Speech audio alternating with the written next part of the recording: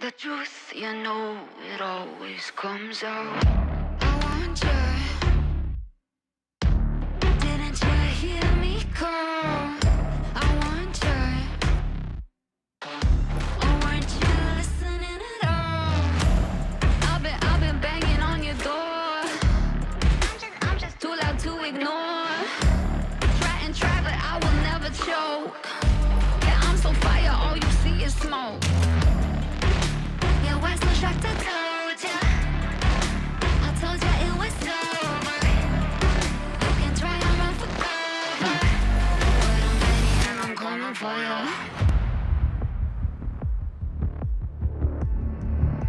I'm ready and I'm coming for ya.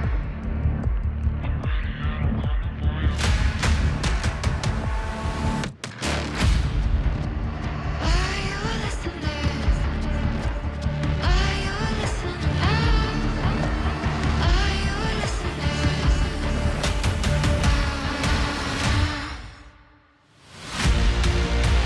I refuse to be invisible.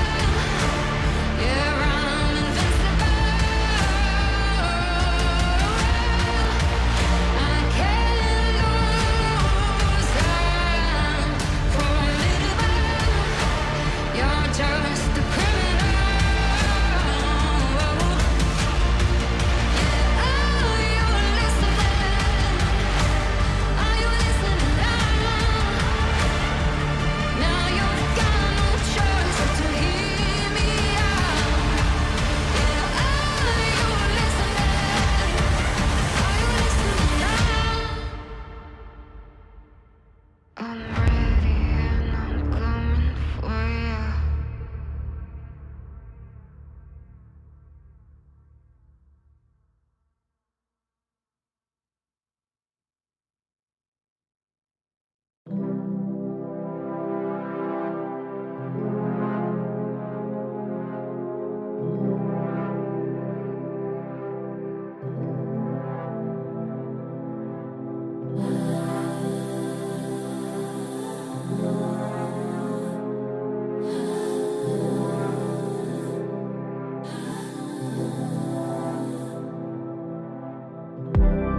It's not working, but I want it to.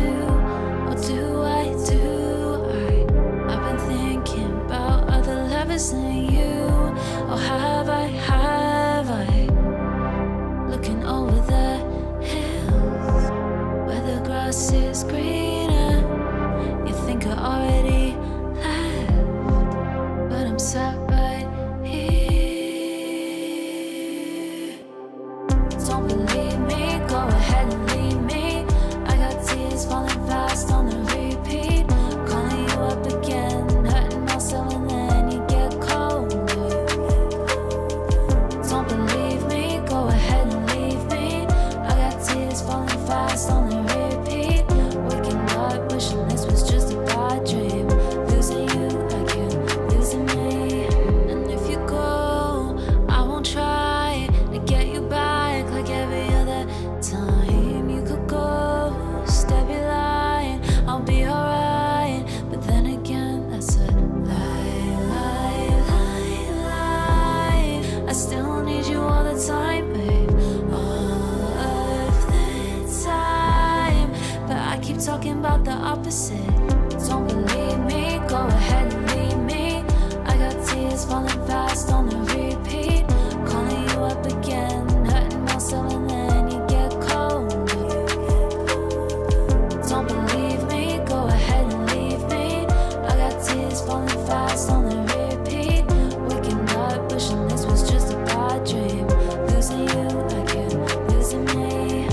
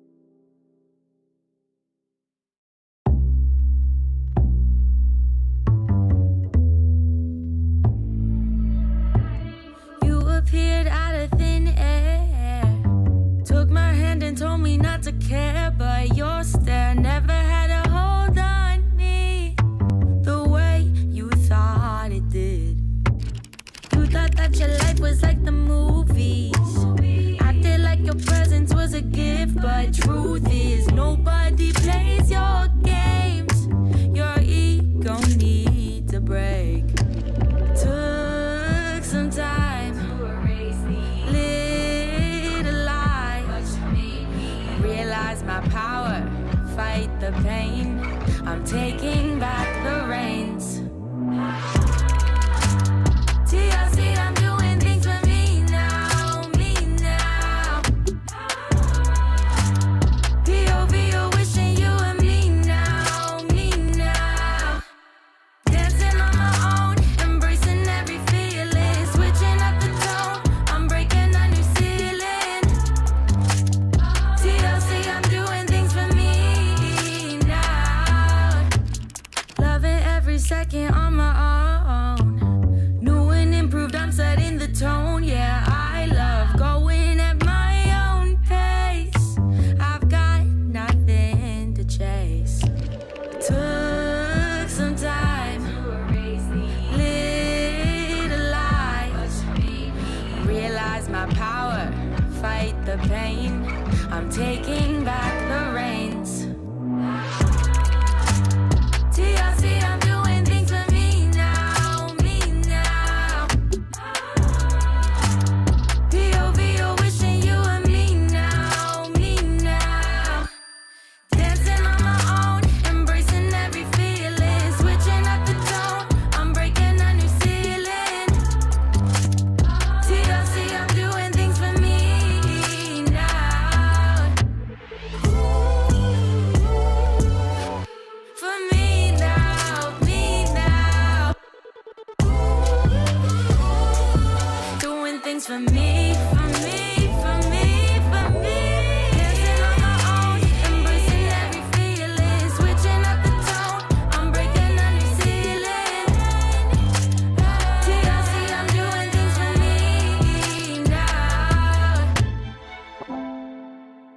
TLC, I'm doing things for me now, me now. I'm doing everything for me.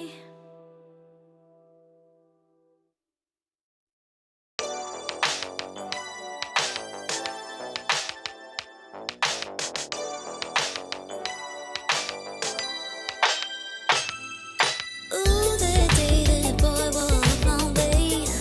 Won't forget his pretty face. It was like we both had something to say. Yeah, but as soon as I saw him, his fine ass was gone. Think I should have followed him home.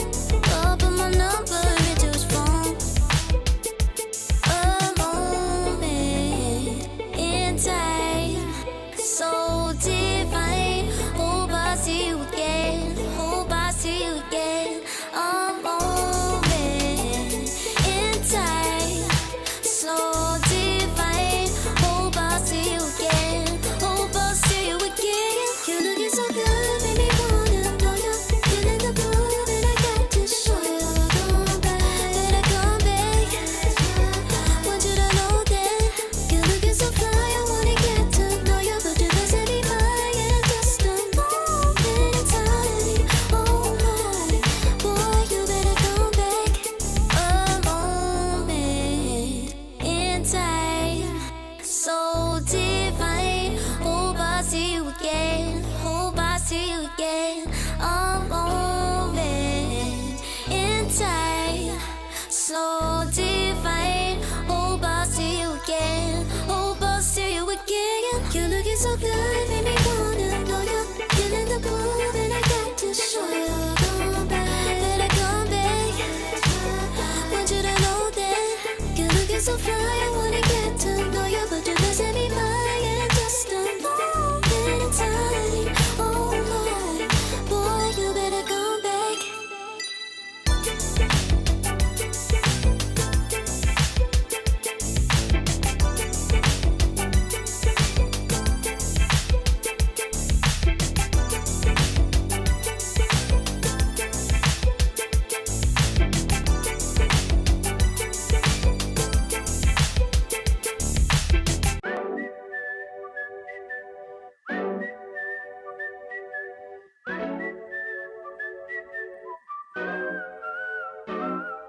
Stop, you're cute. You got charisma and a body to boot. I aim and I shoot. With just one hand I got it into the hoop. You know I can't lie. I want a woman like you by my side, with nothing to hide. You're my life and you're my joy and my pride. I take you out and bring you home and show you things you never know. We can do a little dance with the alcohol if you call me baby. I take you out and bring you home and show you things you never know. We can do a little dance with the alcohol if you call me baby. I take you out and bring you home and show you things you never know. We can do a little dance with the alcohol if you call me baby. Take you out and bring you home and show you things you never know. We can do a little dance with the alcohol if you call me baby. What can I do? You got my head and my heart in a noose. There's no breaking loose. My baby girl, I'm in love with you. Say you are my home. Show me the things you know. I won't ever go, cause you are my baby. I take you out and bring you home and show you things you never know. We can do a little dance with the alcohol if you call me baby. I take you out and bring you home and show you things you never know. We can do a little dance with the alcohol if you call me baby. I take you out and bring you home and show you things you never know. We can do a little dance with the alcohol if you call me baby. Take you out and bring you home and show you things you never know. We can do a little dance with the alcohol if you call me baby. Say you are, show you things you never know. We can do a little dance with the alcohol if you call me baby. Say you are, show you things you never know. We can do a little dance with the alcohol if you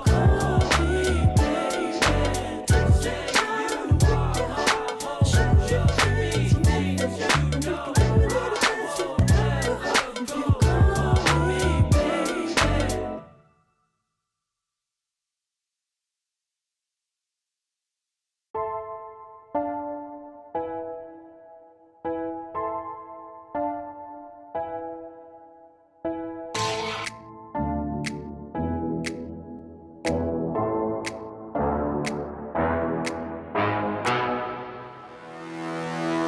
On a rhythm and I'm up the beat. When it all look, everything on fleek. Word on the street, got my sound on repeat. Do it all day, every day of the week. Getting turned up, we feeling lively.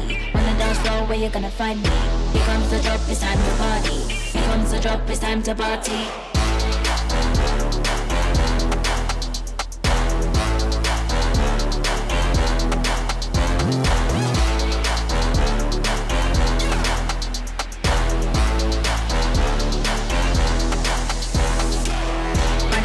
Bad up the beat, when it all look. Everything on fleek. Do it all day, every day. Bad up the beat, when it all look. Everything on fleek. Do it all day, every day.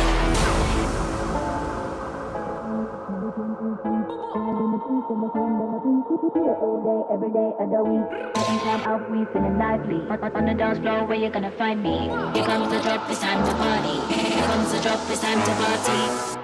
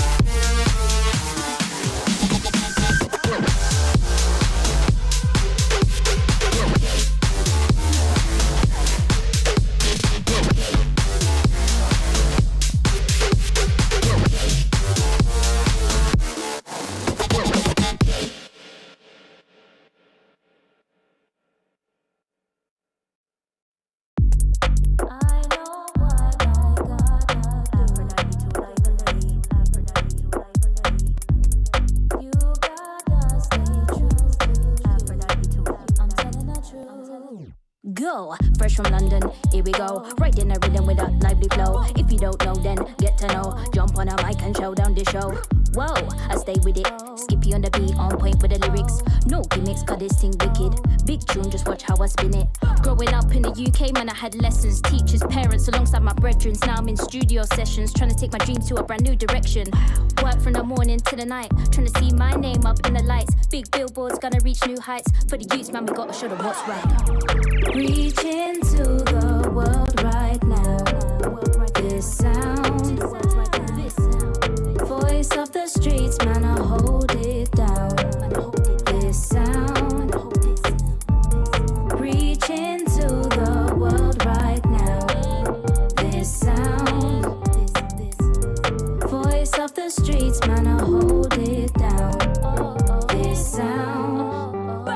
Early days, channel you on the TV. Big MC showed me what I'm about to be. Videos and mega flow showed me the grime scene. That's when I knew this rap team was for me. Wrote bars at the back of the bus with the G's at my local youth club. Big respect, I gotta show them love. Believed in me when I was young. Now I know what I gotta do for the family. Now I gotta prove. After everything we've been through, you gotta stay true to you. As you only got one voice, it can't be heard above the noise. It's your time, gotta make your choice. It's your time. Reach into the world right now. This sound, voice of the streets, man, I hold it down. This sound, reach into the world right now. This sound, voice of the streets, man, I hold it down. This sound, this one for my people now. Listen up and hear the sound. This one for my people now. Listen up and hear the sound.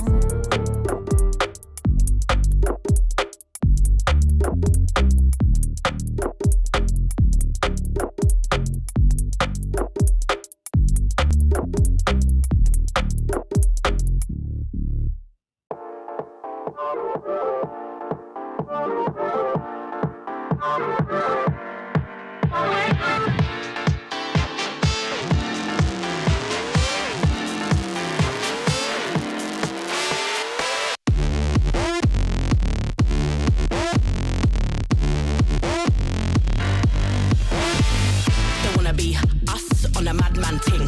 Don't care whatever bad man bring, mega boss. When I push that swing, top the level, just call me a king, mega hustler. When I'm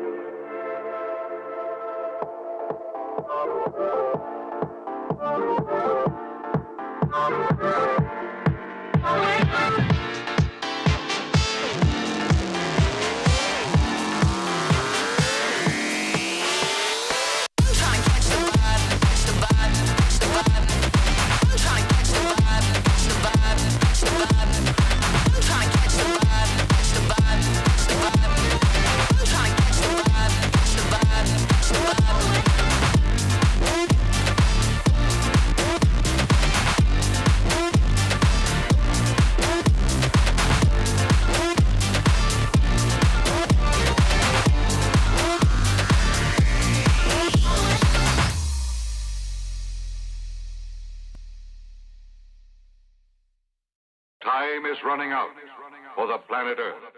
Terror, violent hatred.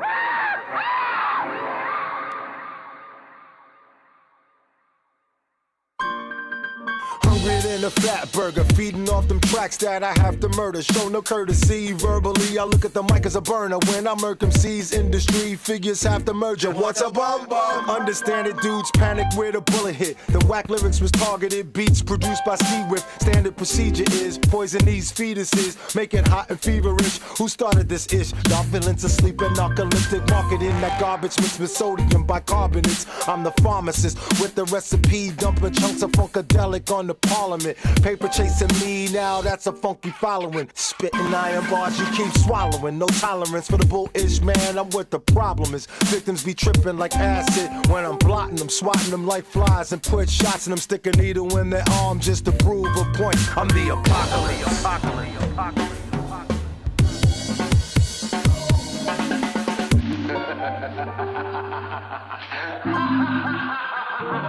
Bam is not the average, my flows got more patterns than bandanas do damage, and my control victims with words like religious pamphlets. I take your sandwich and famish your whole planet, smoking on volcanic while I'm swinging from my hammock. Stickers don't understand it, I'm doper than opium, funky Ethiopian, blowing up beats like plutonium, causing pandemonium, slapping your cronium. Keep it real with all my Nickelodeons, my niggas.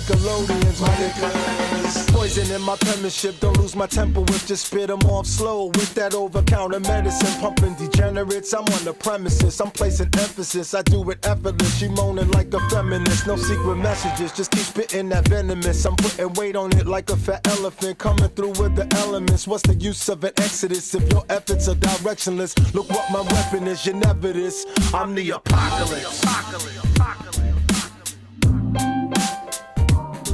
I'm the apocalypse. I'm the apocalypse. I'm the apocalypse. I'm the apocalypse.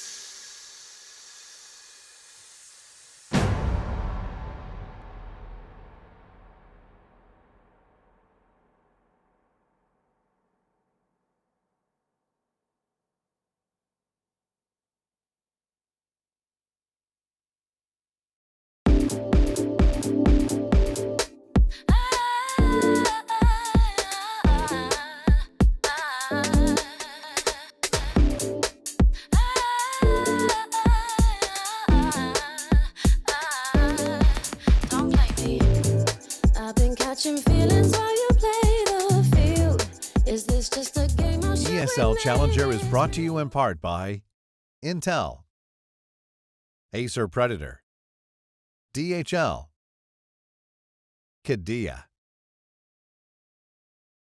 Monster Energy, 1xBet, and White Market.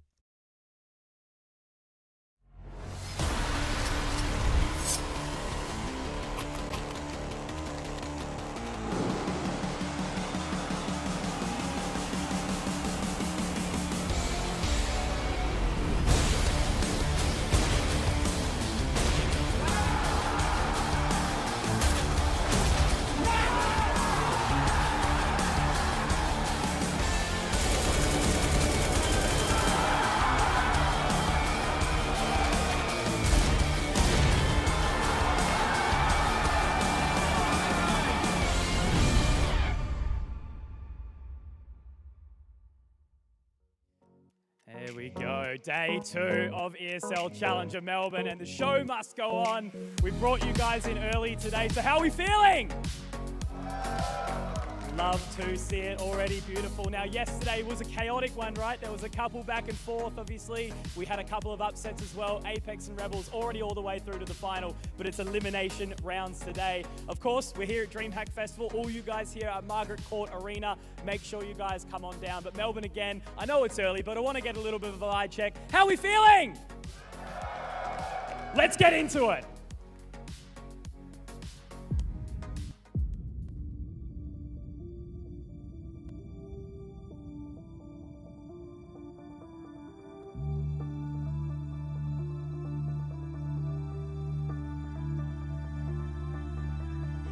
first, and it's all down to the sneaky maneuvers coming through from Chop here. He's in behind enemy lines, but he needs to find more than one to make this one work. Smoke, it's cover, it's good, and he's just going to poke his head back the other way. But now it's up to Rush. I mean, have you seen Rush's arm? I don't know if you can predict against that guy's arm. Who's cooking a watermelon in a pot? Whose idea was it that? put there or did it grow there? Aurora, just 3 defenders here, and a molly in the way might slow it down, or at least thin him out as... Oh, Lackey! Just tears him a new one, and this ball spot has got to nothing. Certainly not lacking. Oh, there's the face I recognise. Not your bait. Well, big clash in. Breno with 4. Knocking at the door of a second round. Samix not ready for the continued aggression, and it's the first big ace of the tournament. Through, and Casey too going to be able to open that one up. Brewster losing the opening. Need to find something, and TJ's not going to be the answer. Back inside. TJ can't get anything done, and Casey is just taking every name in his way. Yeah.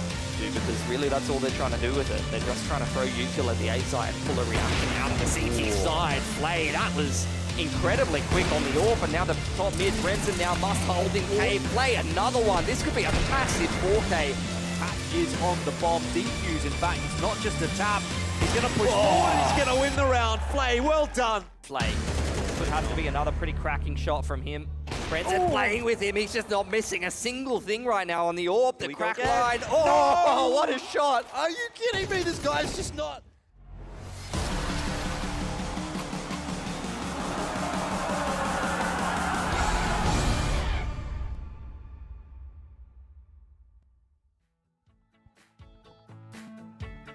One great day of Counter-Strike deserves another, and that's why we're back here once again for ESL Challenger Melbourne 2024 live from DreamHack Melbourne. We're after the first day where all the group stages are almost done, and we've still got 2 teams to send towards that final day. They will be vying for the crown of ESL Challenger Melbourne and that coveted EPL slot at the end of the weekend as well. It was a wonderful day of Counter-Strike, and I know there's even better Counter-Strike on the horizon as well. And I've got my 2 wonderful analysts by my side once again. We're going to be starting out with Komodo and Lucy. Welcome back once again, guys. It was an interesting day of Counter-Strike. 6 best-of-1s into a best-of-3 elimination, and Komodo only gets better from here on out. Absolutely. I mean, this is where we're going to see some teams get into tomorrow, trying to get into the grand final. We're going to send some more teams home as well, because we did already have 1 elimination game yesterday. Yeah, we've got all those messy BO1s out of the way, you know, where anything can happen. Now we're in the best-of-3s. We get to see the true mettle of the teams. Yeah, exactly. When these best-of-3s do start to pop off, that's when it really does test a lot of the mental, right? You have to get more maps out of the way. You have to try and adapt throughout the entirety of the series, because it's not just, you know, one best-of-1 at the start of the day, and then you've got your second one at the end of the day. You have to get through the entirety of this best-of-3, because if you don't, you're going home. Absolutely, and for a couple of teams, or rather one team, they're going to be playing at the start of the day and at the end of the day, so this will be a long one for them. Yeah, really long one, especially considering, you know, if it's Party Astronauts, they already traveled all the way out here. Yeah. You know, it can be a very grueling weekend, but this is where you got to show that you've got what it takes. Exactly, especially when it comes to trying to take that crown. You have to be able to play at every single moment that you are put forward on this stage as well. So let's go and have a look at these brackets so far. Group A is where we're going to be starting out for today. And that was an interesting one, where we were going in towards that upper bracket match. It was a best-of-1 between Apex and Aurora. And Lucy, we were all expecting Aurora to be able to go through that, but Apex, they do not quit, they do not give up, and they got it done. Yeah, I feel like both the brackets just didn't quite work out how we expected for the kind of team that topped it. But for Apex, what an incredible comeback that they pulled off against Aurora. That was, what, a 9-3 half that they had to come back from, and it was just beautiful to watch them really stepping up. Sassanito put on a masterclass as well. He was our player of the day yesterday, and he very much deserved that. Locked Apex in all the way to playoffs. Yeah, exactly. And even on the other side of the coin, Komodo, where we're looking at a game with Party Astronauts versus Aurora, that was not the showing that Party Astronauts wanted. No, absolutely not. You know, early stages, they look okay with the first, 3 rounds, even though they dropped the 3rd one, and you're thinking, all right, they'll be able to bounce back, they'll be able to make something of it. I don't think the scoreline actually does that game justice. There are a lot of rounds, a lot of heated rounds, specifically at that lower B-bomb side as well, where you're thinking, all right, Party Astronauts, they're doing what they need to, but it's really coming down to like one key piece of utility, albeit like a single flash from Aurora, and then multi-frags coming in, just battering them down into the ground. And a 13-3 at the end, I really feel like it should have been closer. Yeah, definitely felt like it should have been, especially going into that series as well. We were expecting a closer scoreline, but they do have another couple of chances throughout the entirety of today. So let's go jump into Group B, where all the action happened yesterday. That is where our first elimination match did happen, and unfortunately for KZG, there were ring-ins at the last moment. They came in at the 12th hour to be able to replace our Chinese qualified team in New Happy. They came in, zero expectations here, Lucy. They were going up against MIBR in that first match. They started out hot, 3 rounds on the trot, but then in MIBR, they switched on. They figured out that they just needed to play disrespectful counter. Yeah, we started to believe for a moment. The crowd was all there. We were thinking, oh, okay, we're going to get an upset. But yeah, MIBR, they started playing that disrespectful Counter-Strike, gave them no space and just ran them over. It was good to see Rooster. I mean, obviously they had a bad start against Rebels. Wasn't what they were hoping. It's always going to be a tough one, but they really bounced back against KZG, you know, a familiar opponent, and we saw kind of what we expected from Rooster as the team that we look to as Australia's hope. Yeah, absolutely. The later stages of the game against Rebels as well, I feel like they were starting to click a little bit, but they kind of did lose that game right in the beginning when Rebels got way too far ahead, right? So trying to pick up the slack, get rid of the nerves as well, and against a hometown team like KZG, that game didn't really feel like there was any pressure on it. The 5 players on the roster, well, they kind of just did what they needed to do at the end of the day, right? Bullied them. They bullied them. And I mean, that's the confidence they need to go into a series that they've got today as well. Like, it's not going to be an easy task for them to get through this best of 3. And speaking of best of 3s, we've got 3 of them for you guys to enjoy throughout the entirety of today. As we've already said, a lot of eliminations and a lot of these qualification matches are going to be going forward as well. We're going to be starting out with Sunday School versus the Party Astronauts. That is going to be an elimination best of 3. Sunday School, it is going to be an uphill battle for them to be able to take down the North American representatives who are willing to get themselves back in towards their winning stages and really try and make a statement here. Then we're going to be jumping into MIBR versus Rooster, where that is going to be a qualification/elimination match at the same time. Winner will go forward in towards Sunday, and then finally to round it all out, Aurora will be playing up against the winner of Sunday School and Party Astronauts to see who's going to go on to the Sunday. There's a chance we get Australian teams in all the matches. So, you know, I think people are going to be looking to Party Astronauts as probably the favourite in this opening match. And for them, you know, they came in yesterday, got demolished in that best of 1, and, you know, they've had a lot of time to sit and think about that, you know. So I'm expecting to see a little bit more out of them today. Sunday School, who knows?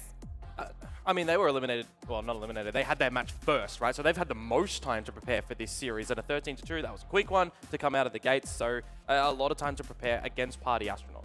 Yeah, get a lot of those land jitters out of the way, and I think that's a big talking point that we had throughout the entirety for a lot of these Australian teams, right? None of them have been able to play on a stage. They have had some experience when it comes to Rooster playing an EPL and what have you, and being able to do some damage over there, but this is where it really starts to test your mettle. Yeah, sitting in front of these lights, you're staring into the crowd's eyes, you need to make sure you perform, and if you're Sunday School, you have to do it off the top of the show again. Yeah, absolutely. And I mean, a couple of the players voiced their, not real concerns, but the nervousness in first seeing the crowd. As soon as they looked up, they got a little bit worried on top of already playing against a team that is coming into this tournament that you're probably not going to be, you know, expected to win against, but to just be completely blown out of the water as well. I think that puts you down a little bit. They've had their relaxation time. They've had their preparation because they are taking this seriously. They want to put up as much numbers as they can. Ruth, I think for Rooster, it was actually a bit of a buff, the crowd. I felt like, especially yesterday with KZG, you know, having a familiar opponent, feeling more comfortable, fragging out, just doing what you love. Having the crowd on your side, you know that you're going to be the team that everyone is backing for the rest of this event. I think that the way that they were playing to the crowd, it's a little bit different to some of these teams like Sunday School and KZG who are a little bit more nervous.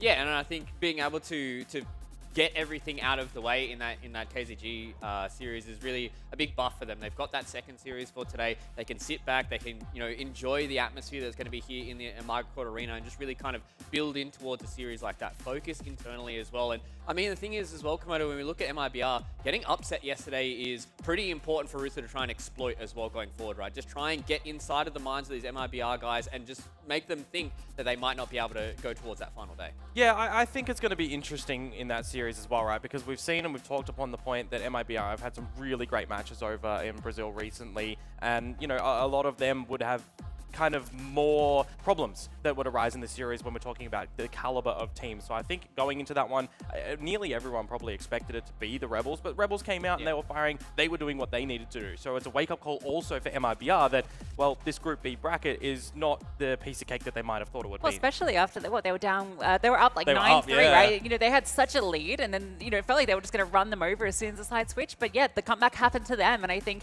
you know, MIBR is a team with a lot of experience, and I think they're not going to be completely mentally destroyed by that. But, you know, I think it's definitely affected them, and it's a rude wake-up call for them. Yeah, especially going into a series up against another Australian squad where they're able to kind of start a little bit slow up in that first series that they had as well, and that's when they really kind of rattled them and they had to try and get back towards their winning ways. And a team like Rooster, they can also start slow, but we've seen what happens when they start fast as well, right, Lucy? When they had that series up against KZG, it was like, what, 6-7 rounds in a row before they even lost one, and if they start fast and start putting that mental pressure onto MIBR, then that's when things can really start to look bad for them. We saw Chelios just charging up mid with the AWP, just looking for fights. I mean, there is kind of a double-edged sword to that because, you're playing a team that you have so much confidence against. You're playing a bit more of the silly, loosey kind of gameplay that maybe will definitely be punished by MIBR, right? So you don't want to get too comfortable playing that style, but you also don't want to get too rigid and afraid to unleash. Yeah, I think that's a big thing, is making sure that you are not afraid to stand up on this stage and just try and disrespect a team like MIBR. As we've always said throughout the entirety of this weekend, respect outside of the server, disrespect inside of it, exactly what you need. And two men that I respect quite a lot are the big muscly men in Mac and Jim. Lads, how are you feeling today? You guys had a little bit of a long day yesterday with 4 best-of-1s, but now it's best-of-3 territory. Yeah, it's funny you say that. Usually with 4 best-of-1s, you think it's going to be a little bit faster, but yeah, we get to jump into an Elim game. Who knows if it's going to be a quick one or a long one. We'll see how PA play, but Sunday school. I'm hoping we get something from them today because we didn't get to see a lot of them. I think we're going to need something. Oh, okay. Jeez, I hope Em's not watching this. But Sunday school, going to need something a little bit, I guess, special from them if we're going to see them on Sunday. They've got a long road ahead of them, and I think their first opposition here is going to be their biggest hurdle ever that they faced as a unit. So let's see how they go. Of course, the crowd behind them as well is going to be a massive factor. So I think, that's in the crowd's hands. Yeah, they're already getting a little bit loud. If you guys see the kiss cam, by the way, when you are in the crowd today, please give your homies a smooch. It's not gay, okay? And if it is gay, look, that's okay too. Just give homers a smooch. Lads, we'll let you guys get ready for this first best-of-3, and I hope you guys enjoy it as well. Thank you. Welcome, boys. It is a welcome to the arena for Mac and Jim. And they are no slouches, and they are always ready to jump in towards a best-of-3 as well. And we're getting ourselves ready to jump into this best-of-3. But before we get there, we've got a nice little video for you guys to enjoy at home.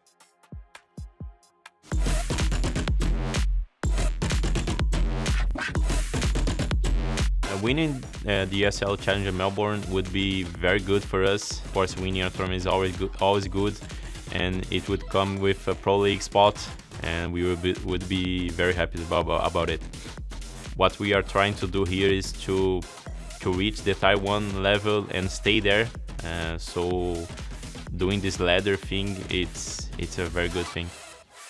For the somewhat rookie team, the winning an international tournament can lift you off, so it's really important. But also when you look at it, ranking based, you could get some invites, but you could actually get an invite directly to Pro League, and this is the real test. And you get to play against the big boys. Playing on the stages are the coolest thing you're doing as a player. That's what when you were 12 years old, you've been sitting watching people play on stage, and you see all the fans, and all fans are screaming and stuff like this. And it's hard to describe because it's like an unreal feeling. You feel like you're on top of the world. I mean, you'll just take it with your entire career and look back to it when you're done. So I wish that everyone that plays professional are able to experience it. Yeah, these ESL Challenger events, very important for the scene, if not just points or just for yourself as a team in general to grow. Like you said, you get a Pro League spot if you win this tournament. If you play well enough at the event, you earn your stripes basically in Pro League. So.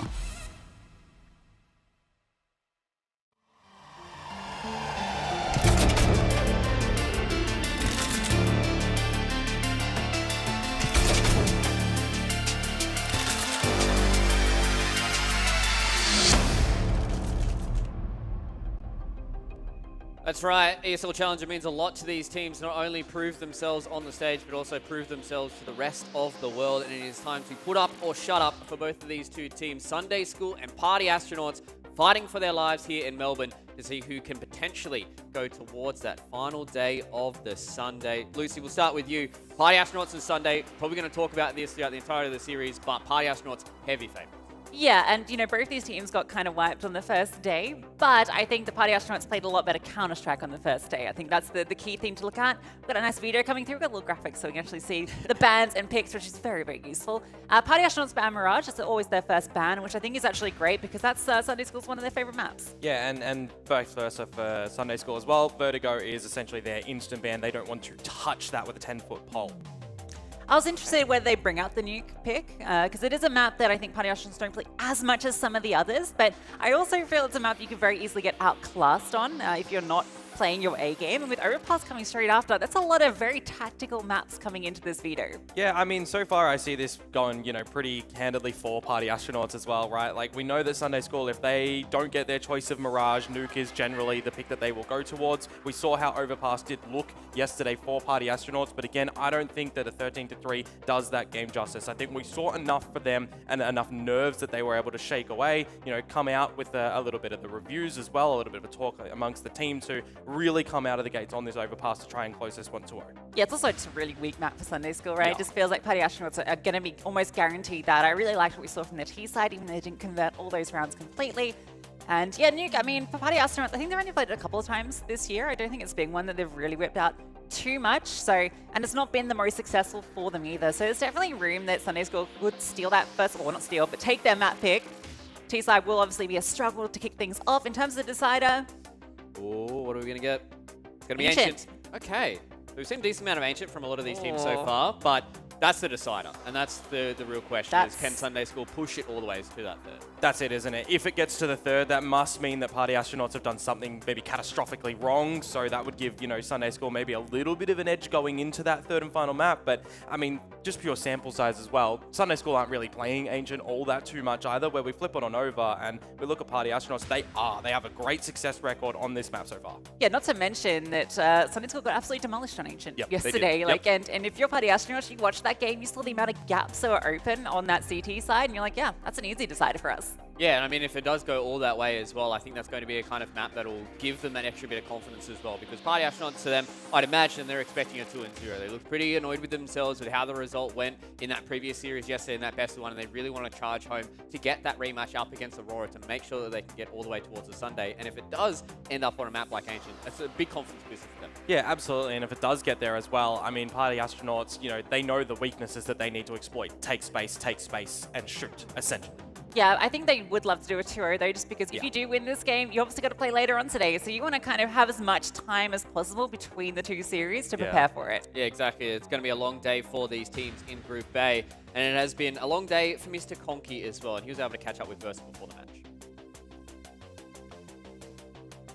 Versa, now, mate, it's been a bit of time between drinks, I reckon, since your guys' opening game. You were the first one up on stage. It was a quiet, early start to the day too. 13-2 against Apex, but it was closer than it felt in some of those rounds. So what did you guys sort of feel after the game, and how did you guys reset? We definitely, obviously it was poor performance from us. We knew what they were going to do. We had a little bit of prep. Obviously we lost a few 4v2s, which was obviously not as good, but we know what to do now. Took our time. And yeah, I think it's pretty good. And you guys obviously have had that gap, right? First game, best of one, all the way through until the first game today. What did you guys get up to in the last sort of 24 hours? Honestly, after last game, we kind of just chilled at the back, talked about it a little bit, had some lunch, went out. And then we just talked about this game, really. We know Party Astronauts are, a bit easier opponent, I'd say, against Apex. So we definitely have a better chance, and we have prepped pretty good, I think. Yeah. And I guess, opportunity here, crowds here already. Are you guys ready for that? Has it been really nice to play in front of this stage already? Yes, definitely.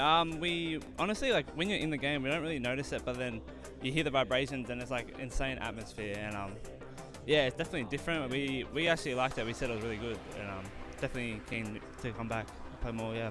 Fantastic, man. Well, look, I know everyone here is excited to see you guys in the server, so good luck. Thank you. Legend.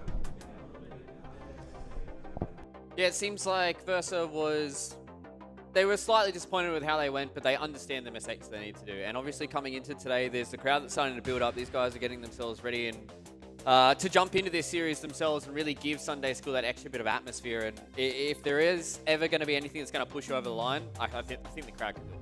Yeah, the crowd will certainly go a long way for them. If they get a round or two or even some kills, you're expecting the arena to go electric. So I think that will really propel them. And I even think looking back towards what we saw yesterday from their opponents, right, that they're going up against now, Apex besting Aurora and Sunday School, not really delivering anything kind of bodes a little bit better for them, because we were all propping Aurora up to be this team that we're going to, be able to take that match. So because it goes back over towards Apex way, I think maybe you can kind of take a grain of salt with that. Yeah, and I think on the other side, if you're Sunday School, yeah, it's one of the toughest opponents here. And then, you know, Party Astronauts definitely a team that you feel like you can actually maybe do something against. You know, an organizationalist team that's gone through a lot of roster changes over the last year, basically refreshing the roster in the last 6 months. So, you know, there's definitely room for you to maybe get something done here and create that upset. Yeah, and I think if they're going to do it by the transfer of property, you know, the fact that Aurora lost to Apex, these guys lost to Apex, then maybe somewhere you can slot them into that third slot. I don't know. Maybe that's Copium. I don't know. Either way, I'm very, very excited to see what they can put up because it is 2 maps minimum. And I think that's a good thing for these guys here, is that they will have 2 maps minimum to go up against the North American representatives of Party Astronauts. And Conky was able to jump in and talk with Wolfie. Okay, catching up with Wolfie from Party Astronauts, and now they had a pretty early one yesterday and probably some of the longest travel to actually get here. So it's been a bit of a chaotic one for you guys. Pretty rough start, being honest, you know, 13-3 against Aurora. They started off strong, but, you know, arguably one of the favorites in the tournament sort of thing. You guys showed some definite signs, but what did you guys kind of discuss after that game? Yeah, I mean, we knew it was going to be a tough game because obviously Aurora, like online, have been looking pretty good. Probably the best tier 2 team at the moment in Europe. And after the game, we really didn't think that the score kind of resembled the actual, like, the game because, to be fair, like, at the start, we started off with a PC crash, which was kind of rough on the after winning the pistol. Yeah. And, you know, it's kind of sucks because you win the pistol, you're going with momentum, but it happens. It's like, what are you going to do? But I mean, we all just talked about the game, and then we just focused on, like, the next one and just said, like, hey, if we play them in a best of 3 after this one, we'll have our chance again. So we're still confident. Absolutely, and best of 3 territories where it really all starts to happen, right? You've got a little bit more diversity on it, all of that. So you guys have been working hard. I've seen you guys in the prac rooms. I've seen you around the hotel. You've been taking this pretty seriously. What have you guys done to sort of recruit and prepare for this?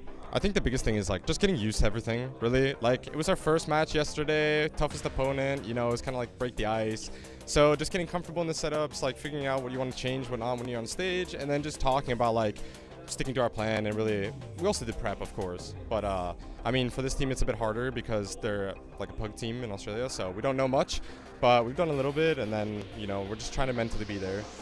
If anything that NA puggers can do is beat Australian puggers, right? You know, you guys got the FPL experience, you'll be all good. So, yeah, you talk about Sunday School a little bit. They're going to have a bit of the crowd, but I think you guys are some homegrown heroes here. So, yeah, how are you guys going to be ready for this one? Yeah, I mean, we're just going to have fun. The crowd here is awesome, honestly. I mean, hopefully they don't shit on us too much. But, yeah, it's definitely going to be a fun game, and we just got to embrace it, enjoy the time we're here, and just play the game. I mean, we're all gamers at the end of the day. We love the game, and that's all we can do. Love it, man. Enjoy. Have a good one, all right? Thank you. Cheers. Love that. Well done, man. See you in the server. Just gamers game in there from Party Astronauts. Seems like they are just getting themselves ready. And I think that is kind of something to talk about with a lot of these Group A teams as well, right, Lucy? The fact that a lot of them only played one best of 1 yesterday, and now they're getting themselves ready. It was a long day for them. Now they're starting off, first cabs off the rank, try and get into this best of 3, and just try and get themselves used to the atmosphere of ESL Challenge. Yeah, I mean, these challenger events can be a little tricky because of that, right? You fly in, you come, especially from the other side of the world, right? I mean, that's what I went through. And, you know, you're a little bit jet lagged. You have to readjust to playing in the server. Suddenly you're in front of a crowd. They're cheering for the other team. It's a lot to take in. But, yeah, I feel like this is going to be a really good match for Party Astronauts to really get used to it and feel comfortable in this moment, which they're going to be needing if they, you know, obviously win this match and playing future in the tournament.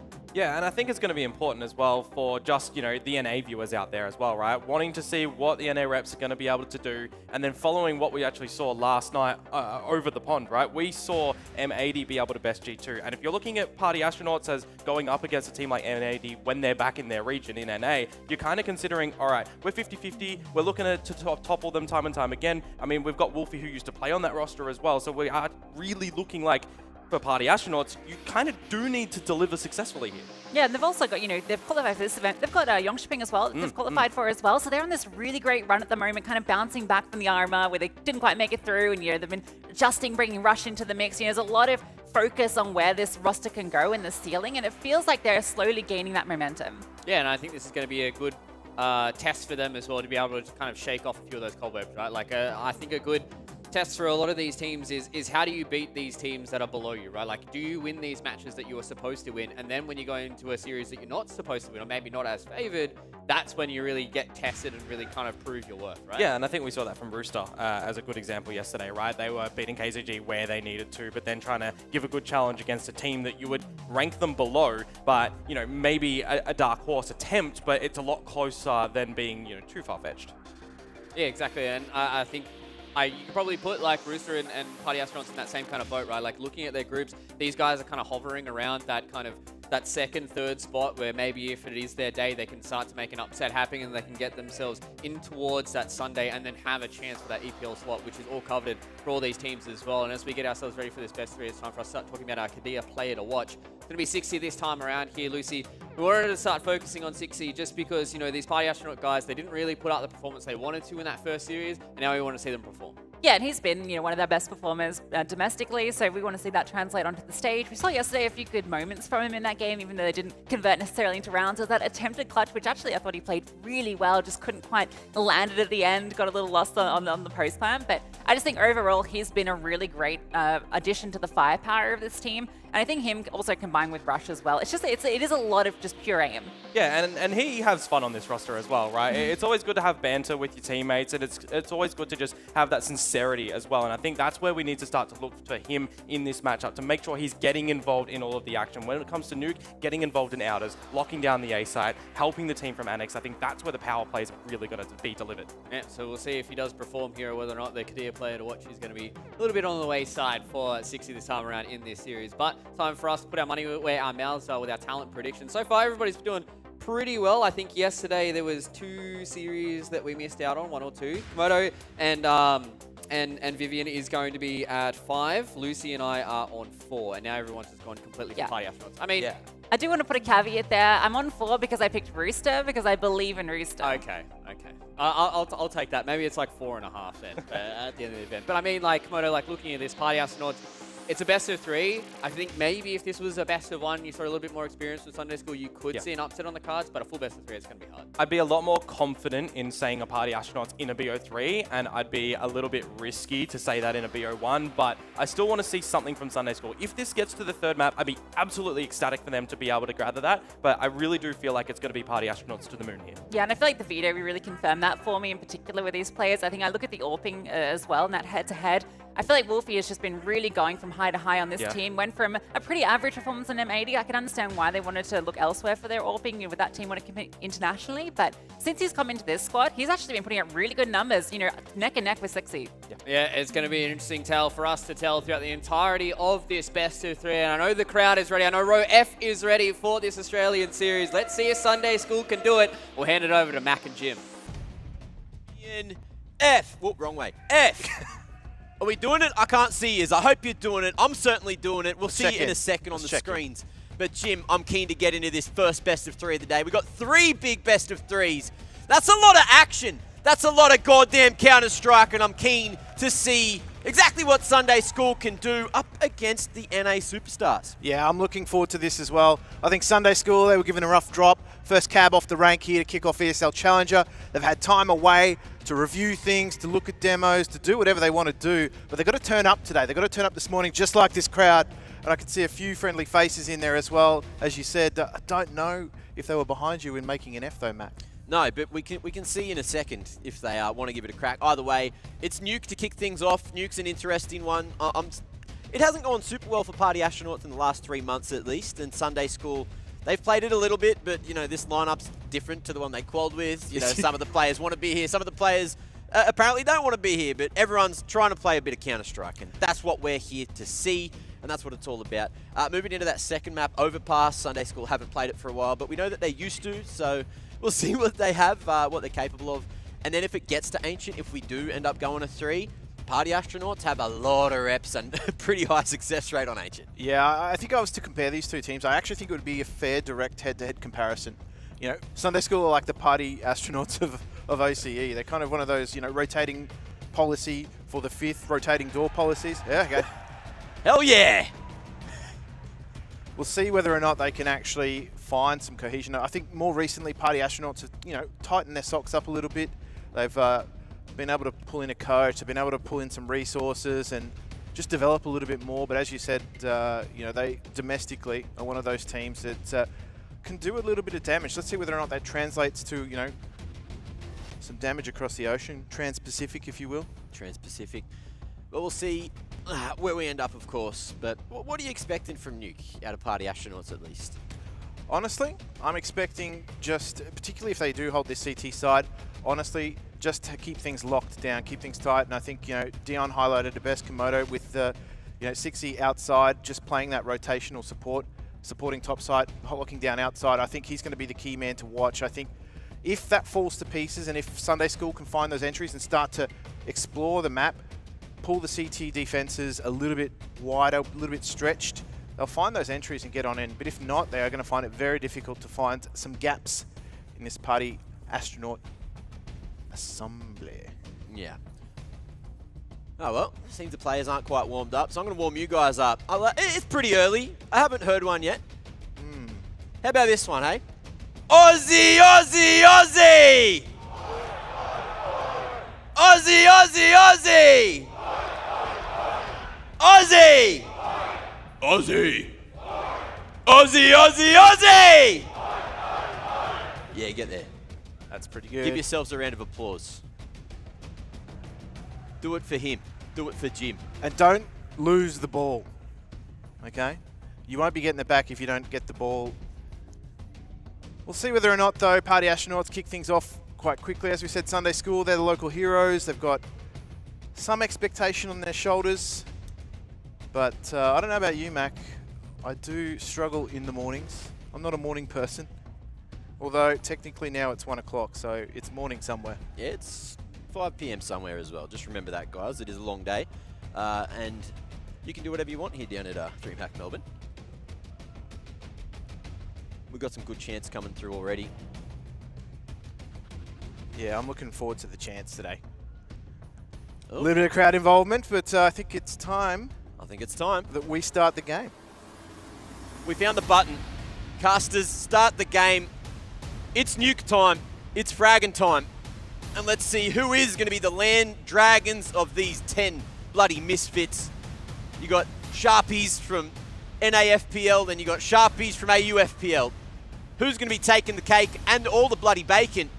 As Sunday School are starting to go for a very fast approach on the A side, all the way in. We've got a hard crossfire here. Rush going to be able to find one there with the Julies as we go straight on into it. Versa wrapping around the back of sight. Wolfie up top finds 2 and is looking to lock this one down. Another found from 60 coming in on that flank, and the bomb is still here for Guag, but he's got 3 members to get past, and it's a solid trade from Ben. Wow, straight into the action, weren't we? Yeah, Wolfie wasn't messing around either. Best Gandalf impression, not letting anybody pass in that top side.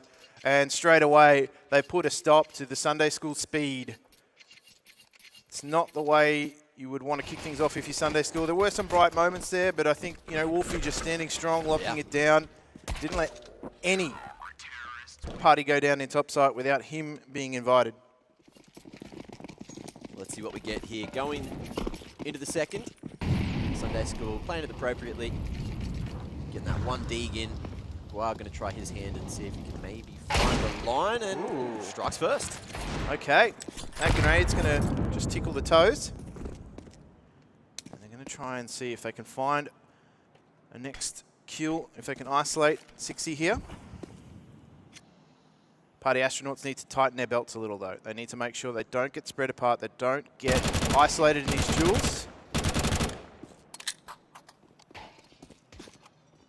Sunday School is starting to close the gaps, though. Versa, it's out to Blue Box. Ben Leet's there to support, and things start to fall to pieces outside for Sunday School. If they can make those Glocks sing.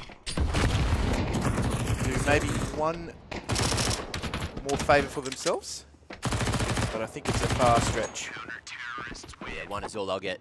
Nice shot on the Wolfie, but other than that, a clean-up crew winning the 4v5 there for Party Astronauts. Better guns usually do that. And let's see what they can do moving into the next round. Of course, only Wolfie has to go for the reinvestment here. Looks like it's going to be 60 with the upgrade, dropping the Famis across. There's that one shot that the Aussies landed. 60 just tearing through them there. And MP9s shouldn't be able to do that at range, but they still do, Jim. Yeah, they still hurt. Sunday School now, though. They are strapped. So we've got that wall of smokes down outside. At least for the moment, they're going to pull the attention of Party Astronauts. They're going to walk their way through. Lobby control is taken by Party Astronauts. Good adjustment there just to get that info. But this is what we were talking about. Sunday School being able to take territory, give themselves enough space, but no picks for the moment. Got 60 coming down early. And I'm liking this setup. Chop should be able to swing off the contact here from Vents. Little trap set up if they did go to Secret, and we know they did. 60. Oh, missed opportunity, but there's the trap. Laying in wait, Chop baiting for just long enough to find 3. That's $1,800 in the bank for that one. 2v5 Wolfie slowly but surely going to lock this in. 3 upgrades. Look at that bonus round, Jim. Lackluster weaponry for the CTs, and they're going to be able to upgrade to 3 AKs off the back of that. That's huge for them. Yeah, money for free there for the CTs. Chop. Oh, dear me. He's just mowed them down with that MP9. Mince meat. Chop suey. Hey, hey. Wake up. Well, my makeup's starting to run, Mac. I don't know about yours, but Tech 9's now for Sunday School. That Molotov's just going to stem the flow outside. All the smokes go down, however. The battle's only going to get tougher for Sunday School here. They're being pushed with utility.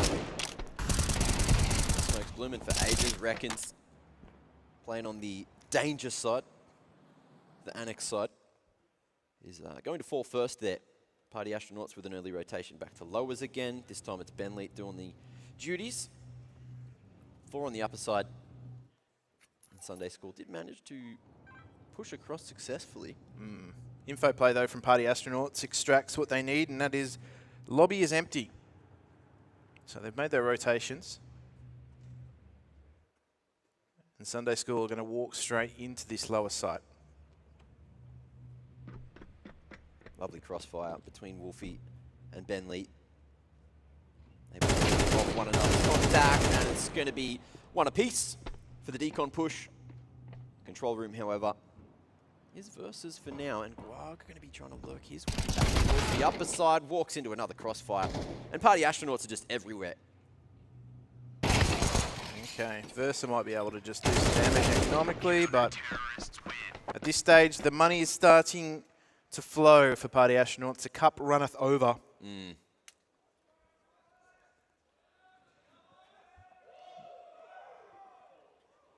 need to find an answer here, Sunday School.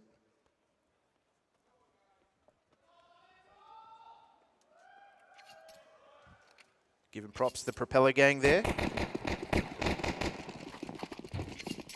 Party Astronauts all awake. All coming into the game. I think Sunday School came in earlier to warm up too, so maybe peaking early. 60 going to be able to take one of those rifles out of the equation straight away. And Wolfie too. Ooh, okay. An answer found by Reckons. Trade needed to happen. Chop's position still unknown at the moment. Licky making noise, crossing Secret. That info will be relayed. And Chop is going to be able to find himself in a ridiculously good position, especially with that pick. But the element of surprise has surpassed. Yeah. Straight away, Chop's just eliminated Licky. That was going to be a key piece of Sunday School if they're going to make this work. Would have given them a pincer, but now just going to have to work their way in shoulder to shoulder. There's a lot of work to be done here for Sunday School. They've got the firepower to do it, though.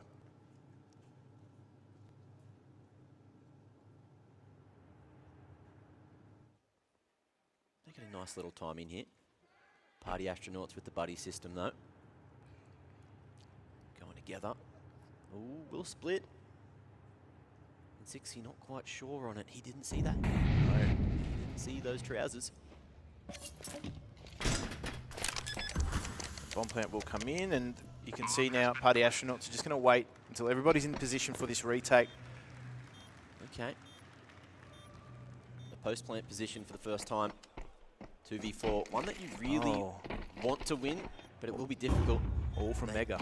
Are going to play separated as well. A little bit util for the T's to use. Similar for PA. They've got the nades, but don't need to use them just yet. It's Guag able to draw that first blood. Reckons trying to play together through the double doors. And Sunday School get their first round on the board in the 2v4. That's massive for Sunday School. Is it momentum breaking? Maybe. But what they have done is got themselves on the board. There's still money for days for Party Astronauts. Things started fantastically for them, but this is what they needed. Maybe a confidence boost on the back of a 4v2. And they played that very well. Reckons doing what he does best. Cheeky little bait and switch through double doors there. Let's see if Sunday School can back it up with another. Party Astronauts, of course, keeping 4 alive for many around means they've got plenty to buy up into the 6th here, and they are not going to take that L wisely. Pushing straight into pre-lobby. Yeah. And that's going to give him so much information here. They've done this quite a few times, Party Astronauts. Got that early info. Are they going to stick around and hold it, though? That's the question. Wall of smokes again once... Oh, dear. Chop's been found out. Okay. Guarg's just holding and pressuring lobby. He might be able to drag some attention away. Reckons is coming back and he's got a HE on the belt. So if he can make it past pre-lobby, he can get that nade through. But the AWP was on that line. In the meanwhile, Wolfie's missed that opportunity. The nade hasn't quite polished off the top. All over to Launch Secret instead. And that smoke's going to be invested. It's just going to be a battle for lobby for a long time. And we've still got a whole minute on the clock. Yeah, some low members on Party Astronauts, but they have the player advantage for now. Sunday School do, however, have map position. So they're going to try and exploit that right now. Reckons could do a lot of damage if he finds the right timing. Ooh. Rush jiggling. I've seen him.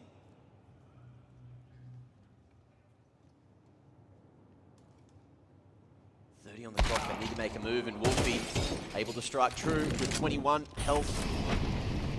A 3v5, make it a 2v5. A 60 finds one. Great trade game out of Party Astronauts to stop this B-site hit, and again, that's going to be the bomb on the ground just outside of control. Oh. Lovely little jiggle tap there. Ben Leet with the dead zone. You love to see it, and PA find 5. Yeah, I'm not sure Ben Leet starring in Disney on Ice's next production. He had his skates on, and I think for Sunday School, they got picked apart in the fallout there. I actually thought Guag was doing a fantastic job of pressuring lobby. He had Chop and Wolfie both locked in. They managed to get themselves out. It cost them quite a bit of utility and HP, but in the end, Party Astronauts just locking things down. Tech Nines forced out of Sunday School because they know the economy could be put under pressure. They pick up a few kills.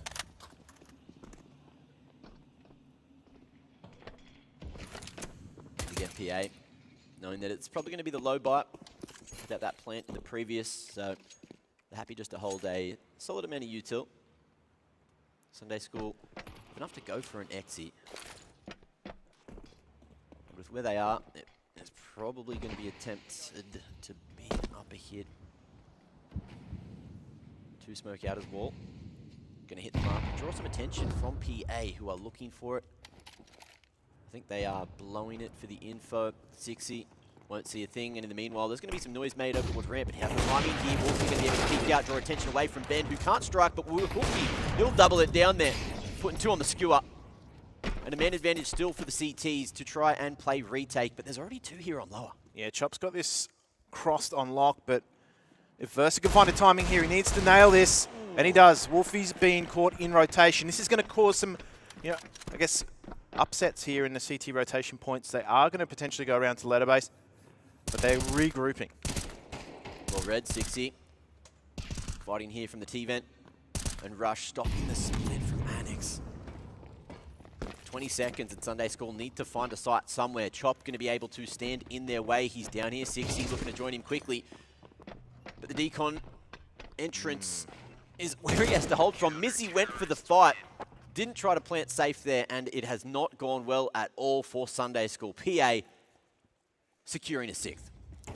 Yeah, it looked like Wolfie was locking this down. Sunday School managed to wrangle their way back into the round. Versa caused a moment of panic for Sunday School, but they've made that mid-round adjustment. They grouped up and retook control of the map, of course, making sure that map and that util advantage was firmly in their grasp. Now, Sunday School back onto rifles.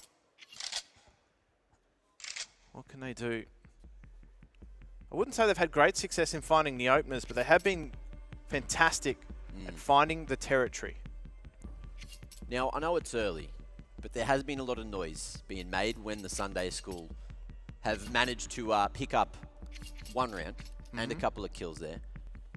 But at bare minimum, come on, show them some respect. A couple of golf claps whenever PA do something nice as well. Share the love. Don't you say no to me! I'll come out there! Are you fucking serious?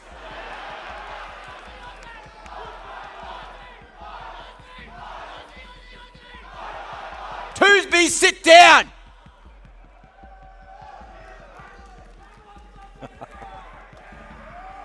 Can't believe this.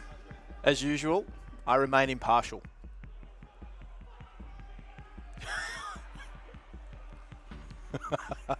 Yeah, this is your moment. Look, we're safe behind this curtain. Guys, it's okay. The tech pause is over. We're back. We got Counter-Strike.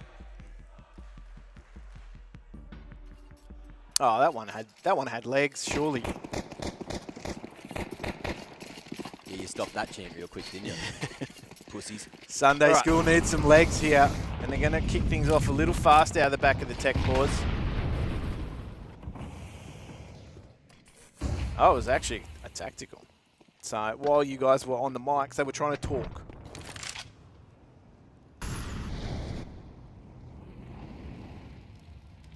Sexy, just looking to get some info with this push. They're on the other side of the smoke, though. Want to get something cleared. The spacing good for SS. Trying to make their way into A. Chop, backside, mollied out, but 16 meanwhile going to be able to go for the backstab. At Outers, at Annex, looking to make that control work for them. They lead here at Heaven as well. And Sunday School, it's going to be so hard to get that bomb to sight. Currently stuck on Idiot Wall. But they got time. They're slowing it down, just trying to figure out exactly where all the members of PA are. Yeah, look, he's got a HE that could soften him up quite nicely at the top of the ladder, but he's got to get that bomb down. They're going to be allowed to cook. What's going on there? Legs everywhere. Flash in, see if he's not going. And try and go together. 3, 2, 1, swing-a-ding-ding. That's going to be 7 on the board for PASS. Couldn't find any in the post plant. But at least they're getting on site. At least they're getting this bomb down. It will bolster the economy with the round loss bonus maxed out, so they can buy and they can keep putting this pressure on Party Astronauts going into the later rounds of the half. Yeah, the positives here for Sunday School are they are getting into those, 2vx sort of situations, getting into the post plant. It's not a failure of strategy for them. It's just about execution in that mid to late round. So they need to stabilize things quite quickly. They need some rounds here. After all, this is their map pick, and Party Astronauts are sitting pretty on that CT side.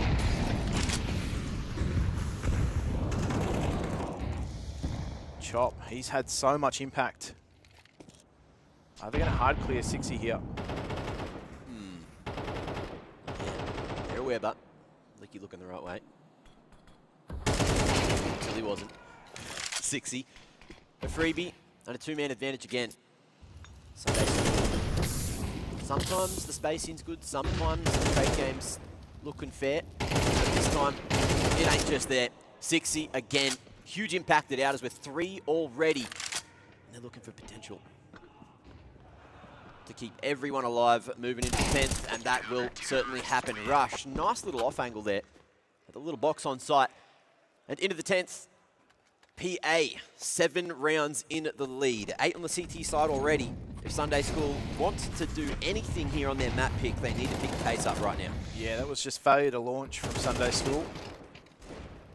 They've been cut to pieces. They weren't even allowed to get any territory outside. And so with no room to breathe, Sunday School are going to find it difficult to get into these rounds. I love the proactivity from Party Astronauts on that CT side. When there's been presence shown outside, they've taken lobby control. So looking to play some chess here. I think it's been Wolfie as well, who's just constantly lobbing some of the greatest flashes we've seen. Sunday School constantly getting caught off by them. He's just pegging them high. Yeah.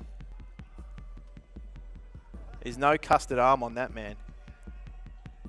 And the CT aggression just suffocating Sunday School.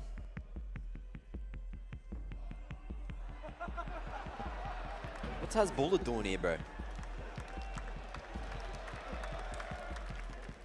I reckon I can take him. I don't know. Have you seen his right hook? Well, we're live. going for a potential faster one this time. Still going to be dumped towards uppers. Uh-oh. Makes it through. And bomb 2 going to be going lower. Damn quick. 60. Little lost, but will be able to make it down. Way down eventually. Bentley cuts him off at the pass. And there is not going to be the free plant. Party Astronauts reacting instantly. Licky going down leaves Versa alone, and not for bloody long. That'll be that. 9-1. A quick one off the back of attack. Yeah, big change of pace there from Sunday School. They saddled up and entered the GOAT Rodeo, but unfortunately didn't have too much success.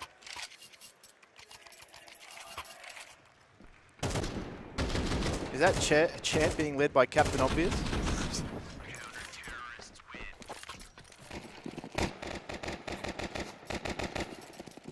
I need some rope to work with though, Sunday School. Too much pressure going to be placed on the pistol, otherwise.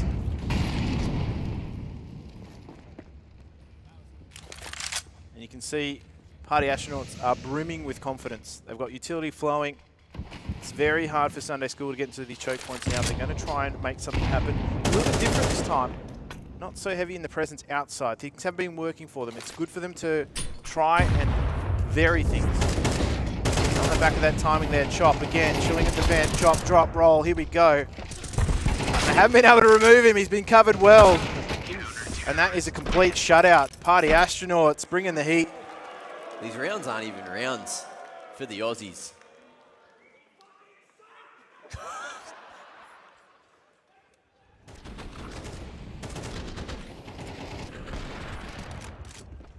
Bit of sledging going on.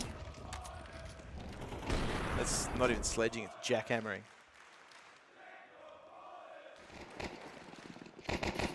Well, Party Astronauts masterclass on the CT side so far.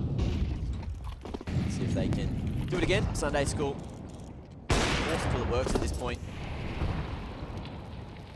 They got plenty of util here for the last round of the half. But already getting chunked down for a couple of the members. And 60. Looking pretty sexy, 14-3. It's very confusing for our New Zealand viewers.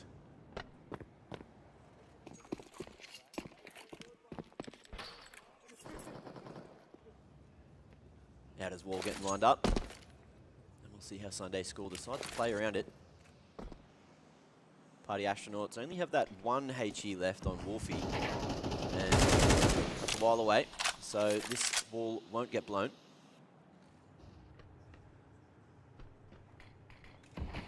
Slow and steady though from Sunday School. Not a lot of info available for Party Astronauts. Wolfie. Not going to meet his maker this time. Getting tested and looking just to lock it in. 60 as well. Find some value at outers. Clears that all out after the smoke wall finally faded. And with 30 on the clock again, Sunday School going to be letting this clock tick right on down, reckons. The bomb holder. Smoke it lower. Just trying to sell a ruse. Sexy. Making his way in on the flank here. May have some impact. Will be able to catch up the timing. And that's just bloody that, isn't it? Reckons. Nice little flick, but 11-1 at the half leaves. Not a lot of room for Sunday School to have that CT side in the second. That's coming up just after the break.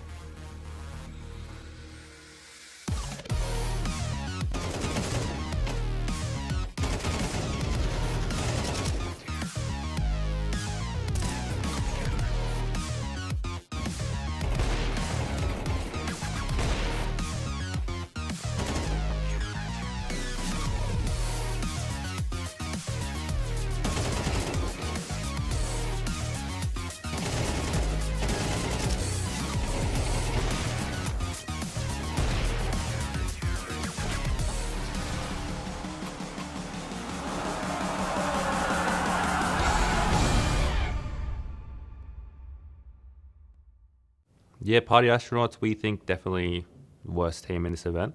I think if we go up against them, we'll destroy them.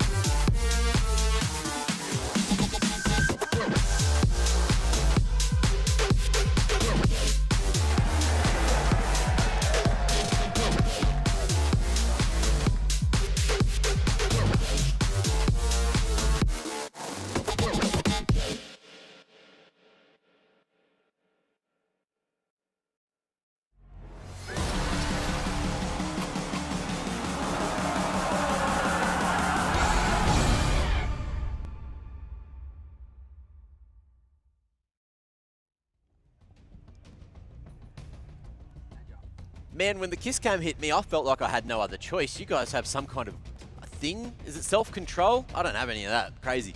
But look, Sunday School have no control going into this one either. I feel like their hands, or their everything's just going wrong, man. Party Astronauts are absolutely fucking them. I'll be real. Everything's spaghetti, Mac. Everything's spaghetti. Oh, dear me. Sunday School have got to rally and rally hard. They need the perfect half, Mac.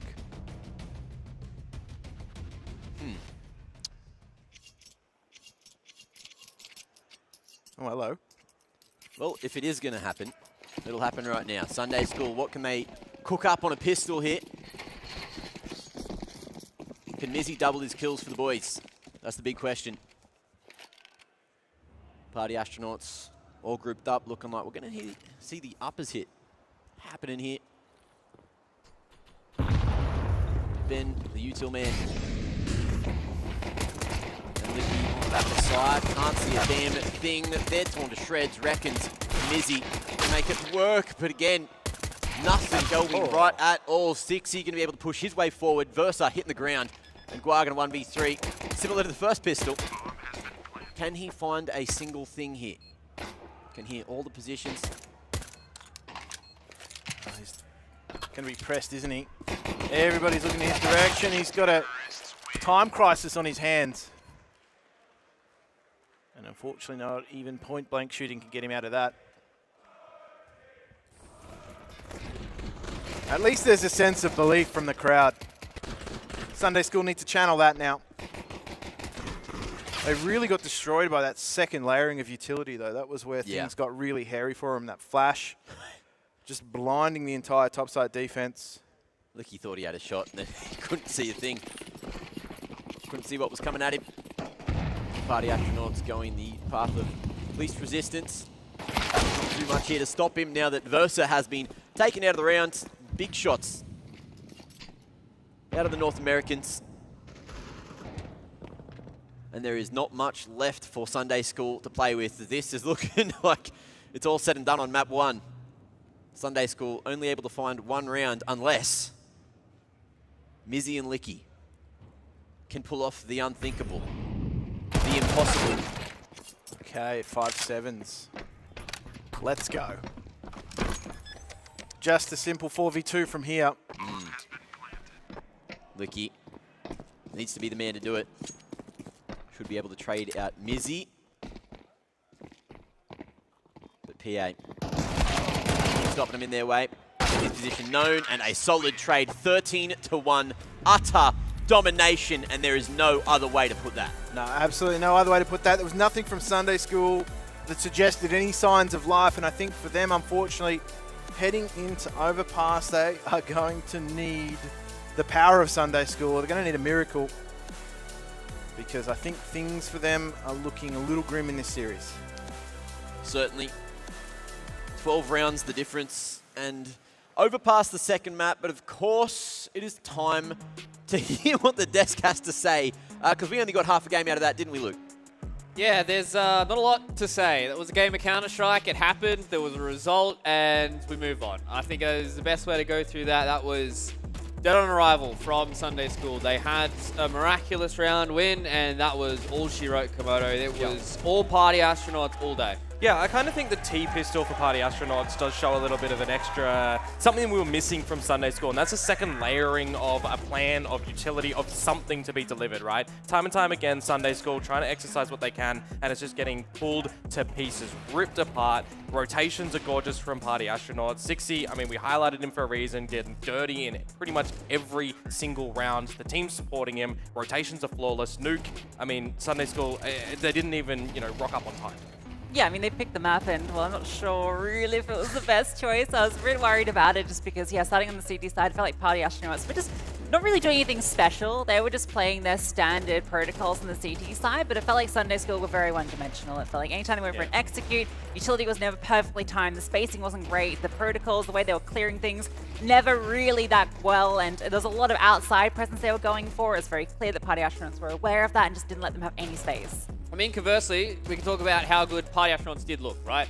Obviously, Sunday School coming into this, we're expecting that Party Astronauts were going to get the win, but this is how they needed to start. If they have any hope of making themselves all the way towards the Sunday, they need to make sure that they are coming into these series and they are dominating a team like Sunday School so they can take that confidence and take that extra bit in towards their series against Aurora later on. Yeah, I mean, we look towards yesterday's one, right? It's like they were the small fish in the big pond in yesterday's game. Now they're back to the big fish in the small pond, and they need to then go back if they get the victory here. So it's a lot of, backwards and forwards affairs from them right now, but that should give them a massive confidence booster back onto this stage. Yeah, I mean, I think that's a big thing, right? It's all about the confidence boost. They didn't have to show all too much on that map there of Nuke. They're going to go on to their own map pick as well. They're going to be able to put that presence all the way into the remainder of the day as well. And this is going to allow them to potentially get that upset up against Aurora. Lucy, I know there's one very special round that you want to start to pull apart here for Party Astronauts. Yeah, it's a hard game to break down just in terms of the tactics, but I thought this round was really good. This is very early on. Party Astronauts identified that Sunday School wanted to put a lot of presence outside. So what they do is they go for a very layered setup. 3 different aggro positions. Zixi goes up on top of main,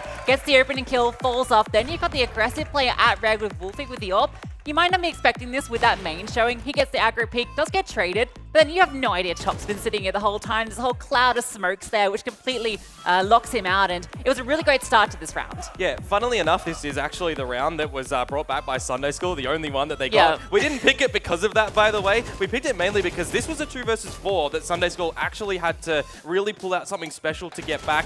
Big shots to come out from Glarg in the beginning and the end, and Reckons as well in the mix. There was a dirty spray to come through from him, which we saw, mainly a lot of those filthy sprays come out from Party Astronauts, but there was a glimpse in that round that Sunday School kind of had some pieces rumbling around on the table, but they didn't have the picture at the end. Yeah, and I think that round is a perfect kind of descriptor of how that series went. It was tactically beautiful coming in from Party Astronauts, and the only way that Sunday School were going to make that even competitive was some sick shots. Yeah, and that would have been okay if, Party Astronauts was sleeping, but it felt like their fraggers woke up today. We talked about Sixy being, the guy to watch, and he was an absolute menace outside. It felt like he could do no wrong, winning every single one of the duels. But also Wolfie, I was, really impressed with him. We finally got to see the CT side played by him with the AWP, which we didn't get against Aurora, and he really showed his strengths. Yeah, it was something that we were definitely missing, just Wolfie being activated, being allowed to dance around with the AWP as well. And I'll add on to the fact is that it wasn't always just in one position. The rotates from Wolfie as well was spectacular.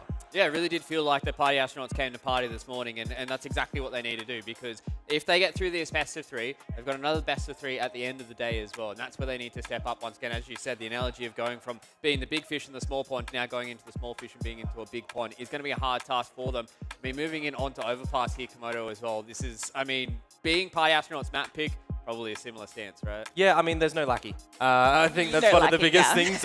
You don't have this massive menacing factor against you. You are now the menaces.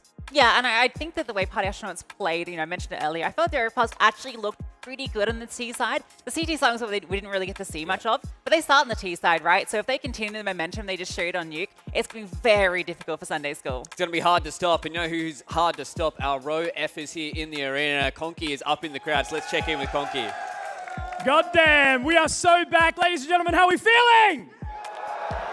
Oh my God, it's absolutely beautiful. Now, I decided to come to sit with the one Party Astronauts fan in the crowd.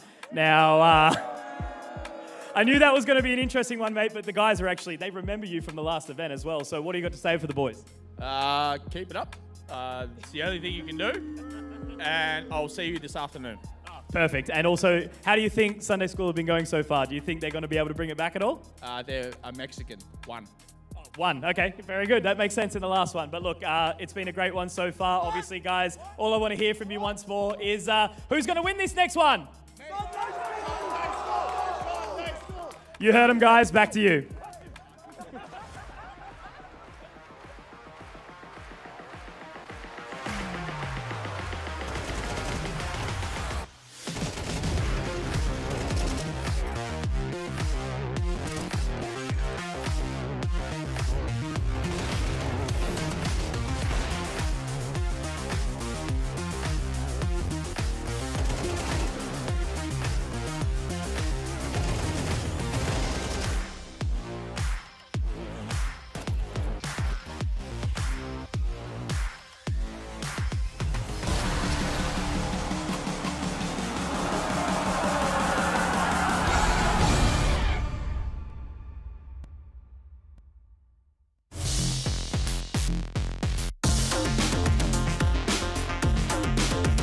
Team Sunday School is actually players. We've actually been playing in and out of teams for a long time.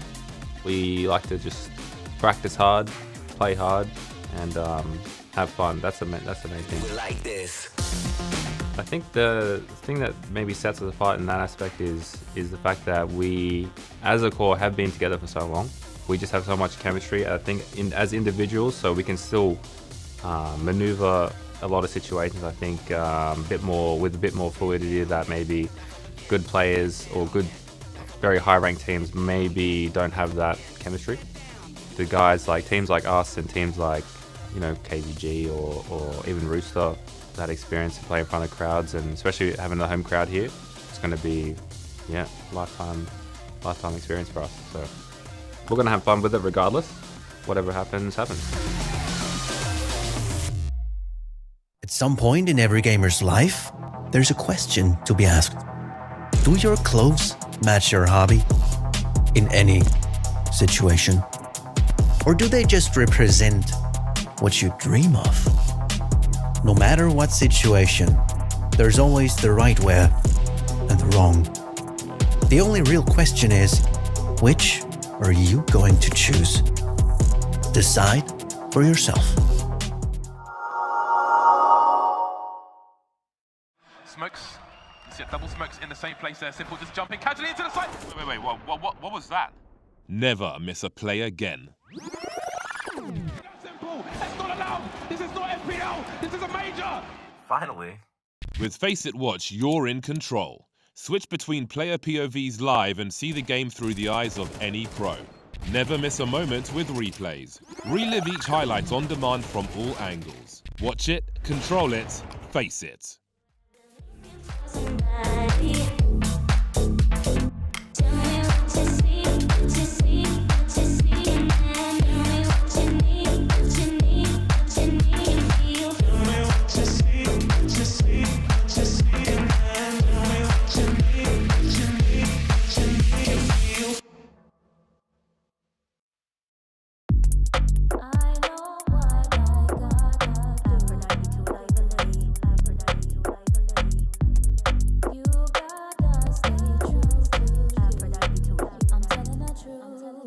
Go, fresh from London, here we go. Right in the rhythm with a lively flow. If you don't know, then get to know. Jump on a mic and show down the show.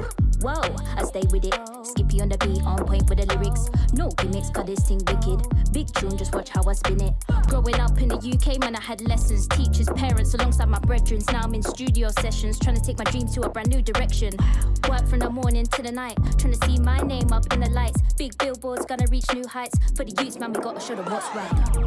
Reach into the world right now. This sound, voice of the streets, man, I hold it down. This sound, reach into the world right now. This sound, voice of the streets, man, I hold it down. This sound.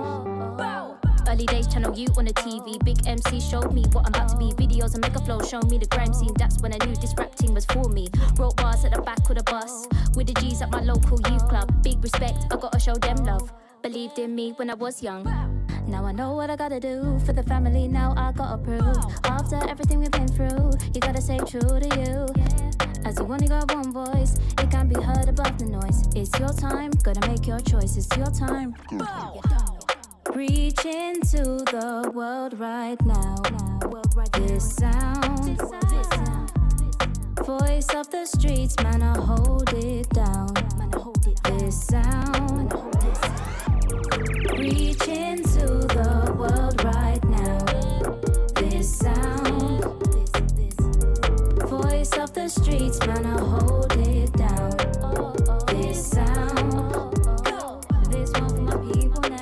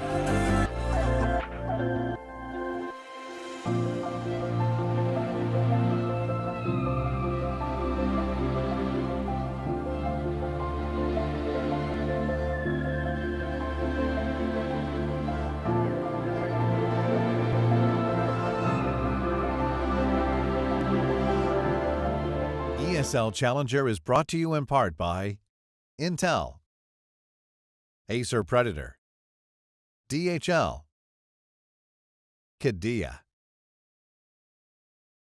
Monster Energy, 1xBet, and White Market.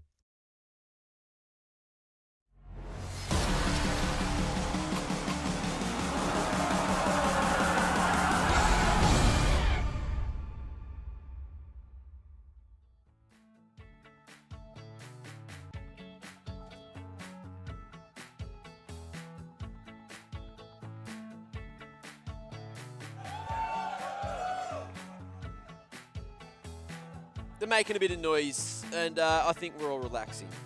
Yeah, mostly relaxing. I think, unfortunately, if you are Sunday school, you are afforded anything but relaxation. And then we have the lone party astronaut fan who is the happiest person in the building right now. I can safely say that. Well, look, we're pretty close to getting on into the second map. What's going on here? No. At least we know it's real. And I have a feeling Sunday School might be able to pull off a better performance than the last map. Well, I certainly hope so. That being said, though, they might need a little help from you guys, all right? Give them your energy. Give them your best. Give them your Sunday best, because Party Astronauts certainly have the confidence to make this a quick one. Unfortunately for Sunday School, they are well and truly launching into this series. And I think for Sunday School, it's about just finding their feet very early on. Otherwise, they are going to struggle. At least they have the CT side here on overpass.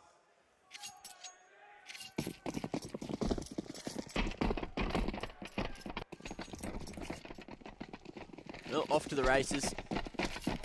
P8 starting on the attack and getting spotted out early by big old Mizzy.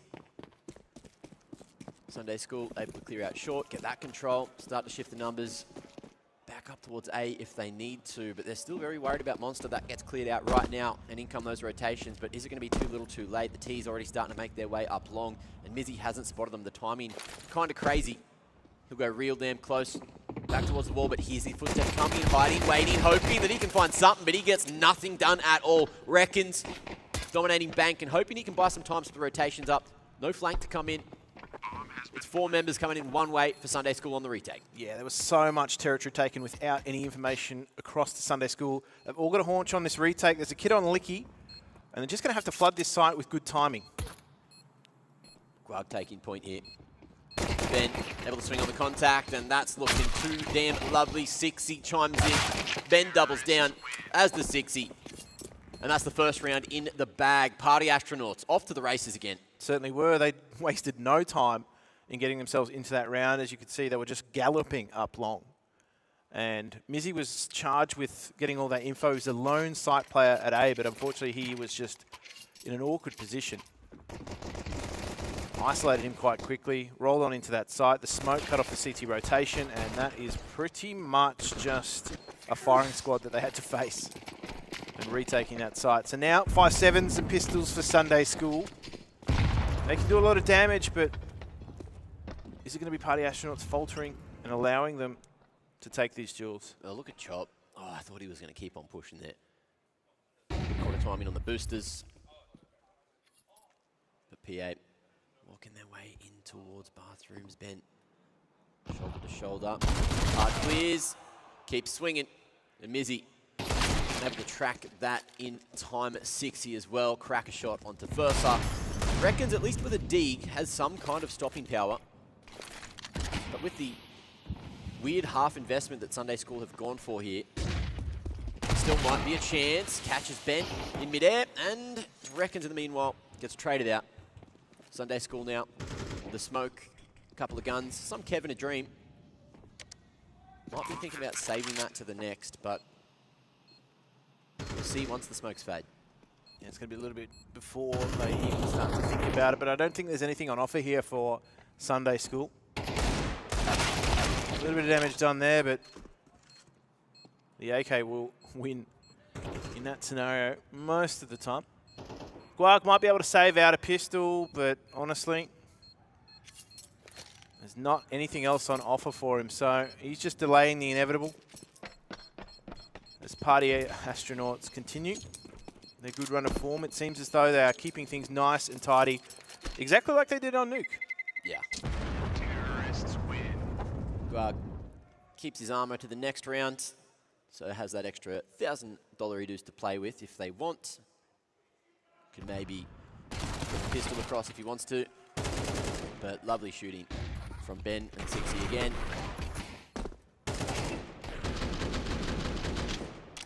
No chance. Sunday School just going to be saving up, waiting for another round to get those guns going, which is a risky maneuver. We were certainly putting a lot of eggs in last round, and unfortunately reaped no rewards from that one. Good return on investment though for that single HE they bought. Just softening Sexy up.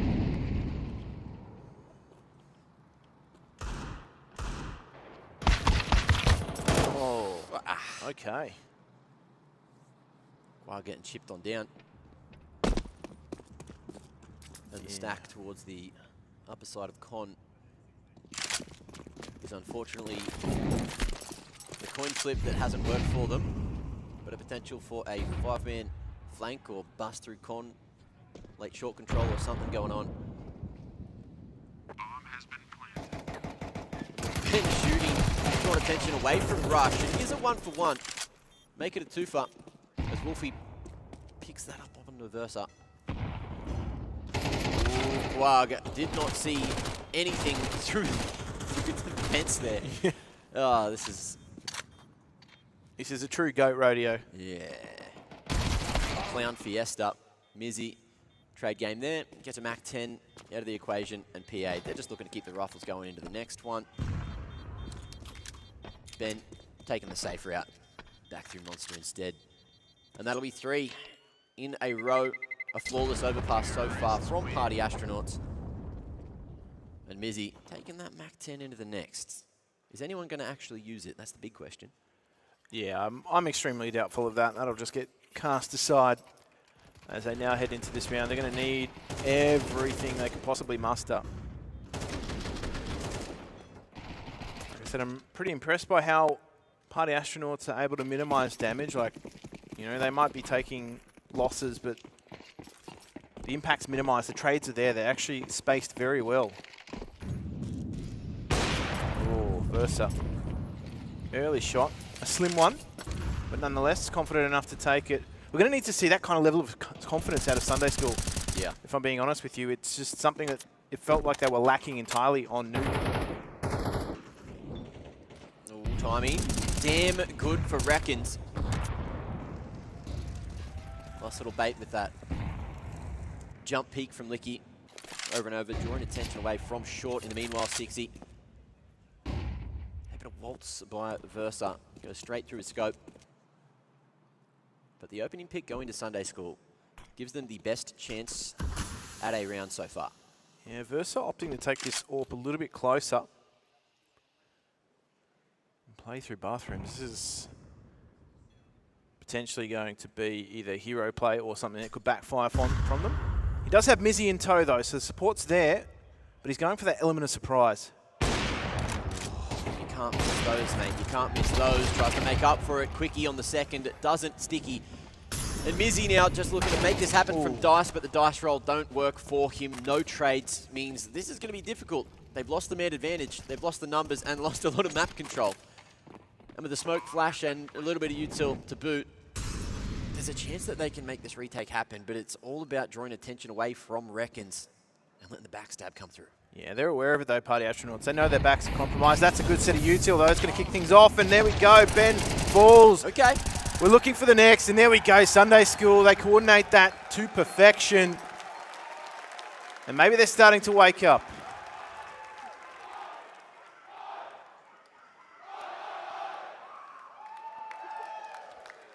Getting into the later hours of the day already, getting towards 2 p.m. We had an earlier one yesterday, but it's it's good to see that they got that round on the board nice and early. Let's see if they can string them together. They only got one on the last map. I want to believe. I need them to get a second for me to start doing that, though. Yeah. They've got to string rounds together. I'm losing faith. Keep that money flowing.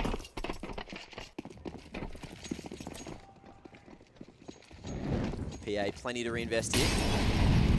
That full bite. Wanted to work short. And no one able to get that shot control just yet. In the meanwhile, it's Wolfie. Striking onto Reckons. Catches him on the jump peak there. Oh, man. Okay, this round's a little rougher. Sunday School. Versa finds one to equal the numbers. There we go. Con control still remains with Sunday School. So Party Astronauts are a little split. They are going to have B control. And that bomb plant will mean Sunday School have to regroup for the retake. But look at the deep rerouting here from Mizzy.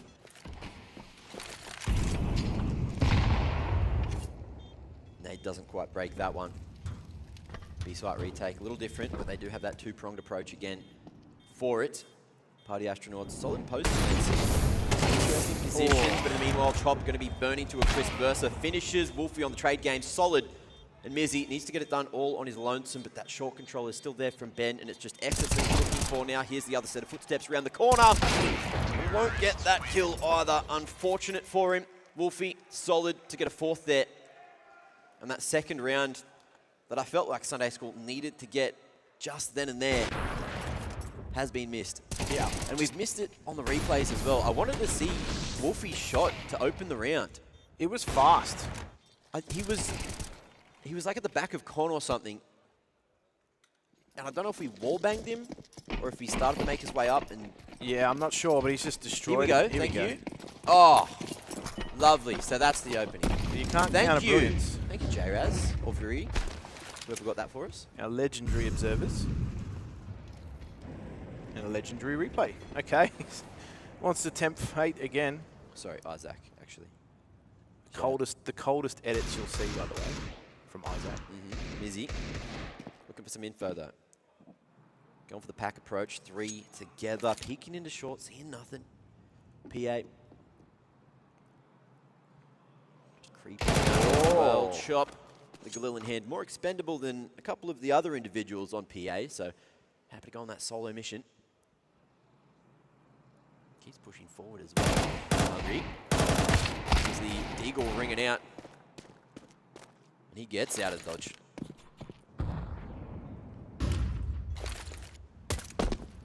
Flash on the top. Next in Mizzy. Missed opportunity. One taken by Versa. But overall, it's not looking super likely in the 2v4, just with a couple of deeks. Refresh on the smokes as well. The util set's going to just completely deny Sunday School. Oh, dusted up by that grenade. Nothing there. There's nothing on offer. They can't even retrieve potential weapons, even if they wanted to.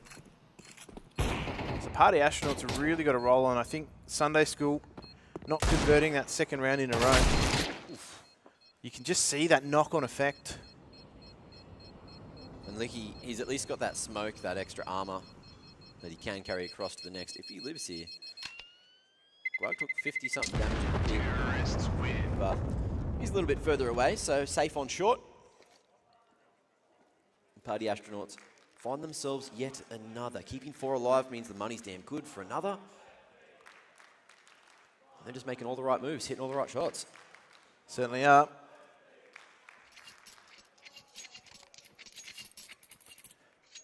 Investments for Sunday School look pretty good across the board. Versa back on that orb.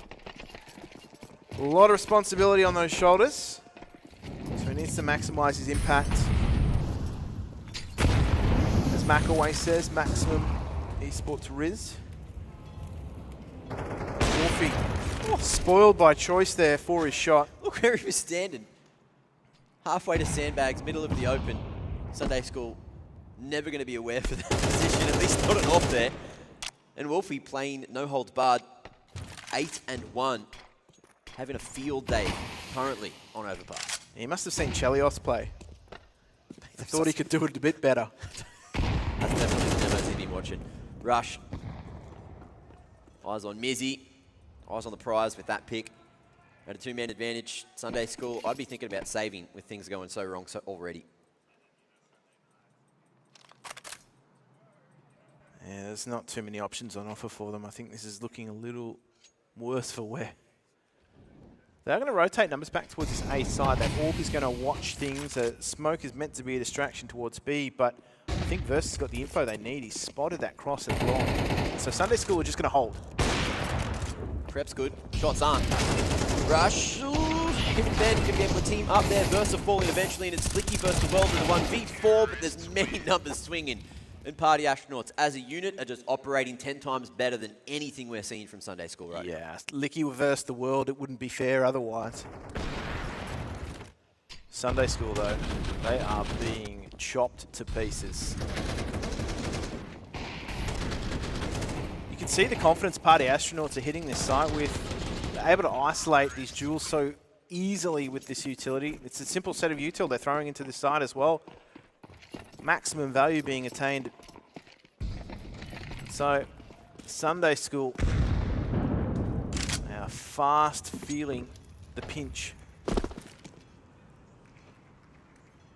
Okay, cheeky late boost coming up here.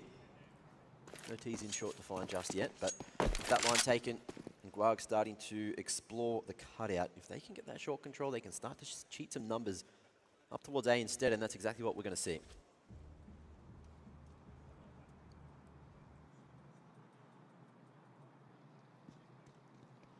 Just waiting things out. Party Astronauts happy to go just quiet.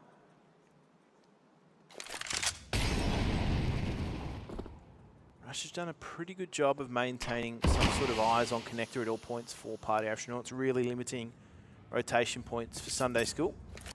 Always had to make that big rotation. Oh. There we go, like for like at least.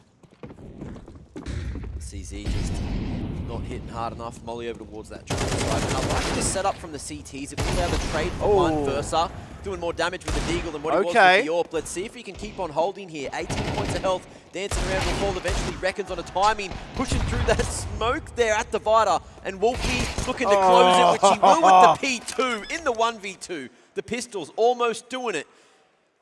But Rush stands tall. Yeah, you could just see too, they were wanting that swing from Versa around bomb boxes here. Wolfie's able to isolate 2 1v1s. He's not swung in this situation. Licky just not able to find the line onto him. So Party Astronauts escaped that round. That was very nearly a conversion from Sunday School. They're within striking distance. They just can't put finishing touches on some of these rounds. Versa, what a tail that could have been. He makes amends though. There's one. Few and far between. Need a few more out of him. As Mizzy takes another. Sunday School. Get caught on the backside. That short control early from Party Astronauts. Going to be able to find that con control now. And in the meanwhile, Licky going to be able to use his Orb, which he's decided to pick up as well. Big investment though. Catches 60. Going aggro solo towards A. And we might see a similar thing. Let's see if Chop can potentially sell the fake here.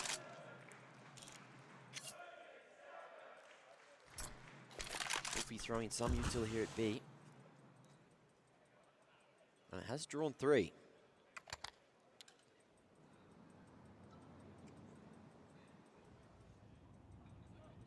Chop with the free real estate. Site cut in half by Versa. Bomb coming in at long, full cleared out.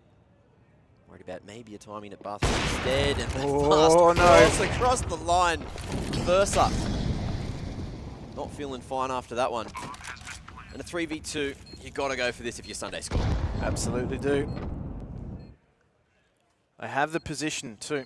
They're just going to fight back to the wall here, Party Astronauts. Wolfie though with this Orb has been instrumental. He finds the first, looking for 2 more. Tight line held and Reckons saving the day. Picking up the Orb and a second. Sunday School doubling down on the rounds. 2 alive as well. That's going to give their money a shot, but it was this double AWP investment that could be problematic for Sunday School. So with that there, Wolfie's been able to just keep the pressure on Sunday School's economy.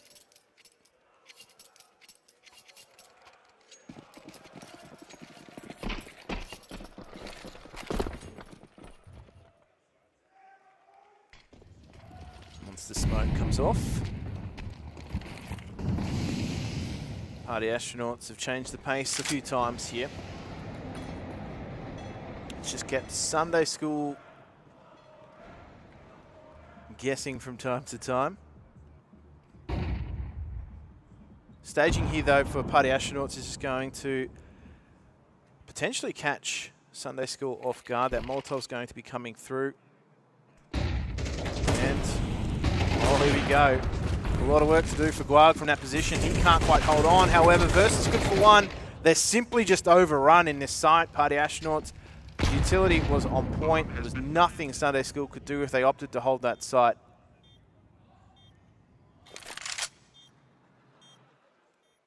You just need to save if you're Sunday School. There's no impact being found on those pistol rounds. They get close, but struggle to convert. And these guns might give them a shot. So putting their priorities on the right place, which is the next round, not this one. And Party Astronauts, again, keeping 4 alive, AWP in hand. Wolfie doing so much work. Chop as well. Cracker opening this time with all 3 kills in the round. Man, this utility is just on point for Party Astronauts. Guag, he's immediately blinded. Molotov, isolated. You got 2 players here. The fish are in the barrel, man. Miscommunication, Kraken under pressure. That's what the stage will do. They're being herded very well. It's Party Astronauts world right now. And Sunday School are just living in it. Look, Molly, the stair side, looking like we are going to have a fountain fight, and Sunday School coming out with the control for now. Party Astronauts blowing this one right over Licky on the scene there. He dodges all those bullets coming his way.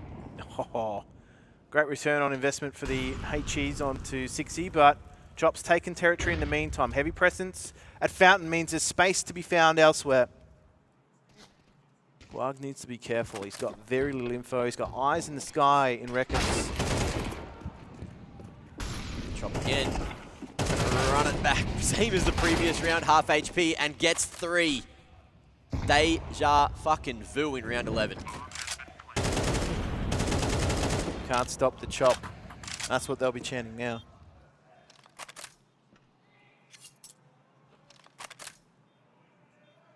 We run into Save Simulator here, Mac.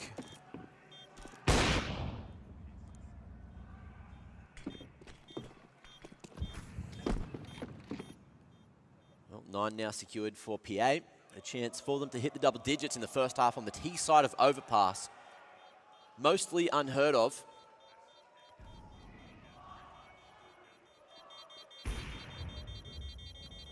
And the guns will be saved safely. Moving into the next. Versa can drop across, as can Mizzy. And Util should be looking pretty good.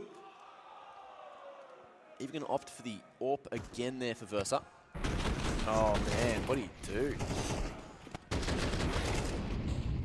Crazy. And just reads every single position that Sunday School are playing so well. Chop's on a tear. Yeah.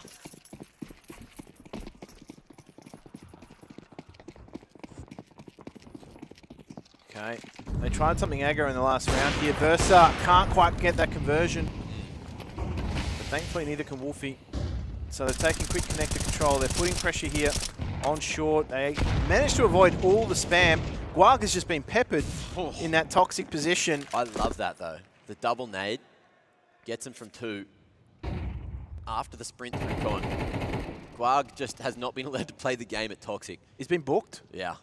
Reckons again, just trying to find an answer for losing the numbers. And it's the final round of the half, so Sunday School need to make something happen sooner rather than later. Licky here in a bit of an odd position. Will he be able to find it? No, timing not going his way. And Versa, a 1v5 to get a third on the board. I don't know if many people would. And Rush. Here's what he needs to get every bit of info. 10-2, the scoreline at the half. And again, we might be in for a quick second, but that, of course, is coming up just after the break.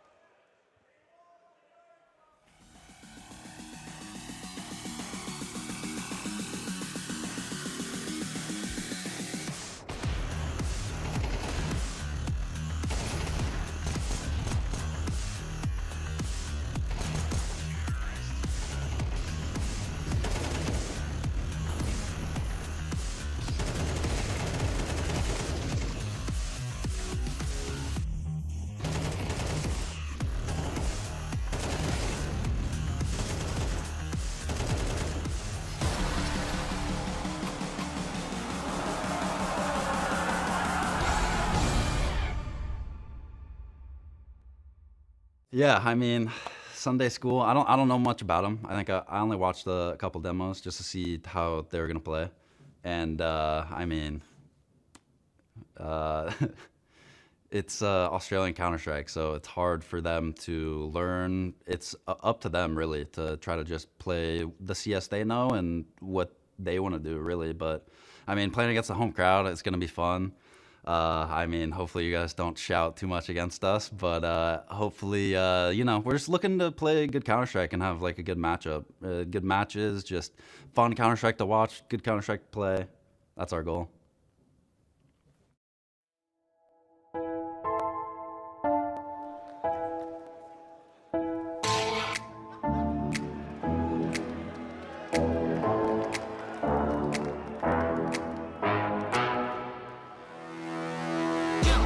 And I'm up the beat. When it all look, everything on fleek. Word on the street, got my sound on repeat. Do it all day, every day of the week. Getting turned up, we feeling lively. On the dance floor, where you gonna find me? Here comes the drop, it's time to party. Here comes the drop, it's time to party.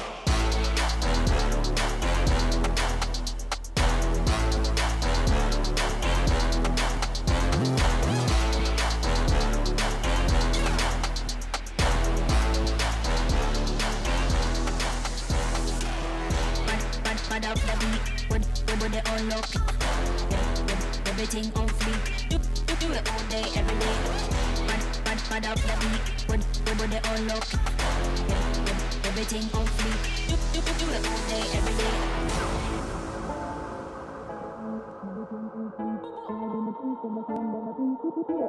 Every day of the week, getting time out, we feeling lively. On the dance floor, where you gonna find me? Here comes the drop, it's time to party. Here comes the drop, it's time to party.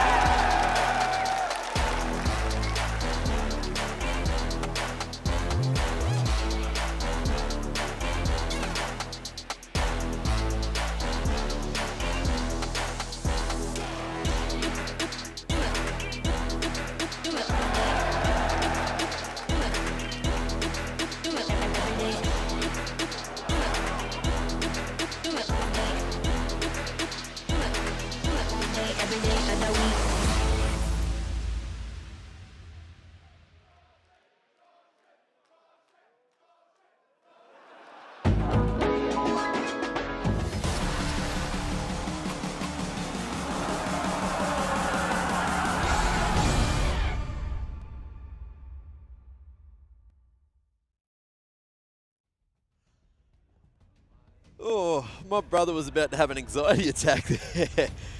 Fortunately, the game's back. You got saved, King. We'll get you next time, but don't go moving too far. And we'll see if you have much time to create that space, because Sunday School are going to be doing just that with the Glocks now as we jump on into the second half. Let's see if they can salvage this map with a T-pistol.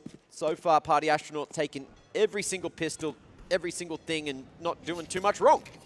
Yeah, there's not too much to fault for them. Sunday School have a little soul searching to do, but best not delay it. Connector control established. Chop's going to take a more forward position. He's going to wait for his teammates to watch over him. Sunday School are just going to see if they can expose a flaw, find a weakness, isolate a duel, establish themselves in this round. Establish some kind of dominance, and Julies usually do that. Nice trade through from Reckons. But the 2-for-1 trade in the end, as Chop in the meanwhile will find some control at Bathrooms. Keeping alive is the name of the game for him because the others are all down on B. Play at the front of Bathrooms establishes the dominance we were talking about on Mizzy, but needs to do a little bit more, and now he's got the help from Rush and Ben on site as well. And Guag with the Glock is just unable to hit the target. 1v4. I've seen this story before, and it ain't working yet again. Chop, 4 huge kills on the pistol, and 2 rounds, all that's needed to progress through this lower bracket. Yeah, Chop is just destroying them at the moment. He's looked faultless on his T-side entries, and now heading onto the CT side, he's nailing this defense. Looking solid with that USP. Really just dismantling Sunday School.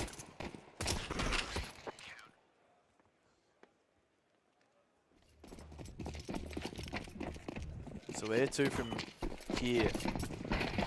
Well, Sunday School playing for OT. Licky, the Hero Scout. A couple of upgraded pistolas just to try and get some kind of damage out, but at the moment, Sunday School playing deep, playing back.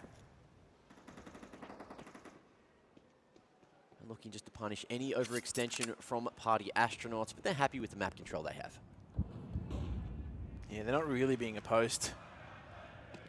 Until now.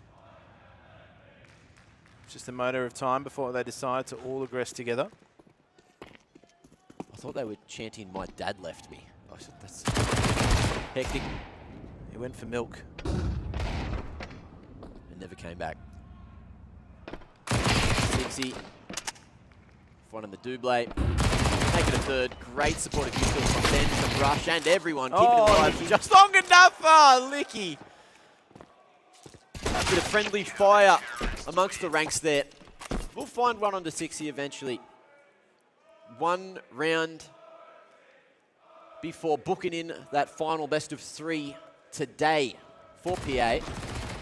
And I'm starting to feel a little bit like Mitch Halfday Concarnon right now. Yeah, not looking too healthy for Sunday School, that's for sure. It hasn't been for a long time. A little bit of fun there at the end, but I mean, they may be called Party Astronauts, but they're all business.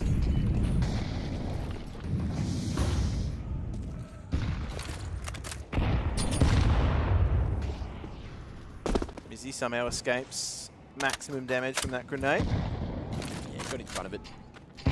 Blown smoke, Chop, finding Versa out in the bloody open. And at least Licky should be able to get his mitts on an upgrade if he wants, but he's a little worried about this cross, and Chop is happy to hold it.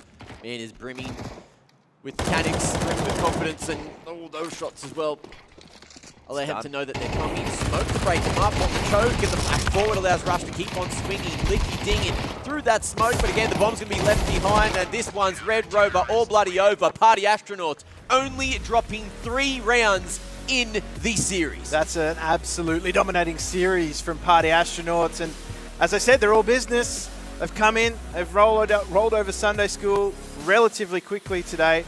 I think from Sunday School's perspective, they held high hopes for Overpass. They'd put something together on it, but they weren't really allowed to execute their game plan whatsoever. Party Astronauts are very suffocating, proactive CT side, and I think, you know, as far as Party Astronauts are concerned, they'll take the confidence from that win. Yeah, NACS setting a statement and maybe becoming the villains here at ESL Challenger Melbourne. I guess we'll see later today if that is what's at play, but we have to say goodbye to Sunday School for the moment. Party Astronauts, though, looking like a crazy team right now. Let's see if they can back it up later today. But for the moment, I've got Lukey Boy back down on the desk to have a quick chat to. Mate, how you feeling after that? The Party Astronauts do what they have been.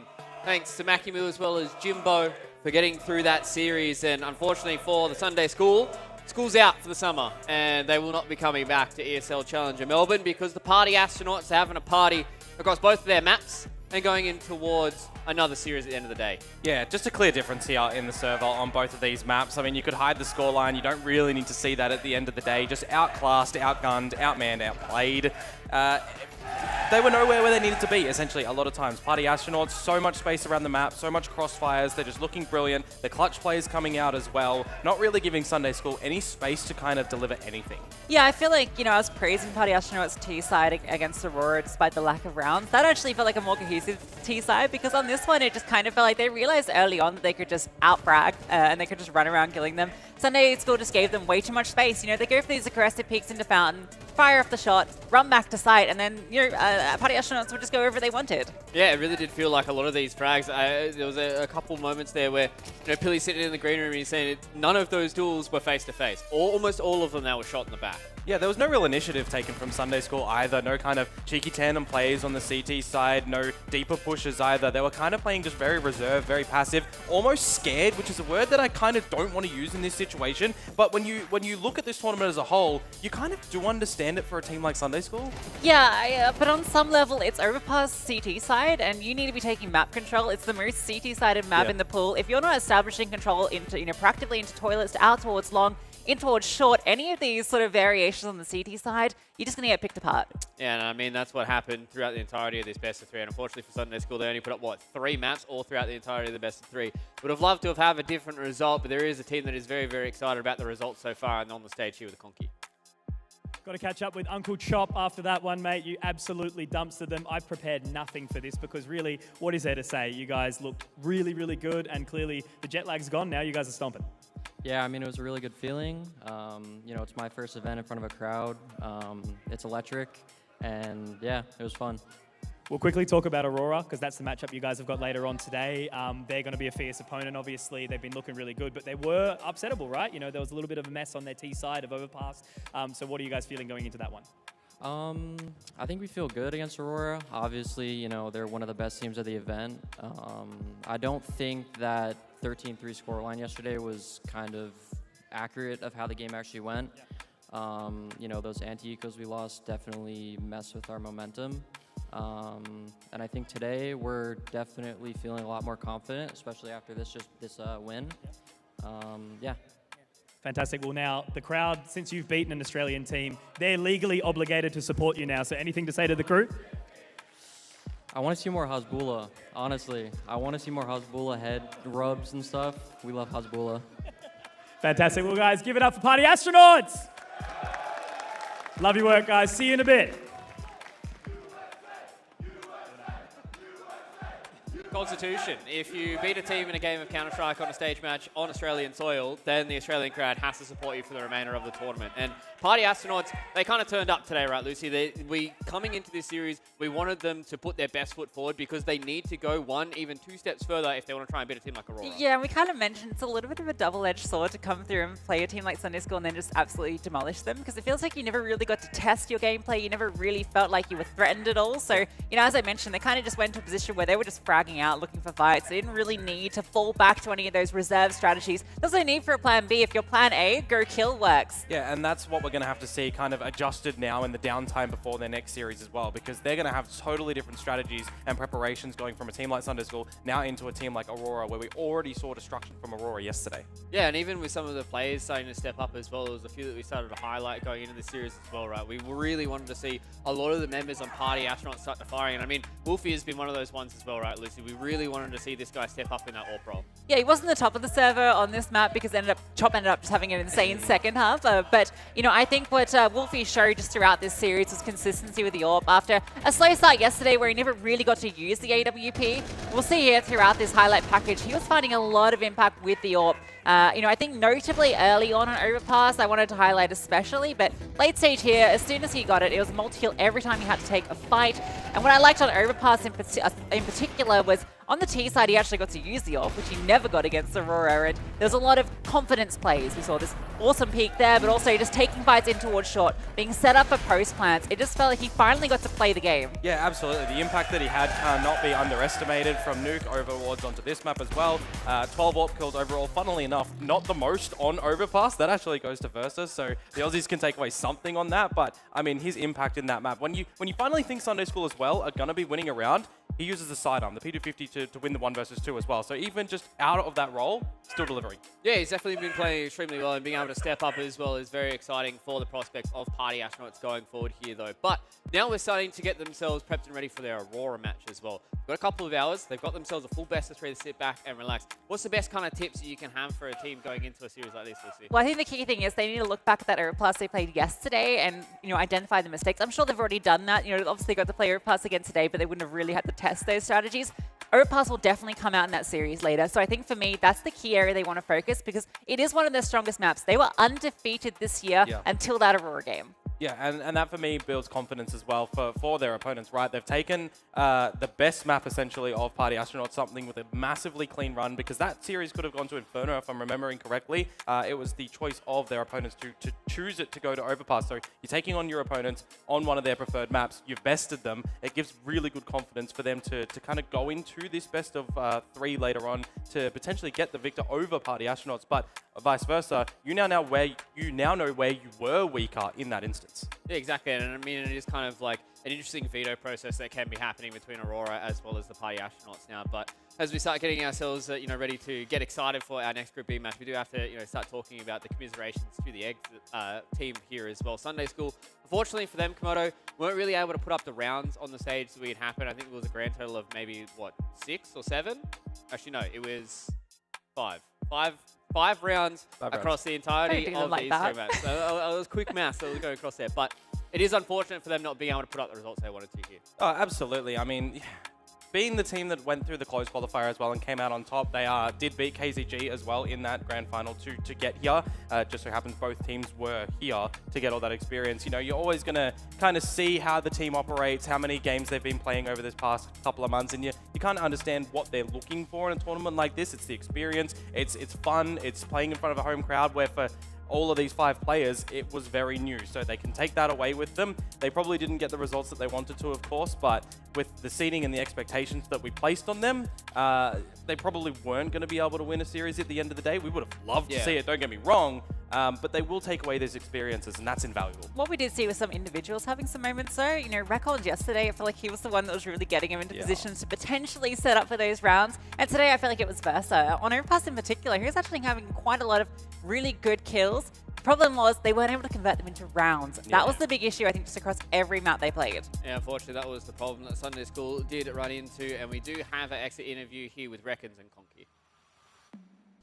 Of course, all good things come to an end, unfortunately, for these teams. And for Sunday School, today is the wrap-up. Didn't quite make it to Sunday, but look, guys, at the end of the day, there's some really fierce competition in this tournament, right? And I think for a lot of the Australian teams, it's a real moment to come in, get excited. So caught up with yourself, Reckons. Is there anything to sort of say about that one, how you guys went?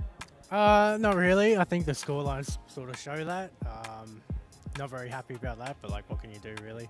Look, it is what it is, man. I think it's, you can't look into this one super negatively. All you can sort of do is take away whatever you can. You've got some demos to review now in the sense of where you went wrong. I definitely think there were some highlights back on the map yesterday where there were some moments where, maybe just some defenses fell apart. The difference between, some of our local stuff is night and day sometimes, right? So I want to talk a little bit more about the experience, about the event. You get backstage, you get the VIP pass. How's that all been for you? Yeah, it's been really good. It's my first time being at an event like this, and it's been really great. Catering's been good. The staff treat you really well. I feel like a very important person, to be honest, back here, but maybe not up there with some of the other teams, but it still feels really good. Man, it's still the exact same for me, right? Doing all this, you're rubbing shoulders with some of the best. It's really, really cool. But last thing I want to touch on, mate, is the crowd. What was it like?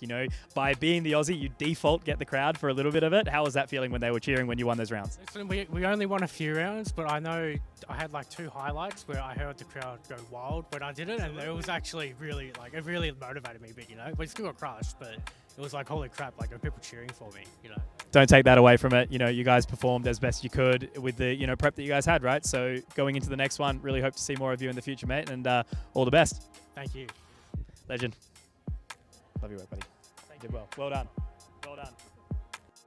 Exit interviews are always tough, but Reckons was able to keep it real with Conky there and really just kind of show us that these guys are here for the learning experience as well, and it really does get a lot of the motivation with the crowd as well. So with that series over, it is time for us to start to set our attention towards MIBR and Rooster. Lucy, you're not going to be joining us on the desk for that series. How you feeling about that one? It's a pretty exciting one. I feel like Roosters got a chance. You know, they had, similar to Party Astronauts, they've had their warm-up game now where they've had like a really one-sided affair where they can get, you know, the feeling of being on stage, get all the nerves out of their system. And it's an MIBR which showed some signs of weakness. So if I'm Rooster, I've been studying, having a look at where those weaknesses are so they can exploit them, because we all want to see Rooster win. 100%. We want to see some Aussies on that final day as well, and that will be the qualification match that they will have to win. We're going to go to a quick break here, ladies and gentlemen. On the other side of this, though, our second best of 3 of the day. MIBR, the Brazilians are looking upset yet another Australian team here in Melbourne. You do not want to miss this.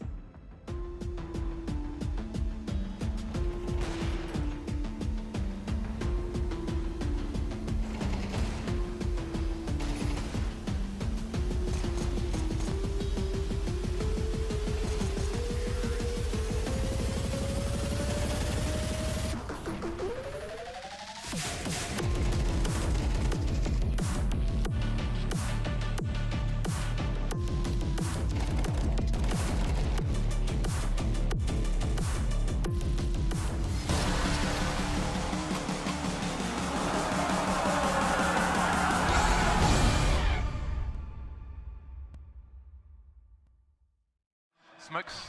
You see double smokes in the same place there. Simple just jumping casually into the side. Wait, what was that?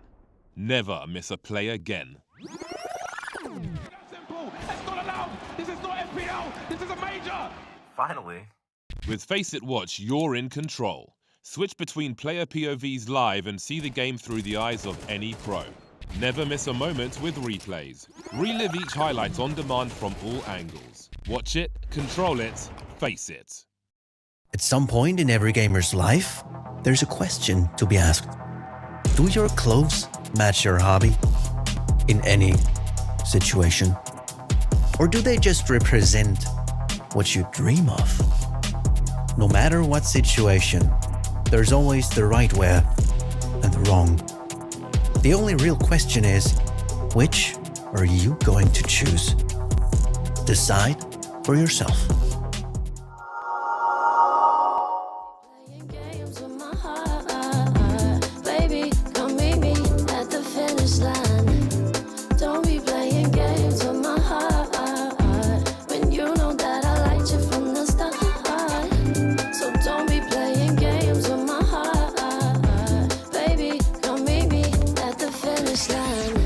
This one's for the girls, only kick it with the boy when it's on our terms. Don't drop the ball if it's on our turf. Wanna run with walls, baby, now you're gonna learn. Cause it's a brand new day. Put some respect on the girls and gays and days. You know you only won cause we never got to play. What's up with your face? You good? Okay. This one's for the girls, only kick it with the boy when it's on our terms. Don't drop the ball if it's on our turf. If you whistle like a wolf, better know you're gonna learn. Step up to the plate, you're fair game. Speak up, babe, what did you say? Drop the front cause I watch your name. Said drop the front cause I watch your name. Don't be playing games with my heart when you know that I liked you from the start. So don't be playing games with my heart, baby. Come meet me at the finish line. Don't be playing games with my heart when you know that I liked you from the start. So don't be playing games with my heart, baby. Come meet me at the finish line.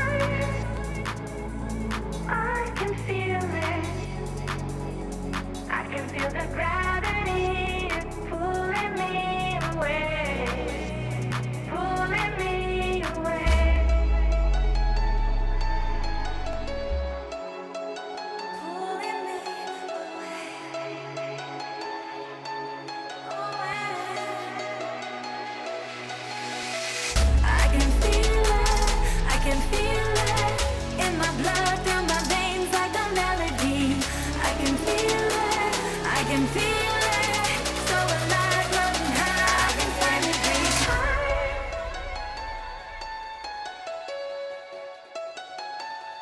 I can feel the gravity is pulling me away, pulling me away.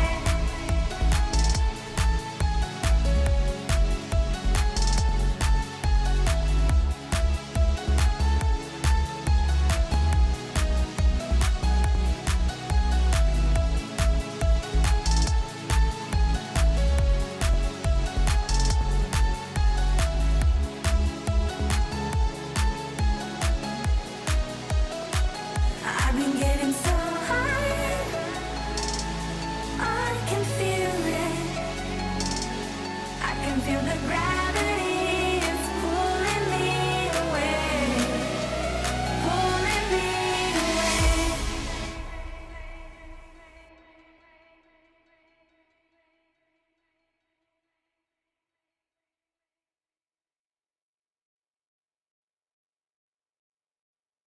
Time is running out for the planet Earth. Terror, violent hatred.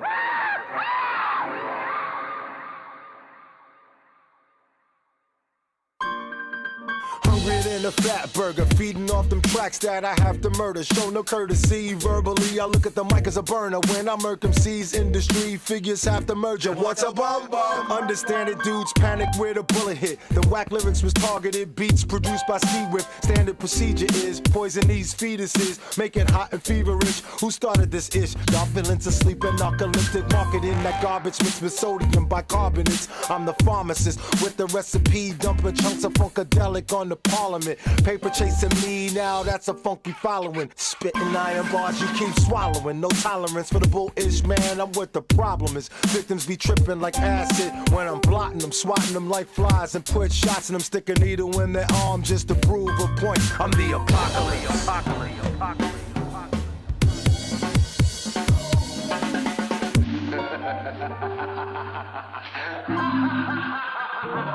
Bam is not the average, my flows got more patterns than bandanas do damage in my control. Victims with words like religious pamphlets. I take your sandwich and famish your whole planet, smoking on volcanic while I'm swinging from my hammock. Speakers don't understand it, I'm doper than opium, funky Ethiopian, blowing up beats like plutonium, causing pandemonium, slapping your cronium. Keep it real with all my Nickelodeons, my niggas. Poison in my penmanship, don't lose my temper with, just spit them off slow with that over-counter medicine, pumping degenerates. I'm on the premises, I'm placing emphasis, I do it effortless. You moaning like a feminist, no secret messages, just keep spitting that venomous. I'm putting weight on it like a fat elephant, coming through with the elements. What's the use of an exodus if your efforts are directionless? Look what my weapon is, you never this. I'm the apocalypse. I'm the apocalypse. I'm the apocalypse. I'm the apocalypse. I'm the apocalypse.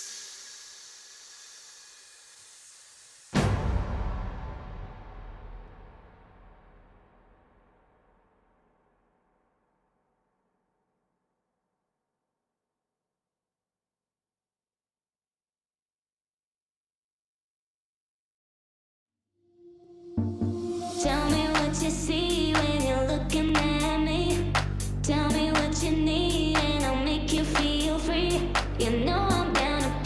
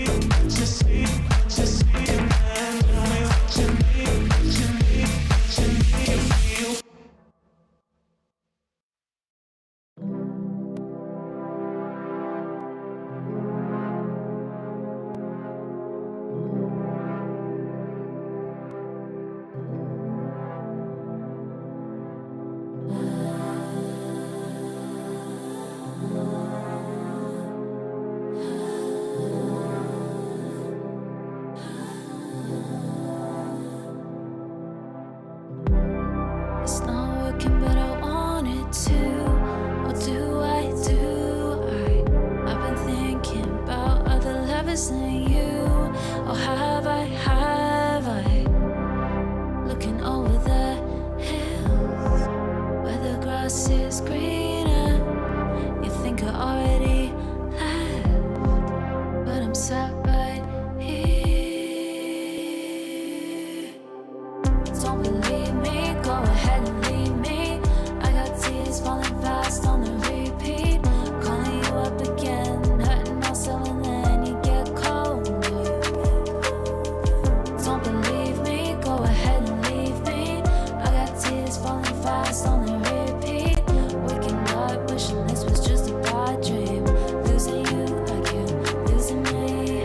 And if you go, I won't try to get you back like every other time. You could go, step your line, I'll be alright. But then again, that's a lie.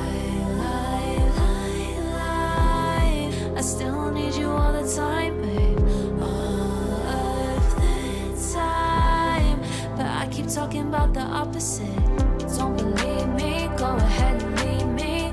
I got tears falling fast on the repeat. Calling you up again, hurting myself and then you get cold. Don't believe me, go ahead and leave me. I got tears falling fast on the repeat. Waking up, wishing this was just a bad dream. Losing you like you losing me.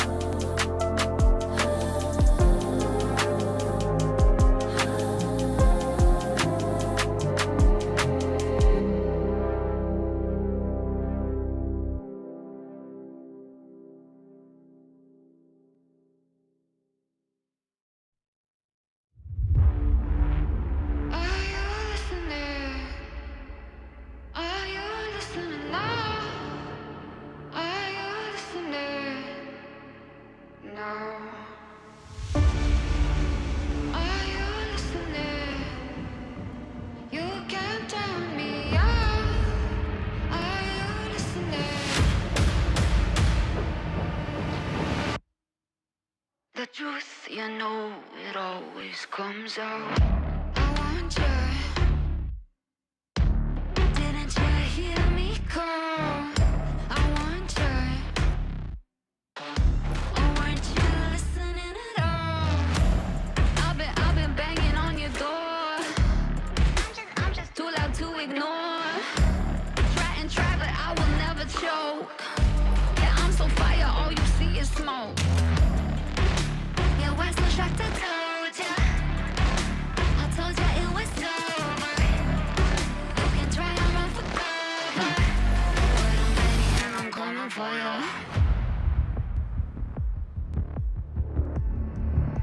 I'm ready and I'm coming for ya.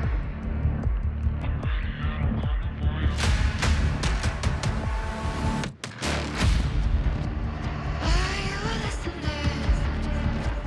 Are you listening?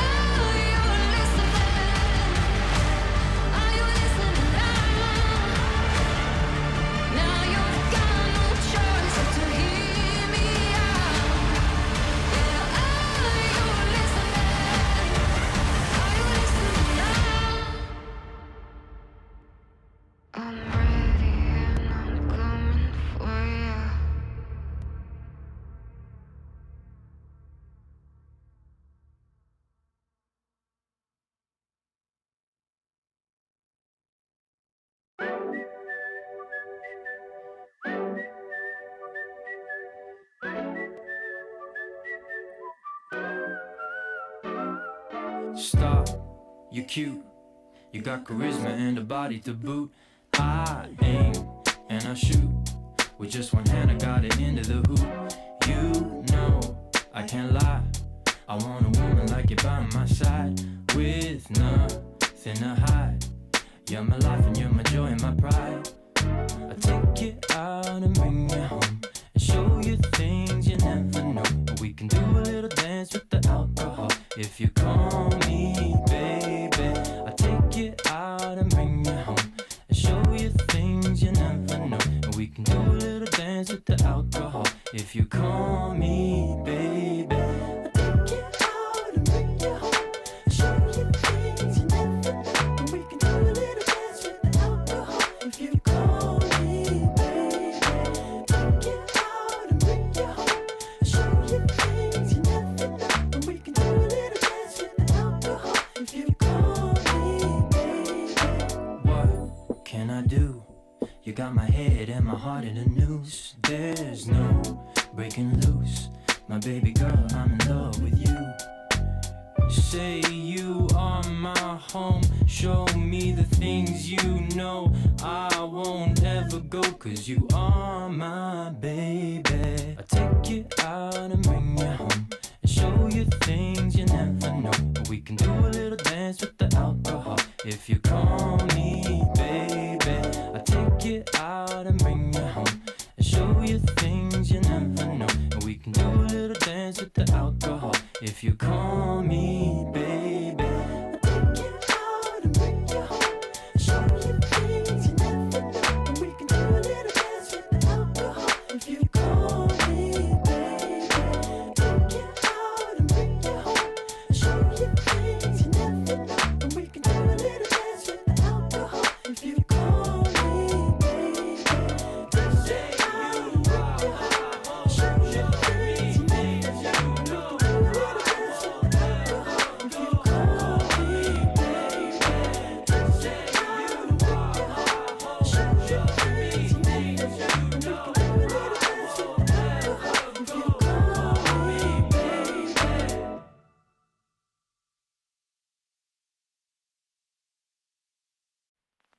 I pack my suitcase, headed out the door. I keep my shoes laced. 2,000 miles away from home. A couple dollars in my pocket, never stopped the boy before. I load my bags and hit the road. Miles past, turning back, found my track, face the fact, she a cold one. Never gonna settle for none. Stay up every night till I won. Don't want a slow rise now. I'm confident opulence isn't a long ride out. When I look back now, I'm astounded. A quiet boy from old age, but always felt the world was a stage, yeah. I celebrate one last late night. My whole life ain't staying. I pack my suitcase, headed out the door. I keep my shoes laced. 2,000 miles away from home. A couple dollars in my pocket, never stopped the boy before. I load my bags and hit the road. I'm headed to LA.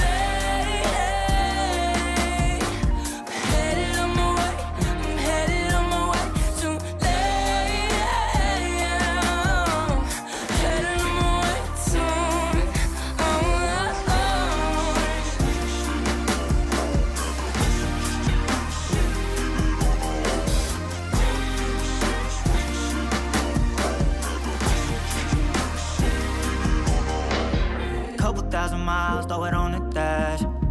Shit, the 10,000 hours, can't let them pass. Yeah, well, I was putting time in, you was pulled up wildin'. You always had shit to say, now when I see you, it's silence. Thought I have a Grammy by 25. Commas after commas next to dollar sign, yeah. Remind myself why I'm living this life. Look at all the late nights, it'll all come in due time, yeah. Made for the fight, for the pain and the climb. Tied to the life I chose. Stay through the night, another day, not a dime. Race against time. I couldn't just lay by and wonder what I could have made mine. I'm closing on the moment, no one's gonna hold me down. I pack my suitcase, headed out the door. I keep my my shoes laced. 2,000 miles away from home. A couple dollars in my pocket, never stopped the boy before. I load my bags and hit the road.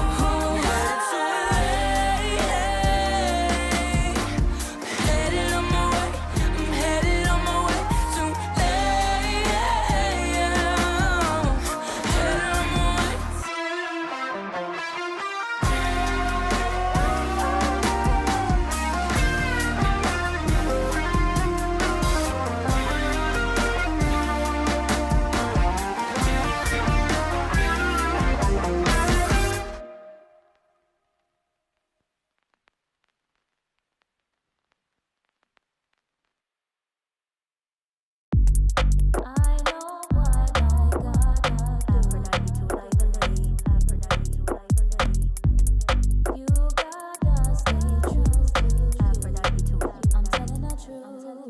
Go, fresh from London, here we go. Right in a rhythm with a lively flow. If you don't know, then get to know. Jump on a mic and show down the show.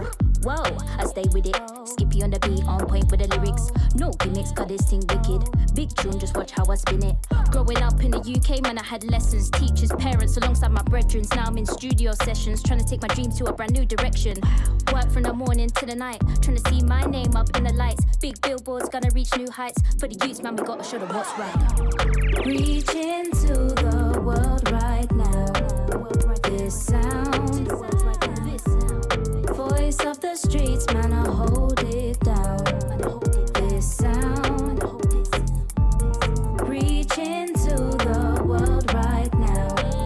This sound, voice of the streets, man, I hold it down.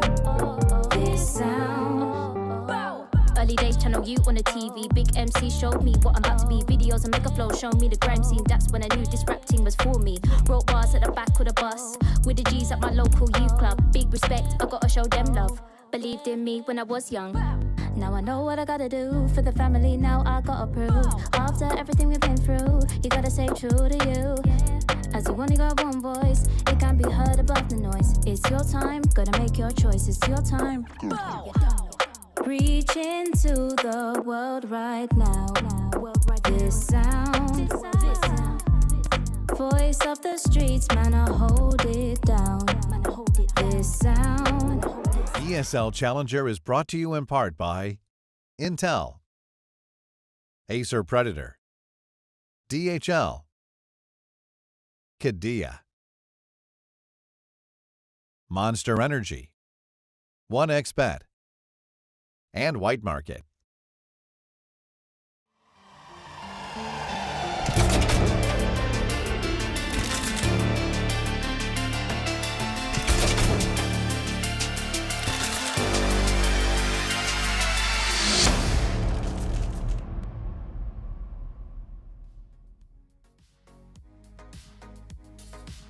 Welcome back, gamers. ESL Challenger Melbourne. We've got one series down, we've got two more to go, and there's plenty of Counter-Strike for you guys to all enjoy throughout the entirety of this weekend. Before we start jumping into the Counter-Strike, though, I'd just like to jump in and get you guys a little bit more familiarized with the White Market website, one of our beautiful sponsors we're going to be covering here across the entirety of the weekend. So for those of you who are not aware, White Market is a marketplace where you can trade skins, you can buy them, you can sell them. And the best part about this as well is you can get yourself up to 40% discount on these CS2 skins as well. And another great thing, there's no hidden fees. None of this Steam Market stuff that you have to try and deal with. You will get the value that is written up here on your skins as well. As you can see, knives, orbs, gloves, what have you, even stickers as well. You can get anything from about 1 cent all the way up to about $10,000 as well. So there's a whole lot of these skins for you guys to go in there. Just check it out. There's absolutely everything as well. And a wonderful thing with this is you can play with these skins until they get sold. So you can throw them up onto the market, and until those things get sold, they're still in your inventory as well. And if you guys are all those Face It gamers out there, I know there's plenty of you that's floating around in the crowd right now, you can get these missions going on as well. Not only are you just playing your Face It matches, you actually got something to try and build towards as well. Getting these missions done, get yourself some of those tickets, and then you can trade that in for skins as well. And so you're able to just kind of constantly build up that inventory as well. And if you're not fragging the server, that's perfectly fine. As long as you've got good skins to do it, baby, it doesn't matter. You can go negative in every single Face It match as long as you're looking good while you do it as well. So this is White Market. So if you guys do want to go check it out, please do go check out White Market. You can get all the cool, wonderful skins and try and look cool as you play some Counter-Strike. So that is White Market. And now it is time for us to start talking about some Counter-Strike 2 as well. Because it is time, once again, for an Australian team to get their butts onto the stage and see if they can perform in front of this wonderful Melbourne crowd. So we've had a change here on the desk as well. Bibian's going to be joining us once again. Welcome back, Bibian. That first series, a little bit of a stinker coming in from Sunday School, unfortunately. But Party Astronauts, they turned up. Yeah, I mean, I think it was a bit of a slow showing from Sunday School as, I don't know, I was hoping for a better showing, but Party Astronauts, they really cleaned it up this time around, and, you know, we could see the adjustments that they made. They made it just, they just slapped them around. I don't know. Yeah, I don't know what else to say. Yeah. Really good. I mean, it's very hard when you're going into a series like that and you're trying to analyze it. There's not really Yeah. much to talk about as well. But Komodo, we're going to be jumping into our next one here, and this is what everyone's been waiting for, right? This is the qualification match for a team like Rooster. When we looked at the groups at the top of Friday yesterday, this is the match that we were hoping that they would get into and perform as well. Yeah, I think a lot of people would have expected it to be Rebels in MIBR's seat, but I think we're still okay with how things have actually turned out, because Rebels, they really gave us a good fight over in that first B01 opener. 13-10, it's pretty close, but in that one, I was a little bit interested that it did end up on Ancient, all things considered. You know, Mirage was floated over at the end by MIBR, and it was chose to go away, so I thought that maybe they would have potentially had a better result over on Mirage, given the relative history on that map. Yeah. BO3 definitely spells different scenarios, though, in terms of the Vita, and I think Rooster might have, you know, a bit of play when it comes to those map choices. Yeah, there's going to be some interesting stuff for us to touch on as we get closer to that series. Before we get in there, we have to tell you guys who are going to be talking about this Counter-Strike as well. Full best of three boys, Selfish Guy and Pilsky this time around. Lads, how you feeling? You kicked Mac and Jim out, and now you guys get to talk. Yeah, well, look, I mean, we needed some guys that would actually fill the frame of the camera, right? Because they're about this high, so it looks a bit weird. But yeah, look, we had a good day, didn't we, Pilsky? We had some nice breakfast, went to the gym, feeling pretty good. So ready for a nice couple of BO3s to round out the afternoon, and we'll kind of keep our fingers crossed to see if Rooster can maybe make it through to tomorrow. Yeah, it's going to be difficult. I mean, it's been a while since they've been competitive against international competition. I think even going back to like the original Pro League that they qualified for, which was like early 2023, and a lot of the international events since then, they've, you know, not even really been competitive on a couple of maps. I really think for Rooster, I don't think there's going to be a better opportunity for Rooster to ever be competitive in an event with international teams than right now. So I really hope they turn up today. I really hope they do as well, lads. Before we let you go and get you guys ready and warmed up for this best of three, Jordan, how are we feeling about the maps? We're going to go all three? I'd like to say yes. I think if it's a 2-0, it's probably going to be going against the Aussies. So I'd like to see all three. I'd like to see 2-1 for Rooster, yeah. What about you, Pilly? Same? Look, Rooster's results don't fill me with a lot of confidence, and I think MRBR are not going to be playing around. I think they really dropped the ball against Rebels yesterday in the best of one. They probably should have got through, and they just had a really lackluster second half, and they're a pretty decent team at the moment, so I'd probably be backing MRBR 2-0, but I really hope Rooster turn up to this game. We'll see. Yeah, we'll see indeed, lad. We'll let you guys get prepped for that first match as well. So, a best of three is ready. Our casters are ready as well, and Bibian, this is going to be an interesting test for Rooster. They had a big stomp yesterday going up against KZG, got a lot of those Legioners out of the way, but this is a different beast. Yeah, I mean, I'm really looking at Nedic here. He was a bit quiet yesterday, but he's always been the player to carry his team, especially overseas at EPL. So what I'm really interested in is like to see what adjustments he would have made like overnight. You know, the players have like different things they can do. You know, they could always have an extra banana. They can always, you know, hit the gym to clear their mind or meditate. You know, you see it in other teams as well. You know, Heroic, when they had Kadian on the team, they you always saw them go out as a team and, you know, just kick a ball around. And I think, yeah, I really want to see what if the adjustments he made, whether he did it or not, like if he's able to perform this time around. Yeah, and absolutely. But I think you got to remember as well that MIBR are definitely going to be hot and ready for this game. They would have made their little adjustments in the team as well to make sure that they are providing themselves with at least into the semi-final, because they were the team that a lot of people were predicting to be #1 out in Group B, that they didn't need to be playing in this series today. Have a full day to get ready, you know, with that upper spot. So I think coming in towards this one, they might be a little bit not worried. I don't think worried would be the word for this scenario, but I think they were maybe unexpected to be right here, right now. And Rooster with, you know, ASAP performing like he did yesterday, if the rest of the team on Rooster can actually meet to ASAP's par, I think that's where we'll get the good contest. Seems like the arena here want to have a very, very certain map. So let's see if this first map is going to be Vertigo or not. Ancient and Overpass, they're out of here. We're not going to be seeing them anymore here. It's going to be an interesting test to see what Rooster want to try and go for. They're going to open up with a nuke here. So we've seen nuke already from an Australian team. Fortunately, it is going to be Sunday School. But with that nuke opening up, we'll see what the second map is going to be as well. We're going to have Vertigo for the second. So the crowd's happy about that one. And Komodo, Nuke and Vertigo for the opening two. Yeah, this is interesting. We always know Rooster kind of do here and there things when it does come out towards Nuke. We've already seen it kind of not work out today, so we will have to see if it is going to work a little bit better or not. I always like how Rooster kind of plan their attack on this map as well, but I think they need to just make sure that they're not constantly trying to bully their way through Squeaky Door, do these vent drops or real mundane upper side hits, because we saw, one-dimensional plays in the series previously, and Rooster is not really a team that you would kind of associate with that. They have a little bit more depth when it comes to the map, and they have chosen it here for a reason.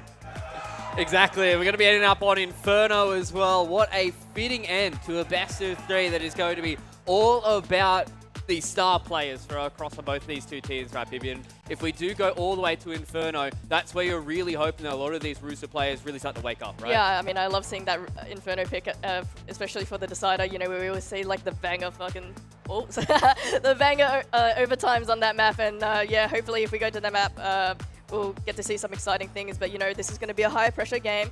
We might expect to see a couple of more mistakes coming out from both the teams, but the real quality of the team is where the team is able to control those kind of moments, and I'm really looking at ADK here. He's the coach. He was playing in the team before, but now he's transitioned to a coach role.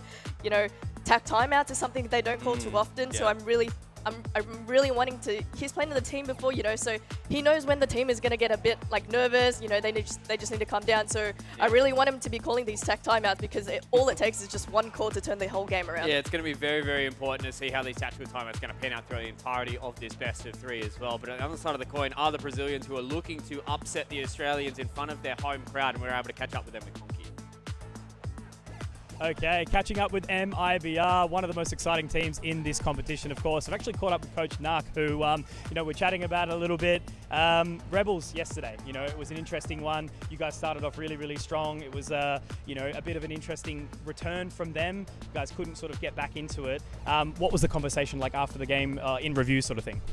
Yeah, I think we got the game in our hands and we lost it, so we had like a little conversation about our mentality to finish the game. Not much about the map, because we knew we are not playing today Ancient, so we didn't really make the review yet of like stuff in game. We just talk a little bit about mentality, and that's it. Fantastic, makes a lot of sense, right? Refreshing and being able to prepare for this one. Now, Rooster, they're an interesting team, right? They're our local heroes, I suppose, the Australian team. They've got some international experience, a little bit more to review. So what was your prep like looking at these guys? Did you give a bit of a look in? Yeah, of course, we had some prep for them. Like, they are playing some international tournaments, and we know they got experience, and they play a style that kind of organized, so it's gonna be a nice match to play. Fantastic. And now lastly, obviously we're not live to the crowd at the moment, but there is a few Brazilian fans that always show up, and I remember Pain versus Imperial a couple of years back, they were really loud. So do you reckon you'll win over the crowd today? Yeah, like not so many Brazilians in the crowd. We have spoken with them outside yearly. So, but the Australian crowd they are amazing. They are like just like us in Brazil. So it's nice to play with the a loud place like this, and we are used to it. It's the way we like it. So, but we are going to play against this now, but it's all right. It's gonna be fun. As I said before, when you guys beat the Australian team, if that happens, of course, they cheer for you in support. So we'll see if that happens. But good luck in the server today, man. Yeah, thank you. Cheers. I hope so. I hope they cheer for us. Fantastic, man. Cheers.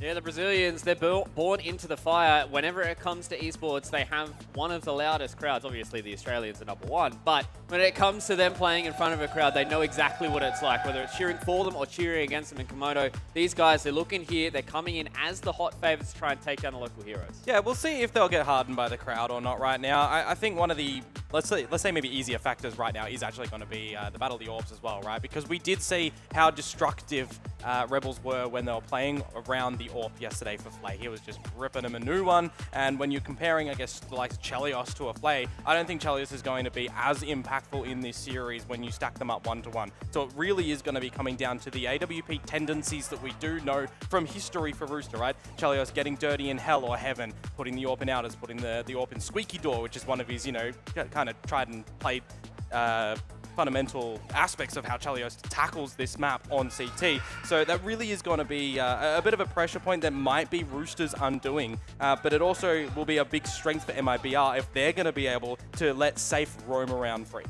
Yeah, I mean, you mentioned Chelios going for these like really aggressive picks. Some of them didn't pay off yesterday, but I really want to see him do it today. You know, I think that will make the difference between him and Safe. Safe is not a guy who's too flashy, so if Chelios is able to carry the game over him, like, it would be great.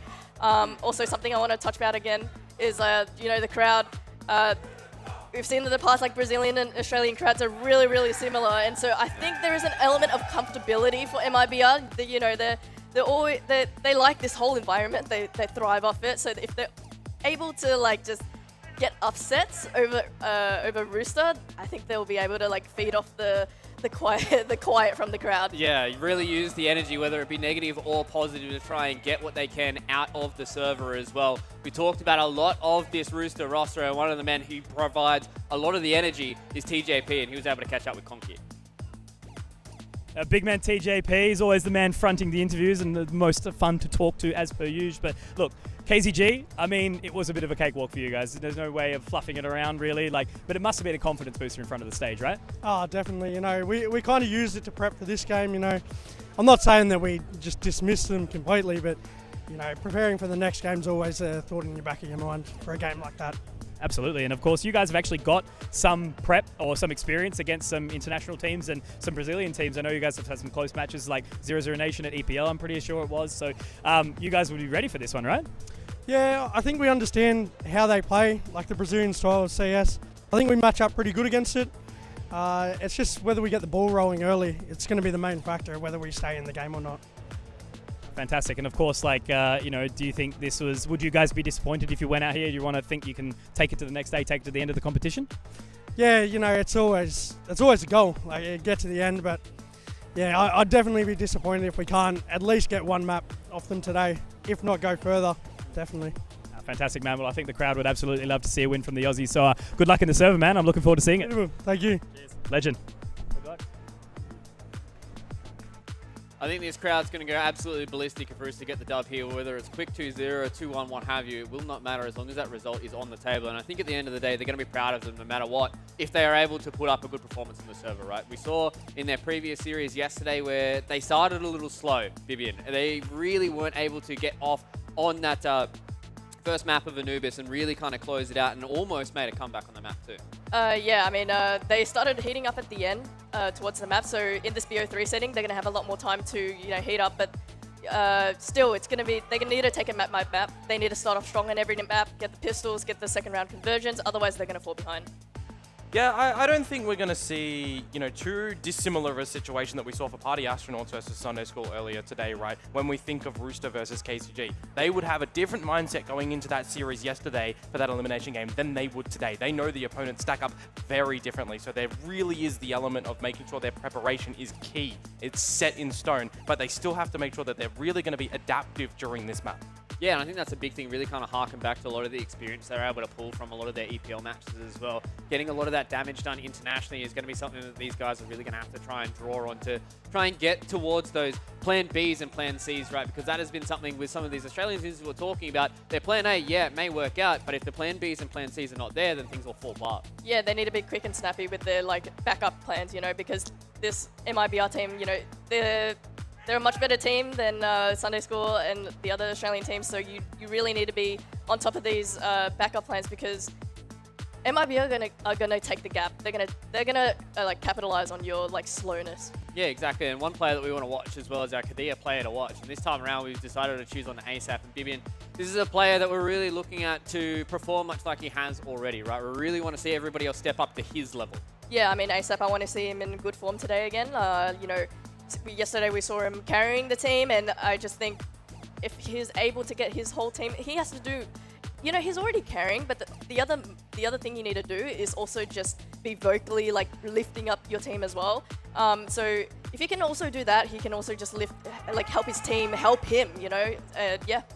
Yeah, I'm wondering how he's going to be playing with TJP on the A site, for example, when it comes to the CT side, because I really do think that MIBR are going to be so destructive when it comes to their executes around the map for its entirety. I wouldn't be surprised if MIBR find themselves around the whole map and Rooster are kind of just pushed into the back of a corner and then they have to kind of weep away, right? So I kind of want to know how they're going to navigate around it when the pressure is on in those examples. Yeah, exactly, and especially when you're on a map like Nuke as well, I think this is really where you're able to kind of tease out what these guys are going to be doing for their protocols and how they are playing together, and it'll be a good barometer for us to look at both of these two teams going across the rest of the series. If one team looks a little clunky, they're relying on their aim a lot more than what their tactics have been, then the other team can really take advantage of that, and in a best of 3, Bibian, it's going to be very, very hard for you to try and adapt to that if you start slow again on map number 2. Yeah, so on map 1, they're starting off with Nuke. They really need to stop these like fast plays from MIBR and not give them the T rounds that they want, because you know when they do switch over, their CT side's going to be a lot harder to handle. Yeah, 100%. Twitch talent predictions are going to be coming through right now as well, and I believe almost everybody's going to be 50-50 at this point. So Bibian's going to go for MIBR, and Komodo's going to go for MIBR as well. Yeah. Where's the Rooster fans at? Yeah, see, everybody's on my side. You guys can go for, oh, I want to get MIBR. I don't want to lose the talent predictions. But I've got the crowd on my side. I know Rooster have the crowd on their side as well. And that's where I'm going to be going. And we're also going to be going into map number 1 of Nuke. It's Rooster and MIBR. Let's raise the roof!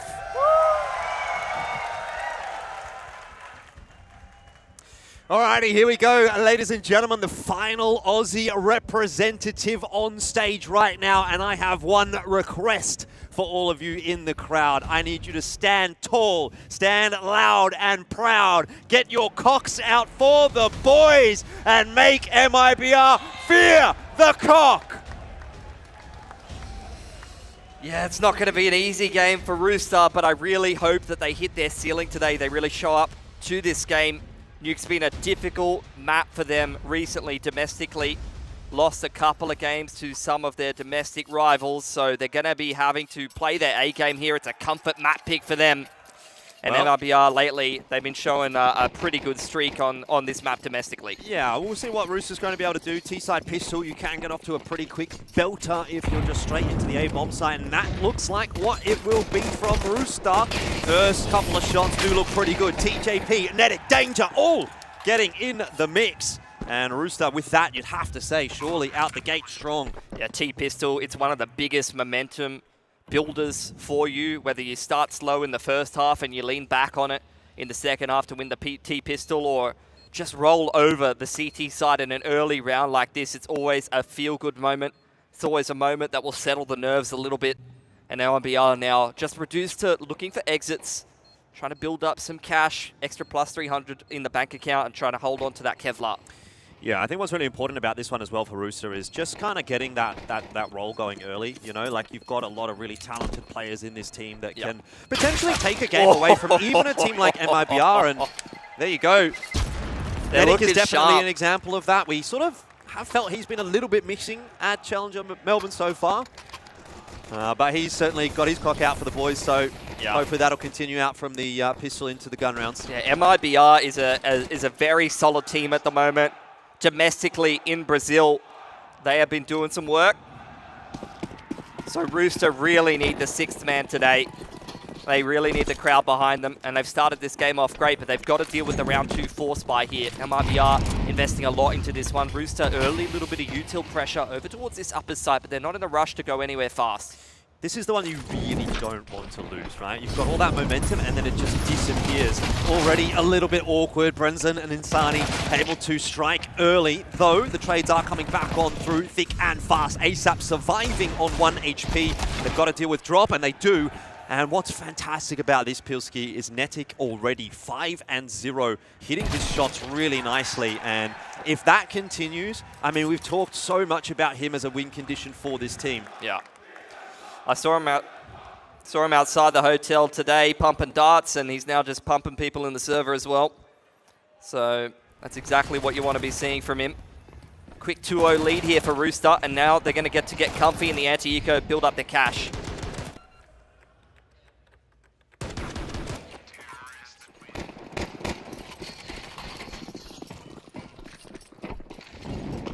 Little bit invested in this one for MRBR. Couple upgrades in terms of the pistols, but really just looking to try to slow down that snowball that is the T-side economy at this point. Rooster having a look towards outside. Sap just lightly applying some pressure with the Galil. Smoke to Annex from door side. Very light util pressure. Rooster poking and prodding, seeing where the resistance lies, so they can organize themselves in the mid to late round a little better. This is the kind of slower approach that you might need to get used to watching this game. We saw the MRBR play incredibly slow in the mid to late round against Rebels. Rooster do trend towards that style as well. Chelios could be on for a little bit of a farm here. The MAC-10. Straight up the heaven position, catches 2 of the CTs off guard. Beautiful. That's going to be an extra plus $1,800 towards the AWP fund. Yeah, might even get one more with drop floating around at ladder base. Where's that kill going to go? Nowhere at this stage. Bomb plant does go down for Rooster. This is the ideal start, right? A very solid pistol. Yeah. Pretty good anti-force. Fantastic anti-eco. Yep. Lots of money in the back pocket. The only thing is going to be, there's no upgrades really necessary for Rooster, right? They're going to take 3 Galils through 2 MAC-10s, and you know, obviously that's not a fantastic buy into the next round, but if you can then make that round work well, then you're really off to the races, and we're going to start to hear some noise here in Margaret Court Arena.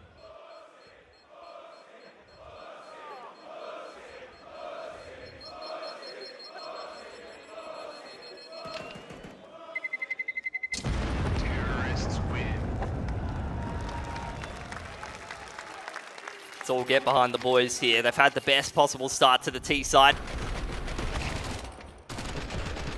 One more round in a row would be fantastic. I mean, that really just is like the cherry on the top. If you can win this round, this is the bonus round. This is the one that, honestly, the MIBR should win, right? And if Rooster can get it, well, they've upgraded the MAC-10s at least into AK, so that'll make the buy a little more serviceable. Yeah. MIBR, though, they've got everything they could possibly need. They've built up the max loss bonus here on the CT side. Quick pressure towards outside. Full wall of smokes out from Rooster. Exit trying to disrupt that in combination with Safe. Make the cross a little difficult. See Rooster committing to that. Dodgy Agine trying to find the right timings, but that's exactly what Exit does. Straight through the smoke, picks the player trying to cross to Secret, and Rooster now a man down. Yeah, you can see what a difference having the weapons and the utility really makes for MIBR. Chell banged out as well by Safe, and instantly a bit of a different feeling in round 4 once MIBR have the money to afford the weaponry. Yeah, Rooster in real trouble now. MAC-10's not kept over either. You know, they very much brought the AKs into this round around the Galils. Now they trying to complete this 3-on-5. Damage being attempted, but Rooster having no luck at all with just this slow kind of contact style. Lost that opening pick, looking for duels. PJ able to win that duel at least. Take a gun away from Safe, but with low HP and the bomb in a position like this, it's a recipe for disaster. Yeah, I think it's really damage mitigation at this point for Rooster. Trying to take as many guns away before they eventually lose this round is the objective at this point. Yeah, one more would be a pretty big difference maker. Danger can find it. A lot of damage onto Insani. Getting swung, though, from ladder base. Brenzen puts him down. 3 alive for MRBR. A solid first CT gun round here. Yeah, has to be said. There will still be money in the back pocket for Rooster, but that is a rude awakening, right? That's like the fairy tale had kind of started, but now you've really got to put in the hard work to ensure that you can win this map. This is never going to be an easy series for Rooster. No. The only team this can be an easy series for is MIBR, but I'm getting the sense that's not going to be the case. It looks like Rooster, they're off to this hot start. They've got some opportunities to work with. Chelios gets the AWP out, looking for that peek on outside. Yep, another big difference maker. Anticipating some lobby aggression or ramp aggression here. Not being obliged by MIBR, who are just playing a bit more of a hands-off approach, holding some reactive utility. Seems like they're already quite aware that Rooster are going to kind of walk around the map quite a bit on T-side. Rooster plays this very contact-heavy T-side nuke style they have for years. When they success for Chell. When they find their timings, when they find the right duels, it's a very effective style. When they walk out, though, onto, you know, angles that people are prepared for, or, you know, get util dumped at bad points in the round, then things can fall apart a bit.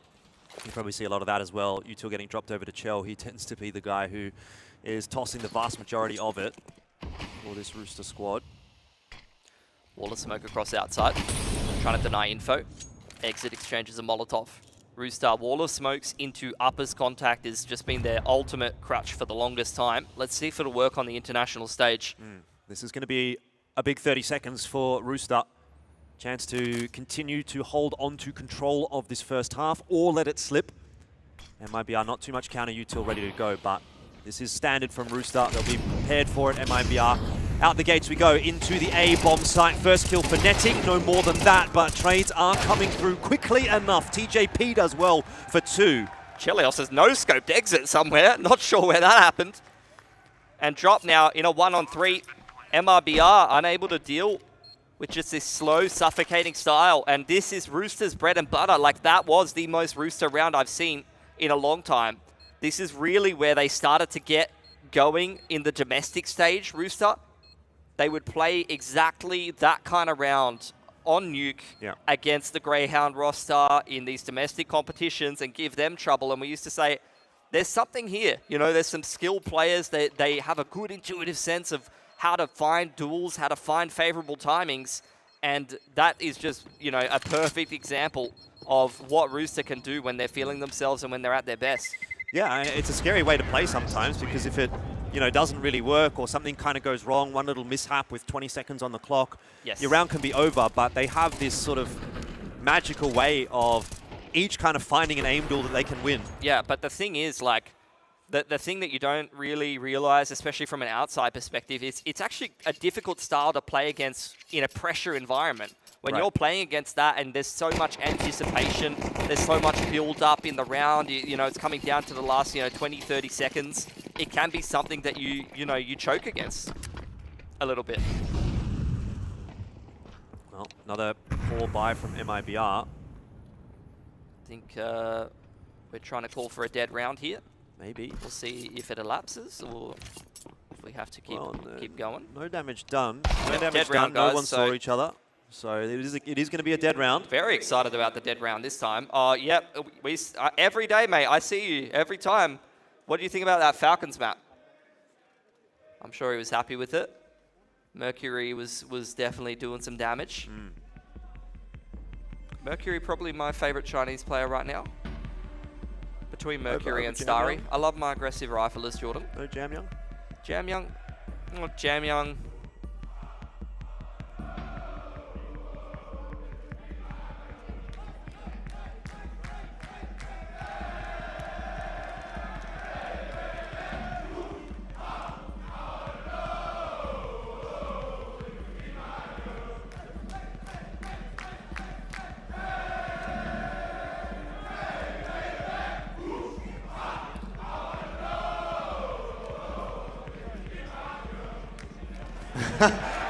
I think he might. I think he's in love. He's definitely feeling it. He's feeling something, that's for sure. Yeah, there was a twinkle in his eye. I saw that. Fragging in the server, you're getting proposed to. What's not to love? Looks good on stage, seeing some thumbs up. I mean, look, the only thing is, like, that's just a little bit of a break in the momentum, right? And Rooster, they're up 4-1. You know, they're going into that sort of anti-eco round. This is another big one for them. Yeah. Look, I'm sure they can keep that momentum going in the anti-eco round. And what I will say as well, like, you know, with this very slow style, and it's the kind of thing that MIBR wanted to do against Rebels, really slow things down in the mid to late round. So it's something they also like to do on the T side. They kind of had their issues playing in that way in the second half against Rebels yesterday. And I think, you know, that's what they were talking about with the interview, talking about pressure and talking about, you know, just making sure you close out games and things like that. Same approach from both teams. You can see same set of util comes out from Rooster, same boost over toward ramp room from MIBR. Yep. Not changing anything up. Chelios solo on outside here. Needs to be a little careful. It's good that he switched on here because drop walking up towards secret side could have been an issue to catch him in the side. That's an AWP dropped, and then that could be a bit of a recipe for disaster. Well, that'll be what MIBR are looking for, this Flash rifle to have some kind of an impact. Flash does connect onto Chell, but he's got a bit of backup there, and you're getting the sense that they're maybe expecting someone now to come from Secret. That nade would indicate as much. Yep. MIBR, on the other hand, have spotted 2 players on outside at least. Drop going to have a rotation across towards ramp side. MIBR just spotting the cross on outside. And now making their way down in towards lowers. Netic left on the lobby lurk. A couple times now, Chell looking for that exact pick has been unsuccessful with both attempts. But in this case, at least they're able to take some map control off of it. But where's that M4 and how is it going to have an impact on this round? So far, so good for Rooster as they're going to make their way down to B unscathed. They're only really showing one set of util as well in the lowest site, which is what, you know, MIBI is hoping they're going to wrap back to upper, but Rooster not really showing their cards too much, and that's kind of their style as well. You know, they're not going to throw a bunch of util sets. TJ's gone down over on Annex side. That's a rifle hitting the deck. It's going to be the pivot back into upper. There's still a couple of players up here for MIBR though. Yeah, on top of Hart, 13 seconds here. Rooster really need to make this one work perfectly. Brenzen needs to be checked in Hart and won't be. Danger. He's trying to put that bomb on the floor. He's got to get it down. He has been able to plant it in time. That won't be a factor, but this is getting messier for Rooster than they would have liked. Or drop. He's going to be forced away from heaven by the flames. Exit has to wait that out as well. And into the 3-on-3, but a very winnable 3-on-3 for MIBR. They've with got a kid on drop. A couple of low HP members. Chell missing that shot. One will go down at heaven. There's another there as well. Danger stepping up in this situation for the double kill. And drop running out of time. Yes, has the kit, but no, does not have a head anymore, courtesy of Netic. And it is another one for Rooster. A little bit of a closer affair than what they would have enjoyed, but the scoreline will read 5-1, and that's exactly what they want. And Netic is back into it. That's a quintessential Netic round. There is a reason why, despite not being in the Greyhound FlyQuest roster, he is one of the highest rated players in Oceania, usually the highest rated. Go back through all of the qualifiers. This guy's right up the top, 1.3, 1.4 rating domestically. Does drop off a little bit internationally just due to the level of things. But MIBR, they're definitely taking this one seriously. They did a fair bit of economic damage there against Rooster in that round, and now going into the TAC timeout, going to have a chat about how they can make this round work. They've got full util, they've got the AWP out on safe. They've got all the tools they need to be using here.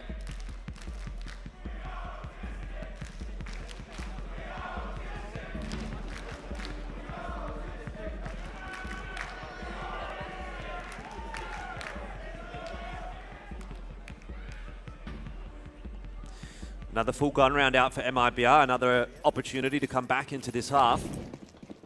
First gun round did look quite good from them. But it's really one small piece of success in what has actually been largely quite a difficult game for MIBR so far. Safe will give away his position with that AWP. Chell's going to look for it. He's actually got the AK this time around. Might have been better off with the AWP in this case. Yeah, denied that opening duel. Trying to play with confidence, and you know, we talked about the double-edged sword of Chelios. I think that is case in point. Now the 4-on-5 for Rooster, heavily stacked up in lobby. ASAP looking for this rotation timing on. Outers going to slip through the smoke into Annex and try to wrap these uppers players on the right timing.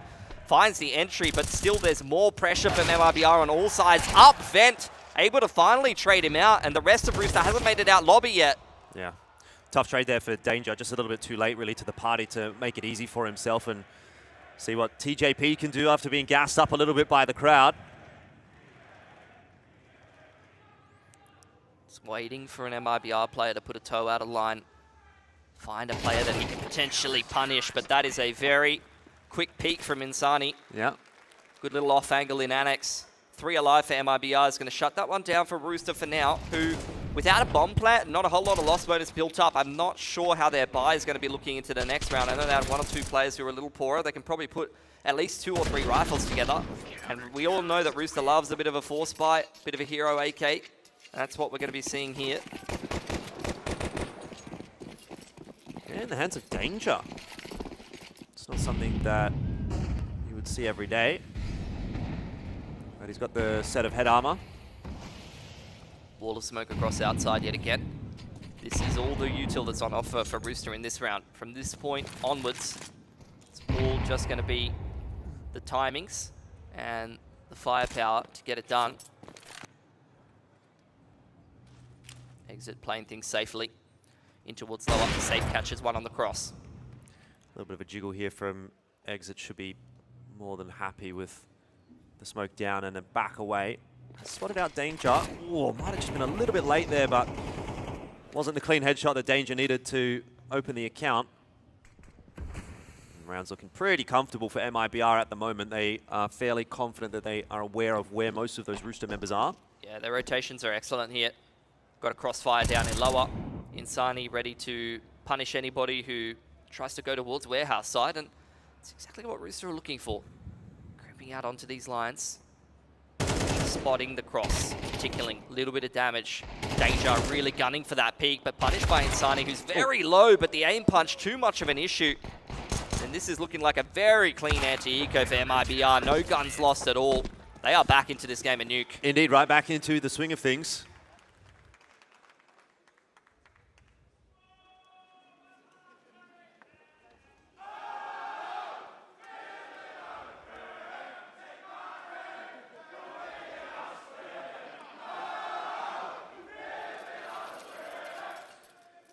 Rooster are starting to run out of money.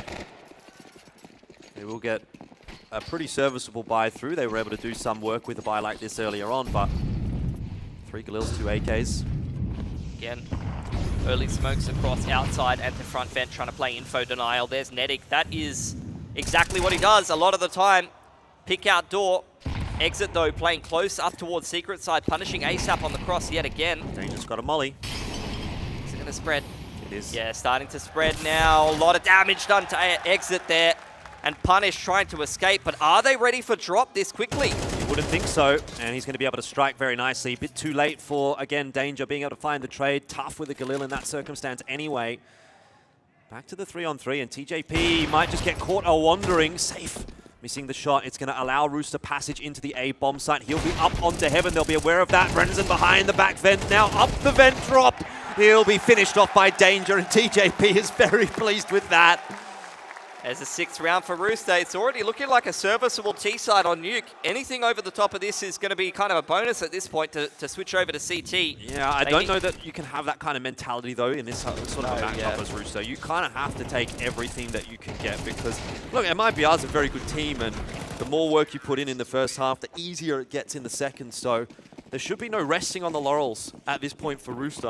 I have to say, that round, I mean, Safe in particular, hits any of those orb shots and it's probably over. Yeah, exactly. And we've seen him, you know, have a rough one against Rebels here. He's the aggression into lobby though, a change up from MIBR.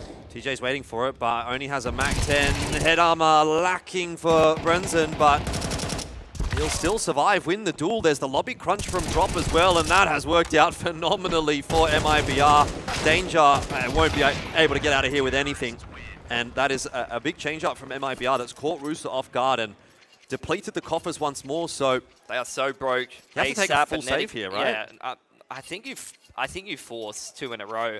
Like ASAP and Nedic are brokies. You know, $1,400. 0 AK.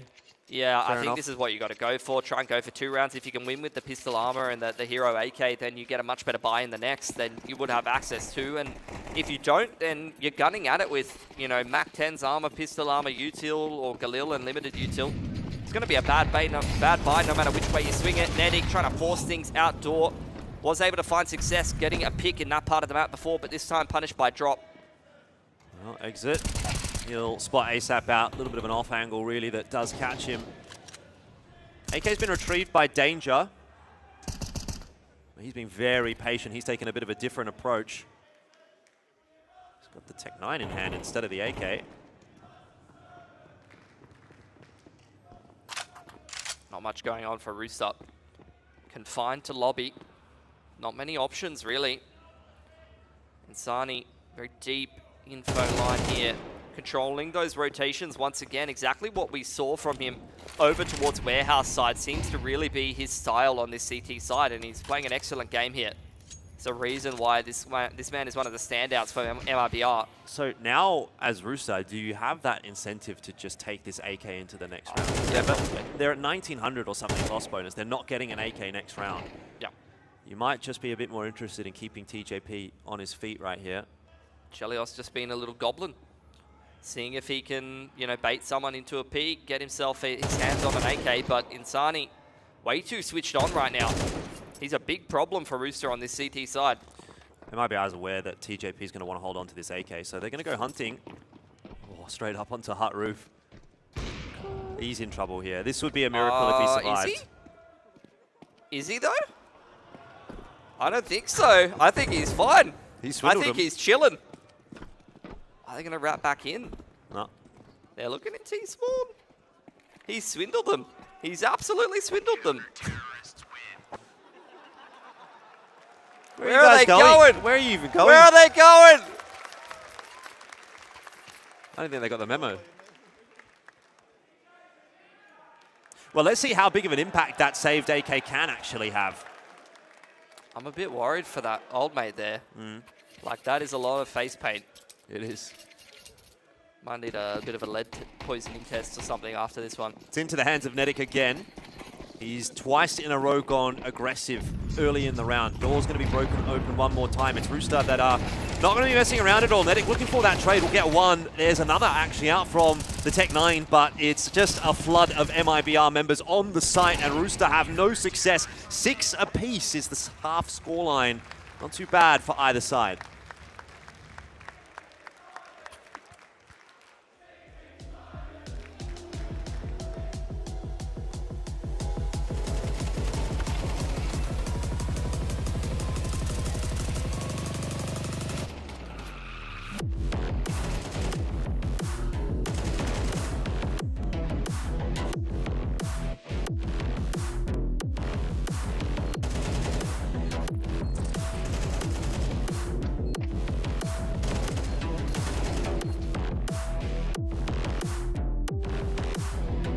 I guess our preparation for the upcoming games is playing CS because, as I said, we are playing a lot of tournaments, and I guess we have like 80 maps in less with 3 months, so everyone is playing a lot, and I think our preparation is coming from that. So everyone is sharp, is playing good, and I guess this amount of tournaments that we are playing is helping us to be as good as we are, so we are ready to play any kind of match. Time is running out for the planet Earth. Terror, violent hatred.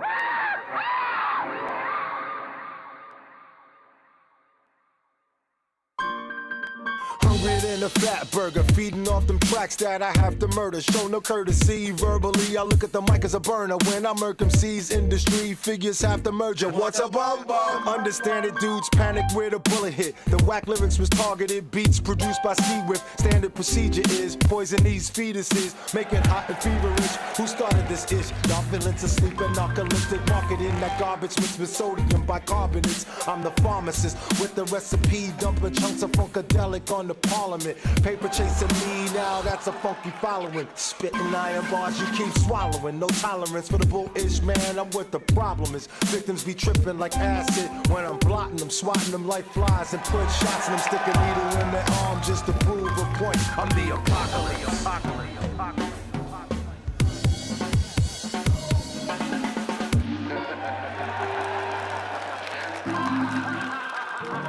Bam is not the average, my flows got more patterns than bandanas do damage, and my control victims with words like religious pamphlets. I take your sandwich and famish your whole planet, smoking on volcanic while I'm swinging from my hammock. Speakers don't understand it, I'm doper than opium, funky Ethiopian, blowing up beats like plutonium, causing pandemonium, slapping your cronium, keep it real with all my niggas. I think we look forward to playing MIBR. I think we like their game style a lot. We like Brazilian CS, especially Chelios does, so I think he'll be very keen for that game.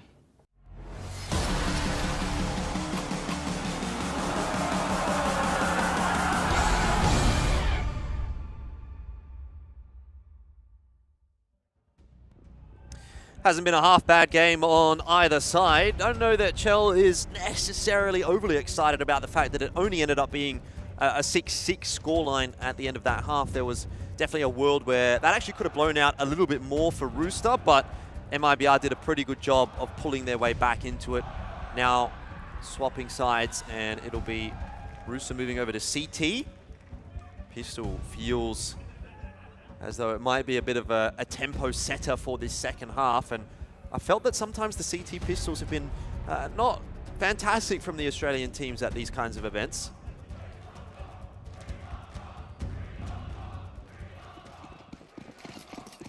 Let's see how they go this time around, though. MIBR, 5 sets of armor. Not playing around on this T side at all. Quickly making moves towards ramp. It's almost certainly going to be a quick play in towards ramp. Danger probably just going to look for a pick and try to play things safe afterwards. He's got the kit and the smoke, so he needs to stay alive until the late round. Might be easier said than done. Just fires off a couple of quick shots and decides to get out of there. We'll give up ramp control. That's fairly standard as far as exchanges are concerned. But where's the assistance? Kel watching the right side. Danger. He's good for one. That's going to be the defuse kit drop down on the B bomb site. ASAP from range with those dualies is trying to get a bit more information, but MIBR could be anywhere at this point in time. TJP on for the timing, gets the first. Not quite so clean for the second, but that'll be enough to give it back to the 2-on-2, and ASAP's looking for more. The dualies reign supreme, and now it's Exit solo. 1-on-2. They've got to close this. Exit, bomb in hand, trying to silently drop onto the site and see if he can find a little bit better of a timing, and Rooster just playing together, trying to 100% this round. He's waiting for him. TJP will go first. ASAP to look for the trade. Here we go. Block in hand. Headshot connected. ASAP, though, is indeed good for the trade. And that is another pistol for Rooster. 2 from 2 on the map.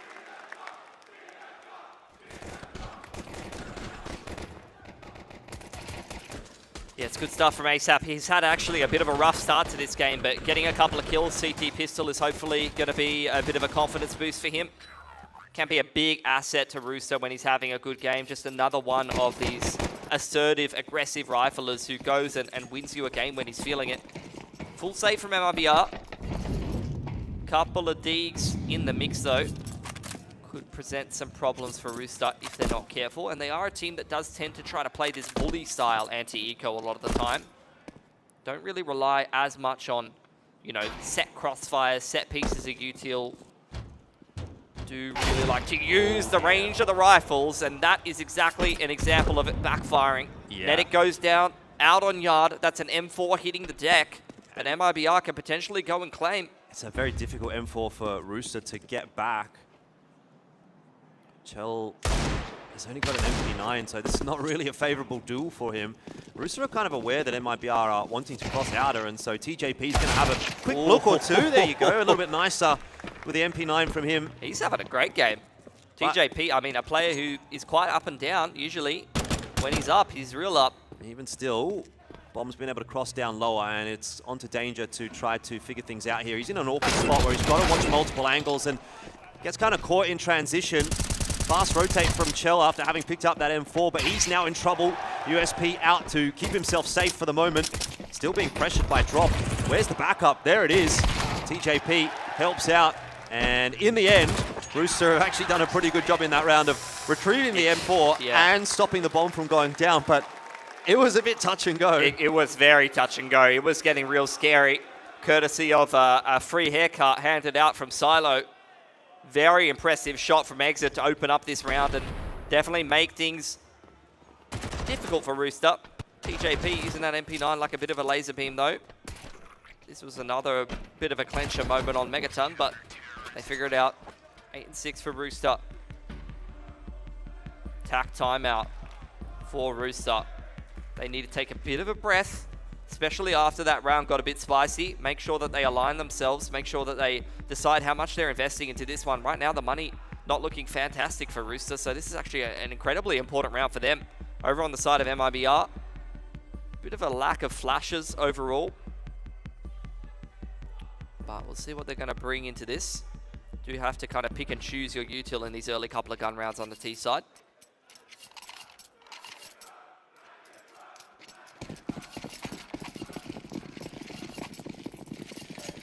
Couple MP9s taken through. TJ putting the MP9 to good work in the last round, but MIBR with a much more threatening buy this time around. It's a little cheeky from Nedic being able to cross into Secret. See what he's going to be able to get up to. A lot of disruption on outside here from Rooster. It's just Insani left behind. MIBR going to keep this one pretty simple. Blowing open the smoke, flash to scale, Danger under a lot of pressure. The second flash catches him full blind. That is just good stuff from MIBR, layering the util perfectly, and now starting to scale into lower. Chell's going to be spotted out here as well. That'll be an easy one for Insani, and it kind of comes down to Netic doing a bit of magic here. He actually opts not to try to deny the bomb plant. Might have been his undoing if he did. Yeah, this round has just fallen apart for Rusa. They've given so much map control to MIBR. Insani is just positionally perfect in this game. You know, we saw a similar game from Sassanito the other day against Aurora, you know, in that Apex game. But this is a similar kind of story. Insani literally hasn't made a mistake this entire game. He's just been playing the angles perfectly on CT side, controlling the rotations, and then here on T side as the 1 in the 1-4 in the lurk position, he's having so much impact. Like, he's making Rooster's life a nightmare on these rotations. Yeah. That would have to be an extremely unsettling way to lose that round as well. Rooster didn't look like they were in a position to even compete. Yeah, I mean, Danger got caught full white by this flash, and it was a domino effect. MIBR, they go into the lowers post-plant straight away. Insani left on the lurk, and he just controls these rotations. Over on Annex side, rotations, one of the most important parts of CT side nuke, and if you get disrupted or your rotations are poorly timed or, you know, the communication's not on point, that's where things fall apart. So now Rooster in a bit of a pickle. They're going to save around this single M4, but this is allowing MIBR, after a round like that where they had 5 alive, to build up so much economy, so much cash on this T side, which is going to make this an incredibly difficult game for Rooster. Yep. I mean, look, Netic, he's got the M4, so see if he can position himself to cause a bit of havoc in this round, but beyond that, it's more likely than not going to be the 8-8 scoreline. TJ has already been dropped. Solid triple nade into the outer smokes. MIBR, this slow T side, very well organized. It's what we saw do them a lot of favors against Rebels. It was really the CT side that let them down. Rooster not really having too much impact here, and Netic 2 rounds in a row has not really been able to get into the action until the round's already done. We need to see that change.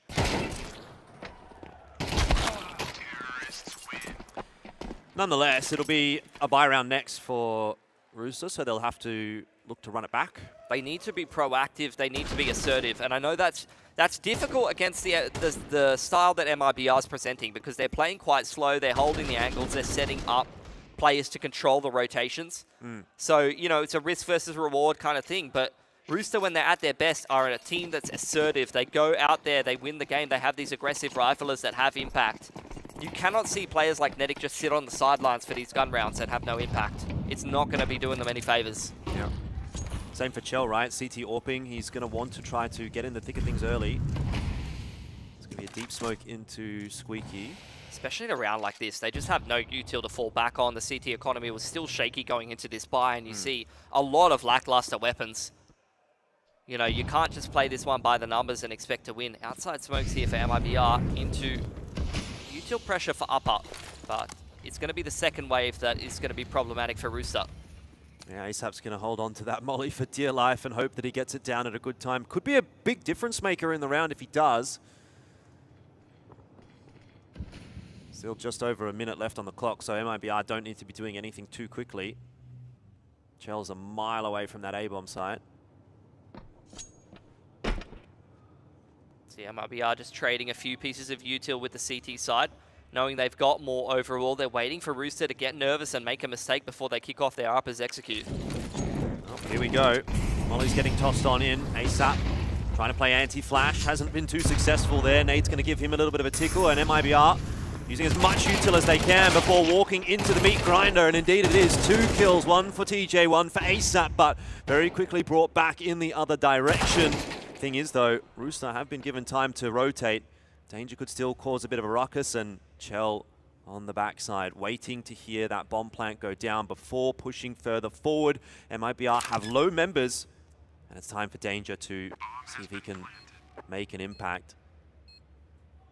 He'll wait patiently, and now have a little bit of a look. Might have spotted both players under the silo there.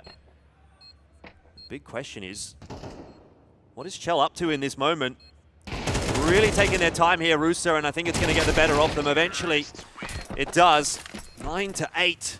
MIBR secure a bit of a up and down round, but they do it pretty comfortably. I mean, you just see the patience there for MIBR. They really give Rooster a lot of time to make mistakes that they can potentially punish. When that doesn't happen, they're quite happy to like pace the execute based on what the CTs are doing. You know, the Molly in Hut went down. They were quite happy to pivot back towards Squeaky Door. They were quite happy to lean on that second or third layer of their execute in towards uppers. They're not in a rush to get into that post plant. And in that case, it really worked out a treat for them, you know, despite a couple of early trades there for Rooster. MIBR were able to close out the mid to late round quite cleanly. Needed to see some more activity in heaven there for Danger. If he finds a nice swing timing, that could have been a difference maker. Well, let's see what he can do. 5-7. I mean, this is actually the time to make a difference. Line him up, knock him down. Doesn't quite happen. All of Rooster have rotated down to B. Yeah, I mean, the ramp pressure is going to prompt the lowest stack. 2 players a little lower for MIBR, but they've got so much cash, Jordan. Like, these rounds have been so clean for them, for the most part. That initial gun round with 5 alive, the anti-ecos that they've been showing. And that's why I say, like, Rooster, they're going to have to win so many gun rounds to be able to win this game of Nuke. MIBR heavily favored and looking like they're going to go up to double digits here. Yeah. Tough for Rooster to come back from, definitely. I mean, making a comeback happen on the CT side, no money. It's a pretty dire situation to be in.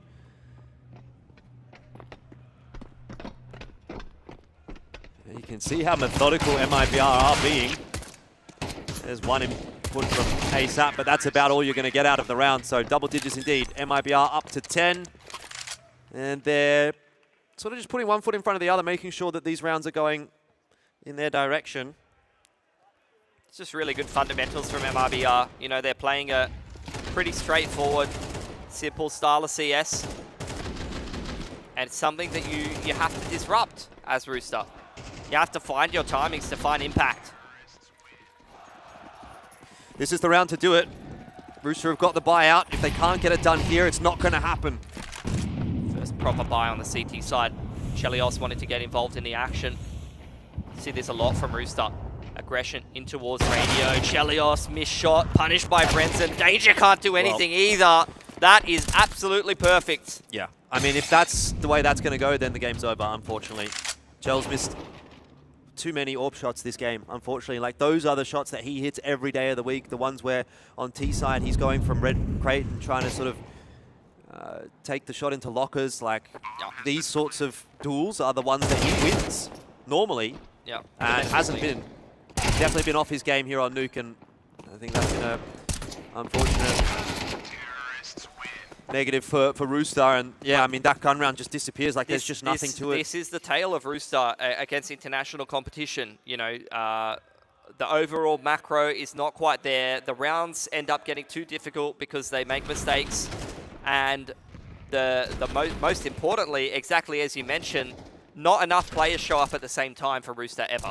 And you even see it domestically. Different players, you know, usually 2 players at a time will be having a good game.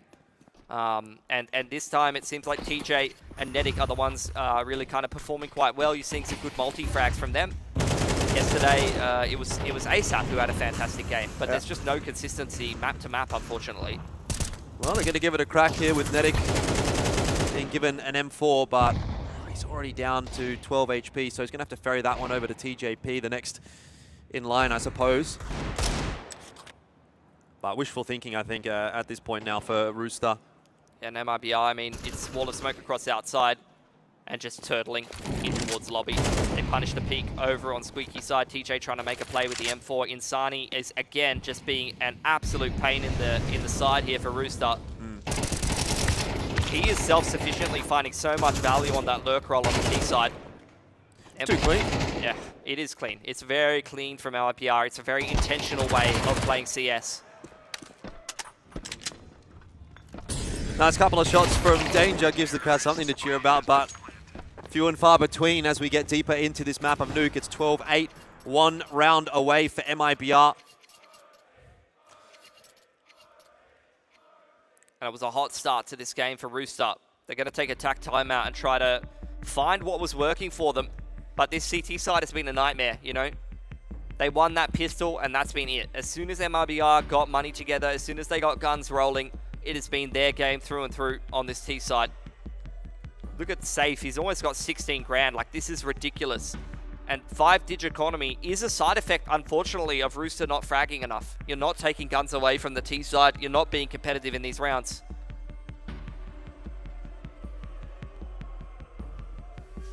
At least one guy's happy. He's bold. Look at him that.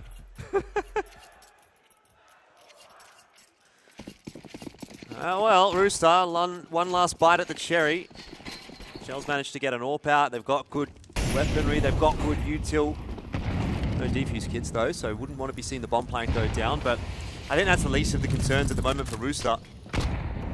MIBR are going to turn their attention back toward outer. Yeah, it's Water Smokes across outside. This time, the rest of the team joining up with Insani, layering who is the lurker. You don't always want to have the same player. Gets a little bit too one-dimensional. So drop left behind in towards lobby side this time.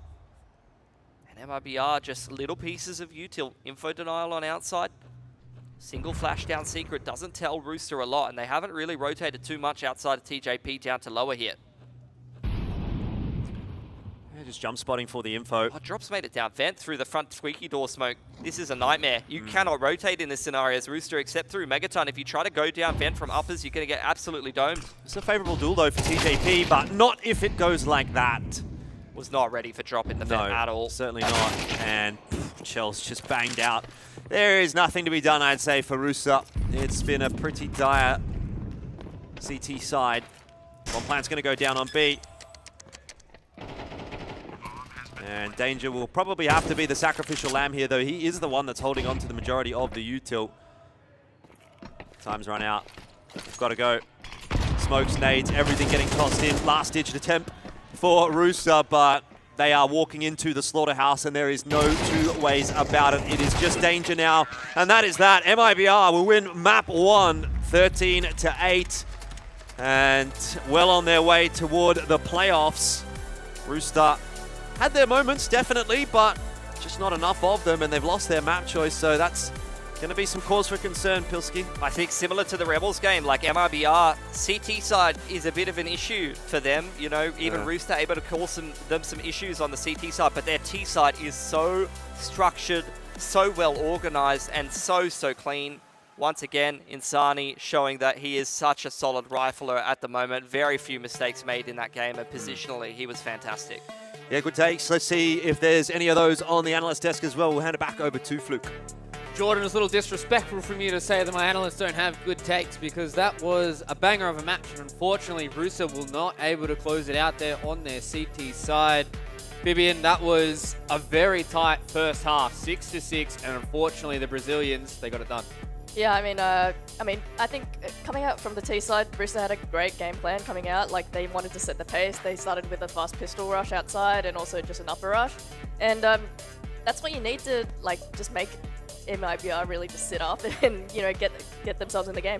And that they did, right? There's glimpses of MIBR still having a CT side in this map as well. 6-6 at the end of the half, but round number 10 was, just to kind of say something very quick on it, the push that they go in through Hutton Trophy. I mean, it's a perfect play to just catch Rooster off guard when Rooster's starting to find their own stride, pull them out, you know, pull the rug out from under them essentially, and make them really falter in that point in time. And from there on out, it really starts to feel like it spirals, but you go into the next half, Rooster start to, you know, maybe pick it up at the very beginning, but then as soon as Insani is just allowed to spread his wings, he's just got the bird's eye view of the whole map. He knows exactly where he has to push, and he's become the villain in this series. Yeah, I mean, you can't ignore Insani's impact during this map, right? Like, on the lurk roll, he was really, like, denying those saves and also also just making Rooster, like, you can't ignore him, you know? Yeah, really solidifying his, like, presence on the map. Yeah, exactly. It really did feel like that he was a big thorn in the side of the Rooster boys every single time they're trying to save on that CT side, just trying to get that economy rolling. And as soon as we saw, you know, they open up with the pistol, they get that conversion into that second round, and then from there on out, it was all the Insani show. It really did feel like that MIBR just kind of took them apart on that map. Yeah, like it's as I said earlier, you know, Rooster needed to start off really strong, especially on the T side. You know, you saw what happened when the sides swapped. MIBR just took control, setting the pace. Yeah. You know, not letting Rooster have those like easy fights. Like unfortunately, 6-6 is not big enough of a gap to have the chance to make these adjustments. And you know, I feel like Rooster has always struggled with having enough time, enough rounds to make the adjustments needed. Yeah, definitely. 6-6, I definitely would have needed to say an 8-4 or something to give themselves a little bit more breathing room to just recuperate after, you know, still finding the pistol, still finding something on their own T side. But then it does start to crumble at the end of that, right? So I just feel like the patience from MIBR when they're going for these T side executes, when Insani gets to lurk around. I mean, you've got such different styles in those type of rounds, right? Setting the scene, setting the story, letting Rooster kind of cook, letting them think, where is the play coming from? Where's it happening? All the util flooding down, but then it's also Insani doing Insani things. Yeah. So there's just so many different dimensions of play that MIBR are trying to throw out, which at a couple of times got the better of them. Don't get me wrong, Rooster were trying to luckily piece together things here and there, but you can't always rely on that, unfortunately. And when you look towards the next map, essentially, even more so, you can't rely on things like that. Yeah, exactly. And speaking of the next map, it's going to be just on the horizon. So we're going to get our thoughts and prayers ready for the Rooster boys. We're going to jump in with Conky with an interview. Now, you know, guys, sometimes on weekends like this, you need just a little Jesus. So I've got the perfect man for it. Look, so far, I want to get a vibe check. How's the weekend been so far, man? Oh, it's been bloody brilliant. I am rough as guts after last night. Cold ones did a number on me. But we're here, and we fucking love Rooster. Absolutely, we do. The crowd adores Rooster here. So is there any words of wisdom you can give us, Jesus, for the rest of it? And throw it to the crowd, mate. Maybe just a bit of aimbots, Rooster, like in the meantime. Just warm up a bit. I think MIBR was just lucky. And you have to give him one so they don't feel too bad. But come on, let's bring it back, mate. Let's bring it back, mate. I think we can all agree for that, guys. Once again, make some noise for this one. Rooster, have they got it? We'll see you guys back soon.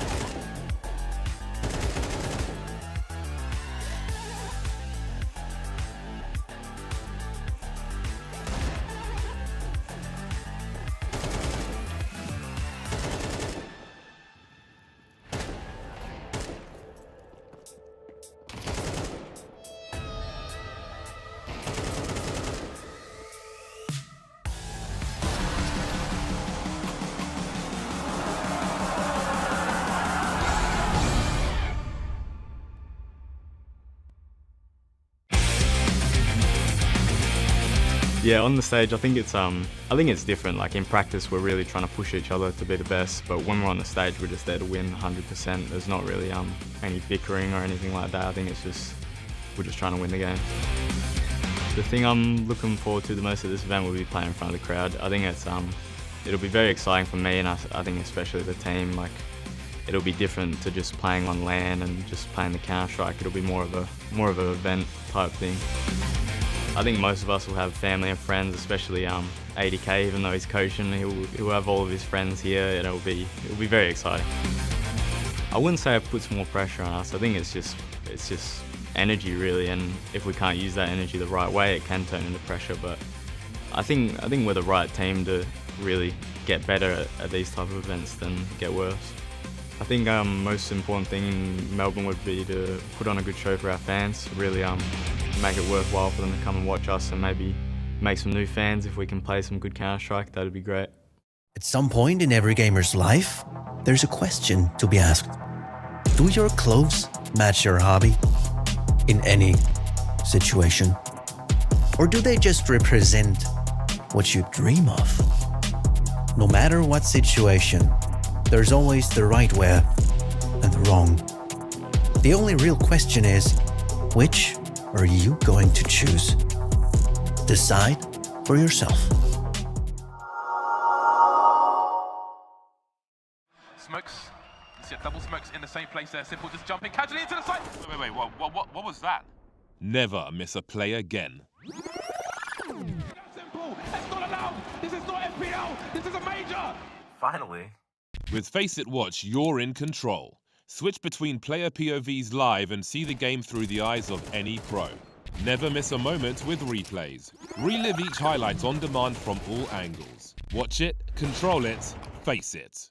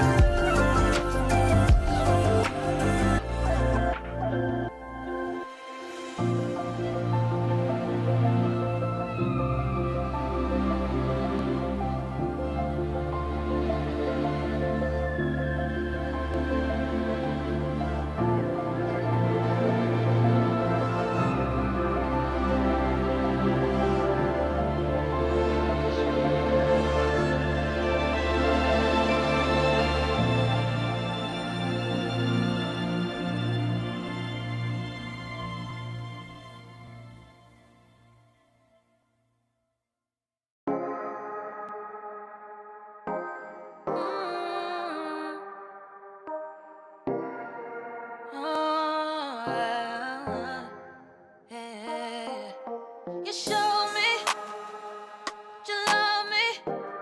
Send me roses, but you know you want this. You know you want this, so show it, show it.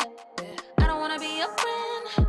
You don't wanna be my friend. We don't wanna be just friends. Why we gotta pretend? So baby, what we waiting on? Why we keep dancing around the subject? You don't know whether you like it or love it. You don't wanna show affection in public. Don't worry about that. 'Cause baby, it's already yours. It's already yours. It's already yours. It's already yours. It's already yours. It's already yours. It's already yours. It's yours. It's yours. It's yours. It's already yours. It's already yours. It's already yours. It's already yours. What you waiting for? What you waiting for? You know that it's all faces. Blue faces. You spend every day this, but baby, just face it. You want this. Touching around the subject. You don't know whether you wanna kiss it or touch it. Why don't you wanna show me love in public? I don't understand. 'Cause you know it's already yours. It's already yours. It's already yours. It's already yours. It's already yours. It's already yours. It's already yours. It's yours. It's yours. It's yours. It's already yours. It's already yours. It's already yours. It's already yours. What you waiting for? What you waiting for? It's yours. It's yours. It's yours. It's already yours. It's already yours. It's yours. It's yours. It's yours. It's already yours. It's already yours. It's yours.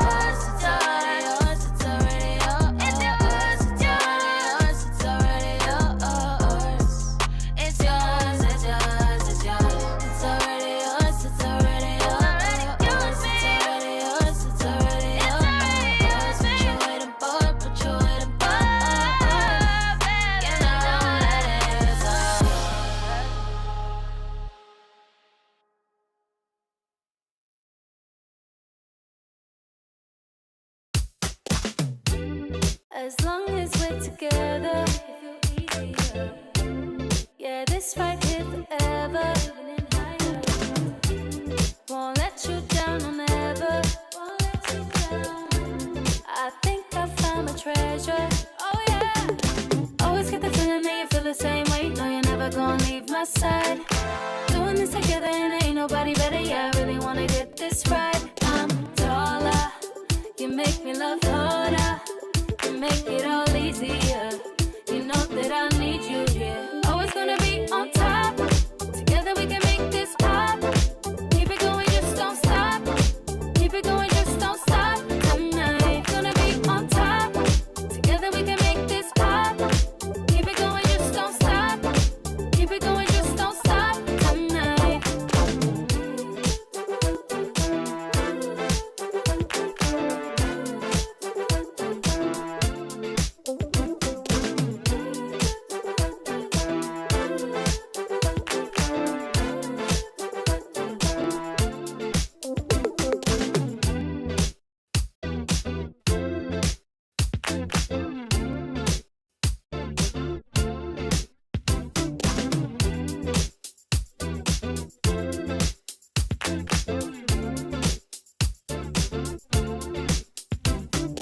Always get the feeling that you feel the same way. No, you're never gonna leave my side. Doing this together and ain't nobody better. Yeah, I really wanna get this right. I'm taller. You make me love harder. You make it all easier. You know that I need you here. Always gonna be on top. Together we can make this pop. Keep it going, just don't stop.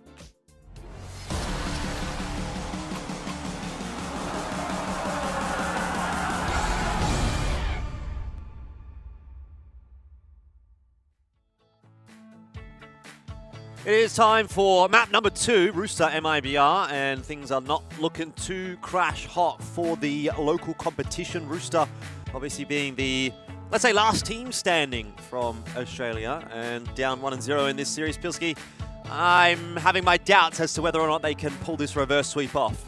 Yeah, at least they've got a good record on Vertigo lately against domestic competition. Over on the side of MIBR, though, they were recently playing this at their local Brazil LAN over in Get, and you know, various domestic competition qualifiers against some of the top Brazilian teams. So they've definitely cut their teeth on tougher opposition here on Vertigo, and I think that it's going to be a bit of a confidence pick from them, because you know, they will have looked at Rooster's record against some of their domestic opponents and said, I don't think we care about that. We're just going to play this map because we're better and we're playing better teams. And we're confident on it. I would agree. I reckon they look at it and think, well, they're not all that, right? We'll back ourselves here. And why not, right? MIBR, they played a very good game of Nuke. And they'll be feeling confident going here into Vertigo to find that 2-0, which will give them a spot in the playoffs tomorrow. We'll start with Rooster on T side, and this pistol, once again, same sort of approach as what we saw on Nuke. It's going to be hard and fast, and it's not going to work the same way it did on map 1. It was 2 from 2 for pistols for Rooster on Nuke. And here, already, they have just been swept aside by MIBR as they maybe would a fly. There was really nothing in that round for Rooster. Yeah, unfortunate. You know, they got both of the pistol wins in the first map, and look, had some momentum on the T side. It was good, I thought, to see them start on the T side here at Vertigo, because honestly, the only thing that's really been troubling me this event about MIBR has been some of their CT sides and some of what we've seen on the CT side just across the maps in general. And you know, that is something that you can see for some teams. They can really struggle on defense to have the right site pairings or to figure out what their game plan should be sometimes on CT, whereas T a little bit easier to kind of organize things, particularly in a system like MIBR has, highly structured. You know, they work in the map together. They know what the game plan is.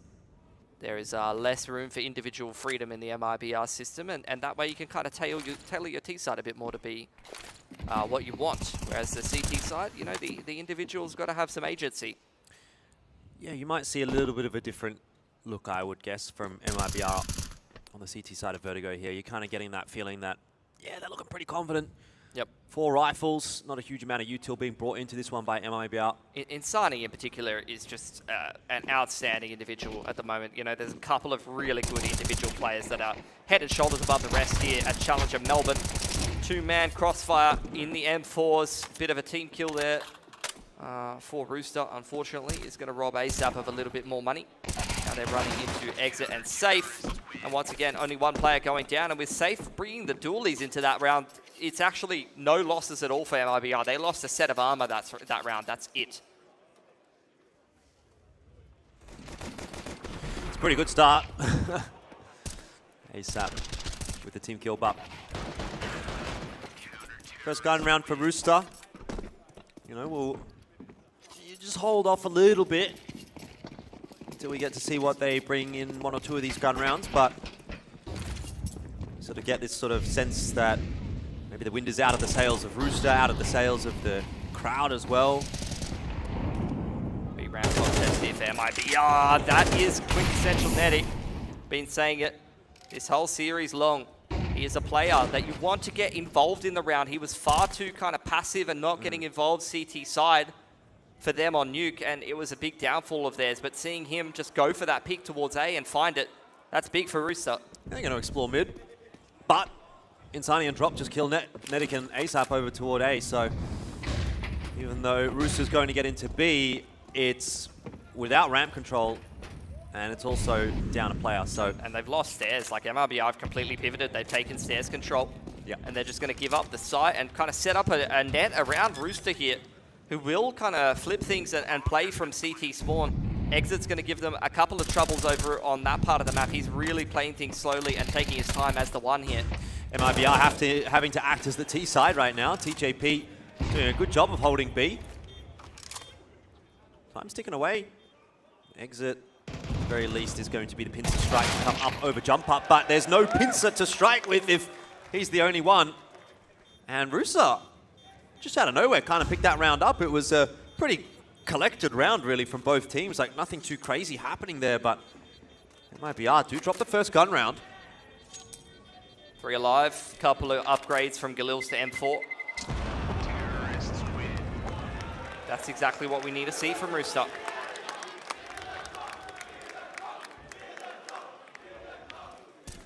Opening pick, imperative there.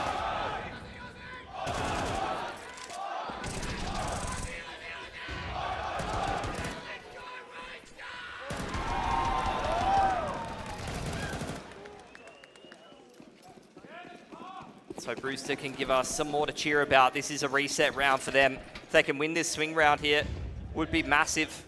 They've got a bit of cash to be able to recover from it. If they don't, it's a softer reset for them than it is for MIBR. So a big opportunity on offer here for Rooster. If they can win this one, they can really get rolling on this T side, Jordan. Yeah, Chell's ready to send the boys in. Brendan behind that smoke, just walking away. Probably not a bad timing for him to just be sort of backing off a little bit. This nade over the top. No connection. It's the pack approach from Rooster. Just working as 5. MIBR has taken very deep space and control over towards the B side of the map. They're using utility on the A side of the map to delay. But this is where you need to see them get their rotations in order. You're seeing movement from Insani. 3 players stacked over towards this A side of the map. They don't really have the util to hold it, so they need the numbers here. Because Rooster has got a ton of util. They've got everything they need to exec, and MIBR is simply just trying to disrupt that execute before it gets rolling. There's some flashes, there's some aggression out A ramp. They see nothing from Rooster, though. Oh. Exit maybe nearly getting caught in transition. Rooster, though, all the way up to the top of the ramp without even having to take any kind of a fight just yet. 30 seconds left to go. They've got plenty of members to find, and that is good from Netic. He'll not quite have to double down, as it's ASAP's job, apparently.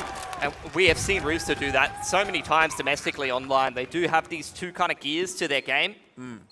Sometimes it's all-out aggression, you know, balls to the wall, running at the other team, and sometimes it is exactly what you saw there. Just a tiny little bit of utility invested to take some map control, working very, very slowly, giving absolutely nothing up to the other team, and then they just, you know, turn on a dime. Right. You know, multiple players swinging out top side of A ramp catches MIBR completely off guard.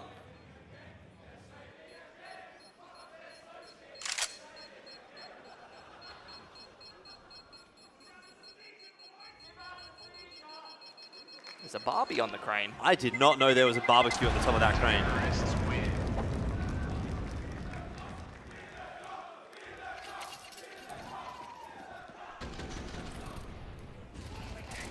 just simple stuff. I mean, like flashes over the top right and a bunch of the boys just swinging at the CTs after 45 seconds to a minute of absolutely nothing. That's going to break the money here of MIBR. They've got a couple of hero rifles saved on over that could do some damage, but outside of that, this is the start that Rooster needed to their T side, similar to what MIBR actually got on Nuke. Well, it's not just about the start. It's about how they can convert things as well. Drop still got an M4. So does Insani. So round's not necessarily a foregone conclusion, especially if Rooster walk into those weapons, of which one is over toward B. Rooster just keeping things simple. Working as a pack, having a dedicated player watching the flank and prepping this exec. First rifle out of the equation. And with that, probably the round as well. One plan will go down here for Rooster. I'm not sure we're going to be making a 3-on-5 retake with 2 USPs. And this is the trade-off for Rooster in a round like that, using that B execute so early on against, you know, not too much invested from MIBR. They show their strat, they show one of their looks for this T side, but what do they get from it? They get to keep 5 guns up, they get to stabilize this T side economy and have plenty more gun rounds to play with. So it is a bit of a trade-off. MIBR loses very little to actually gain some tactical information about what the Ts want to do when they go towards B. But Rooster gains a lot of economy.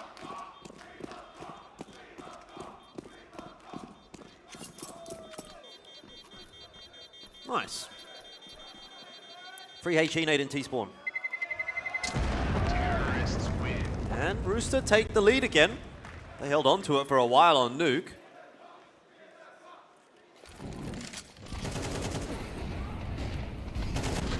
Simple stuff. Carpet bomb, approach, full exy on that B site. Throwing everything, including the kitchen sink at that one. No AWP here for MIBR, but I actually don't think that's too much of an issue for them. I think Safe, there was a narrative around him when he was coming up in the scene on Pain and things like that. He's a very impactful AWP. But I think from what I've seen this tournament, he hasn't been on his A game. He's been missing a lot of shots on CT side, so the 5-rifle approach might not be bad for them. Pace up ramp here from Rooster. Very clear that MIBR want to shut this down. Medic, finished off.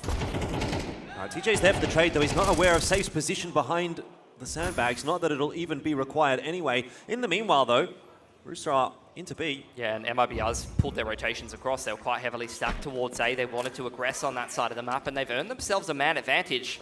But now, positionally, they're a little bit behind. Util keeping that at arm's length, and there's plenty more Util to play with here for Rooster, actually. They're going to make MIBR's life very difficult getting back into the site. And Molly onto jump up as well. There's a kid on drop. Keep an eye on where drop dies. If he dies, half that time has ticked away already. Nade into the smoke. They're going to try to go forward. Drop gets that opener. Chell down out of the picture. ASAP only good for the one so far, and it's on to Danger. Molly on the bomb won't matter. There's smokes available. Defuse on. Not cancelled, but it is Danger with the 3K. And Rooster finally have something to get pumped up about. We've seen some insane clutches for him domestically online in the last couple of games we've been casting from Rooster.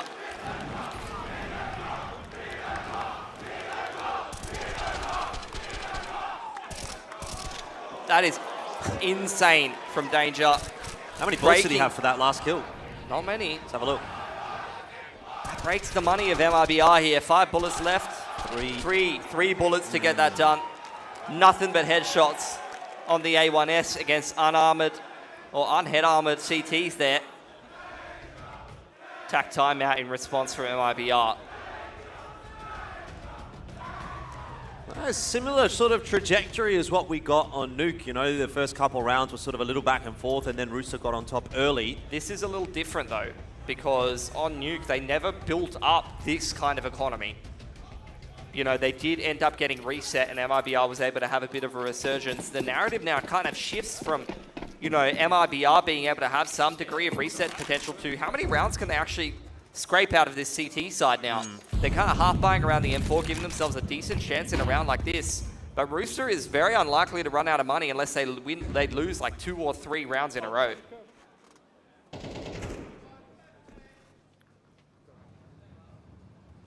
little bit of a setup over toward B, though. Got a pop flash ready. Yeah, I mean, Got an similar to the A side of the map, MIBR seems to be really looking for these flash timings, looking to aggress the parts of the map that Rooster want to control. Oh, drops in all sorts of trouble there, getting sizzled a little bit. Ooh, the nade! Not quite. He's dodged it. And to me, for MIBR, just knowing how Rooster plays and knowing that they would have reviewed that game, it really speaks to the fact that they're trying to isolate ASAP on the lurk, perhaps, over towards those B stairs. You know, they very much were aware that Rooster loves to go and take that A ramp control, and they were trying to look for the timing to disrupt that earlier. The mid-round timings are what MIBR are looking for. Not strong resistance on this A side of the map, though, from MIBR here as the execute comes in. There's a couple of pistol-y boys and some smokes dropped to try to make Rooster's life difficult. Exit, the last man alive, trying to play the pivot around the crane. He's getting spammed through the wall as well. Takes out TJ, and he's trying to buy time for these rotates. Ooh, one shot with the deagle here for Insani could really make a big difference. He's tapping away. He's doing some damage there to Netic initially, but no further connections, and it will be secured by Rooster one way or the other. Yeah, Exit was going to be the biggest problem there, and he's cleaned out a secret. This util doing Rooster a lot of favors, making MIBR's life too difficult. There wasn't really a whole lot of expectation for them in this round. They brought one rifle into it, and they're going to take one rifle out of it.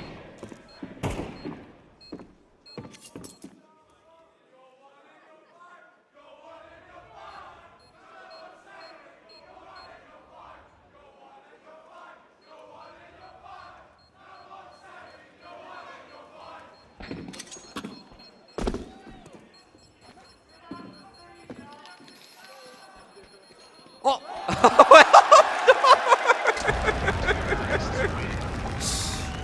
I think he did that for the crowd. It's a good thing he was holding the M4. He didn't want the M4. No. Why would you want the M4 when you can buy an AK? He gave the AWP over to somebody else because he knew. I think he wasn't going to survive to the bomb anyway. Yeah, I was just going to ask, can you survive with 10 HP there? Probably not.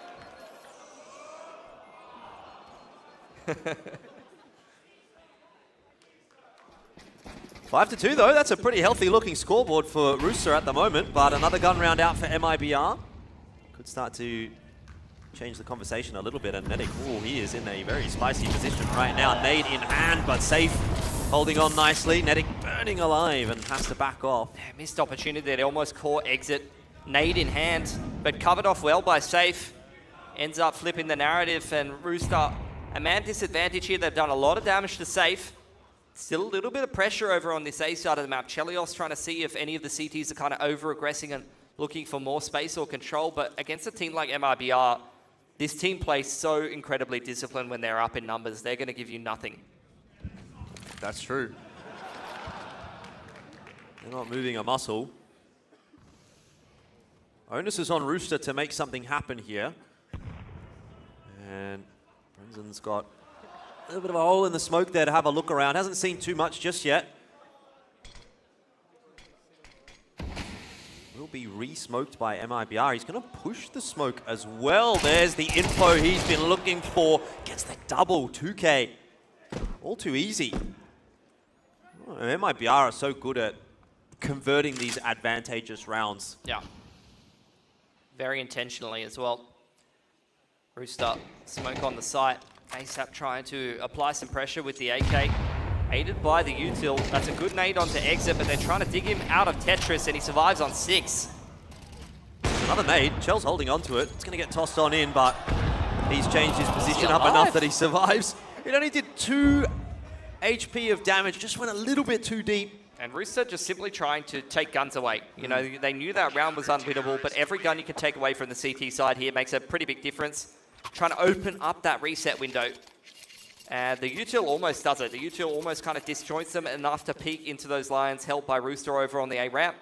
But MIBR, couple of players very low, will survive with 4 and stabilize their CT side economy here. And this is where they can actually start to give themselves some breathing room. They've still got 2.9 loss bonus. If they drop a gun round here, it's not going to be a big deal. They can still continue to reinvest and continue to try to get some more rounds. Fake flash on the floor there, trying to bait the CT top side of stairs into turning away and open up an opportunity for the entry. speaking of which, that's exactly what TJ's looking for here. Quite hotly contesting scaffolding right now.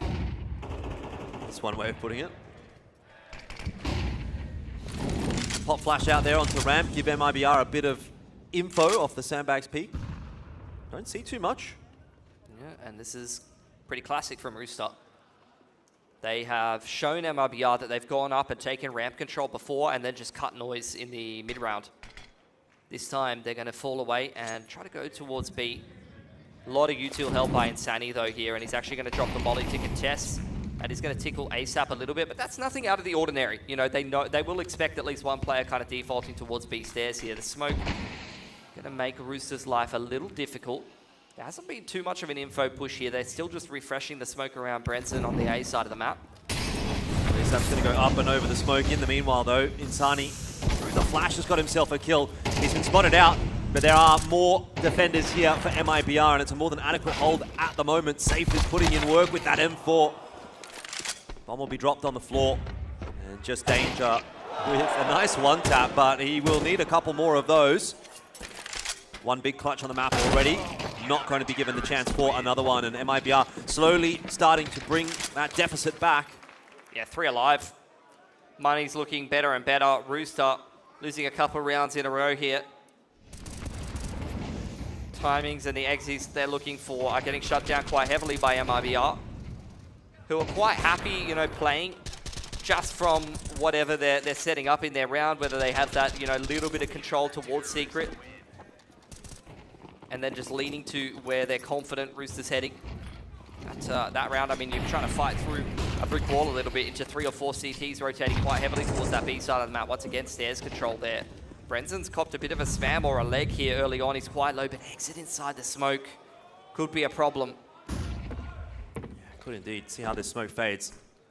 I don't think Rooster are expecting that at all. Oh. Well, that's not worked out very nicely in the end for Netic, but at least it's a 1-for-1 for Rooster. Shell 1 HP. Yeah, that's another 99 in 4. Seen a couple of those. Brenson continuing to contest here over Secret side, relaying a lot of info to the team right now. Calls for the resmoke yet again. This has kind of been the bread and butter for MIBR, just posting him up over on Scaff. Look how low a couple of these MIBR members are, though. Yeah, drop is very low, and he's solo on this big site. He could go down very easily, and that might just be a save from MIBR from that point if it's a clean entry into the site here. They've got 3 Molotovs. Surely his position is not going to be remaining tenable for much longer. And indeed, ASAP will clear it out.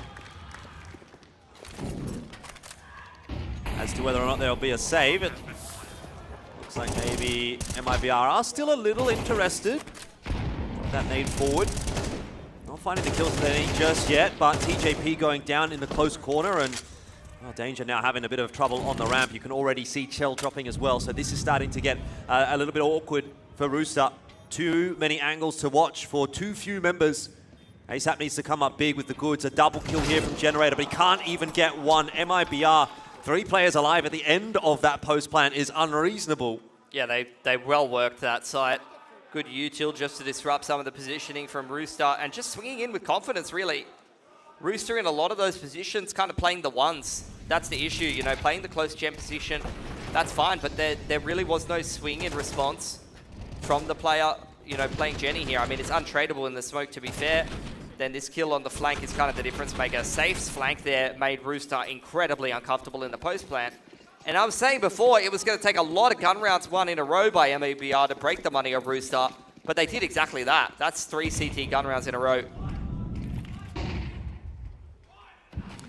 Yeah, and they can start to build upon that as well. Like, half's not yet done. MIBR could still walk away with a couple more.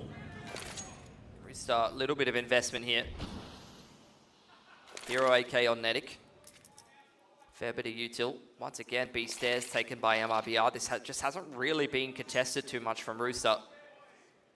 2 players on deep on this mid line, and that's exactly where Rooster are heading.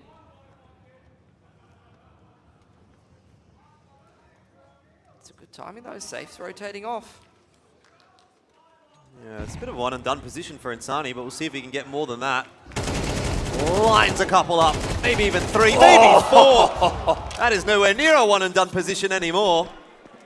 That's 1 and the round's done. That's all it takes. one player, Insani. And ASAP, not much for him to do here with Galil and Armour.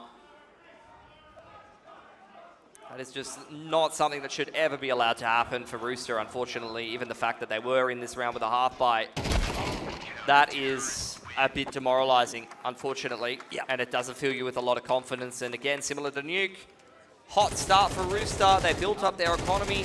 Things were looking good.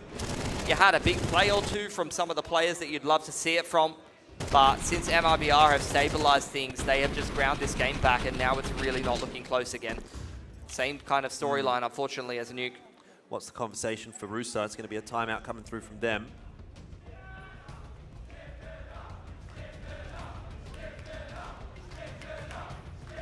Got enough money to buy a couple of AKs here.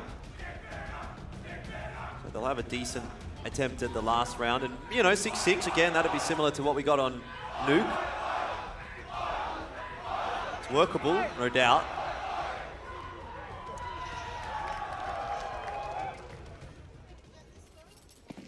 Only Chell down to the Tech 9. Gonna forfeit the AK to Nedic in this case. Did go for the hero AK in the previous round. Progression smoke, bottom side of stairs there. Disrupted by drop. Once again, MIBR taking B stairs without too many issues. ASAP's looking to try to punish around the side of the smoke here. There's that deep smoke. ASAP knows he's locked in here. They're trying to isolate him, but he's played it perfectly. Turns from the flash. And both of the players that you'd love to be seeing an early opening from Rooster win on opposite sides of the map. Yep.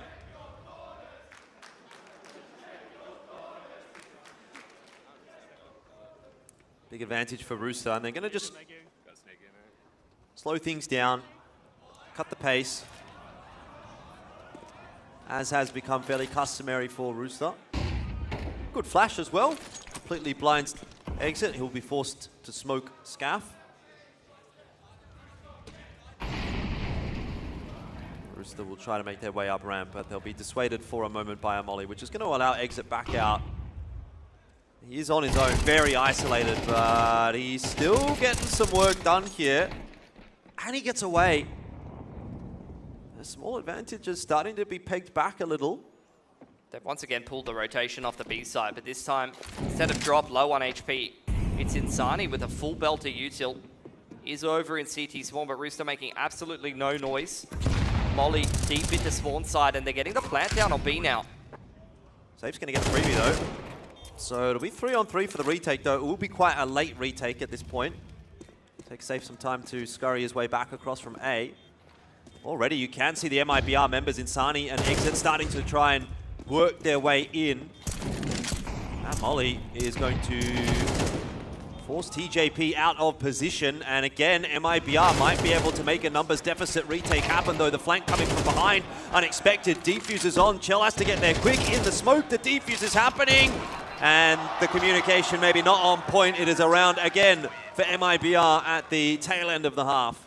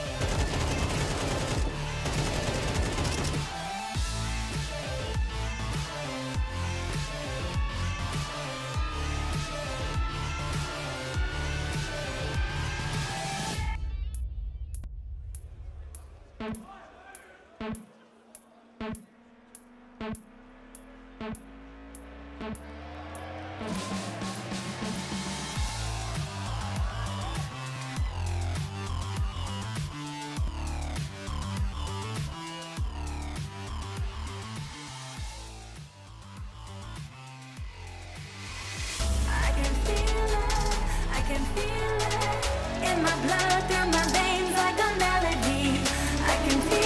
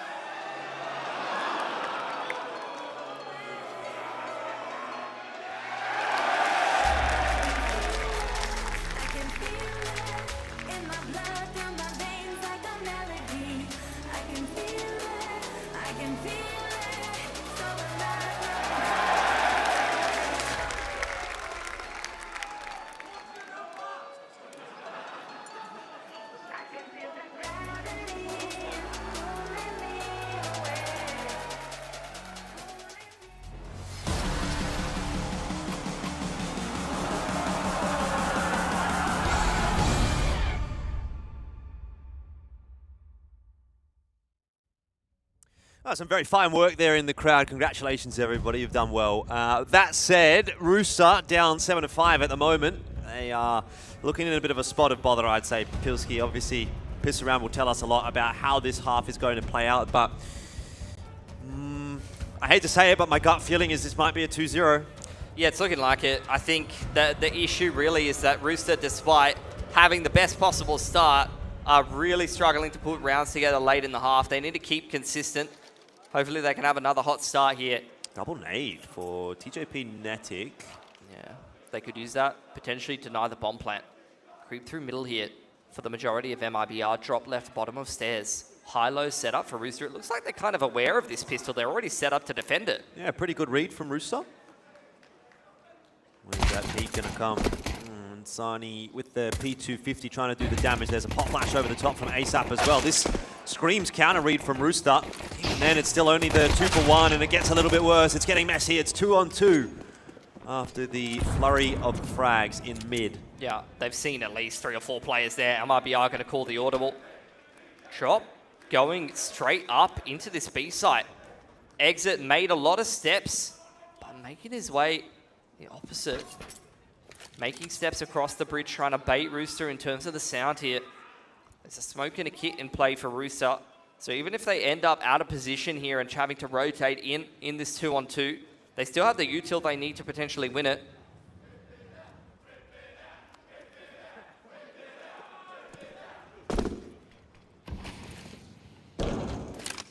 Well, bomb plant's going to go down. So Rooster... Flash on exit. Looking for that retake. They've got a smoke. They've got a defuse. Time slowly running away. There's the flash. Drop's going to take a little quick peek, but blinded a little by the flash. Didn't see too much. Rooster on their way in. Got to move quickly, and TJP down. So too Netic. That's the pistol, and with it, some of the hopes of Rooster making a comeback on this map starting to dissipate. Yeah, that's the start that MIBR were looking for. Despite having such a good read here, Rooster, you know, they had a high-low setup to try to get that player who went for the crouch peek. That should have been punished immediately. And then, exactly as you mentioned, the flash up over the top, that was a counter strat. They read that pistol perfectly, and they still weren't able to convert it. It's getting outclassed a little bit. So Rooster going to have to take a save. MIBR, I don't think they're going to be going anywhere too quickly in a round like this. No. They tend not to go anywhere quickly, really, but especially in a round against pistols. Big stack from Rooster on the ramp. The flash is going to go on to a couple of the MIBR members, but not really a huge cause for concern. Yeah, I've seen multiple players there. Just going to call the audible safe, handed the MAC-10 and told to go farm himself up an alt fund. But he indeed will scurry away after being pressured for the moment, trying to find himself a safer position to fight from. He stuck around a little too long, though. That's only the MAC-10 drop, though, and look, I don't know if you can really fight this angle against Insanity. In fact, he's the one who wants to try to fight the players on Rooster. Boost up the stats anti-eco. Only a MAC-10 armor lost there for MIBR. That's a very good pistol, very good anti-eco, and they're going to set themselves up a really good T-side economy, the same as what we saw on Nuke. It's a statement round, isn't it? Like, you know, it's only pistols from Rooster, but you can understand the mentality behind this one for MIBR. Yeah, and Rooster, so far this series, and this tournament, I think it was the same thing in their opening game. They've been a little inconsistent converting rounds, but they're going to have to show us something fantastic. The crowd's definitely on side. This gun round would be a great place to start. Yeah, this is the one where they have to get the ball rolling. Not a huge amount of util to play with, though. They're holding on to the smokes nicely. Once again, just patience from RPR, not wanting to let a player slip in through the smoke over on yellow side and get behind the girder. Big util being held and juggled over to TJP. Want to kind of bolster the util over on this A side of the map for the time being.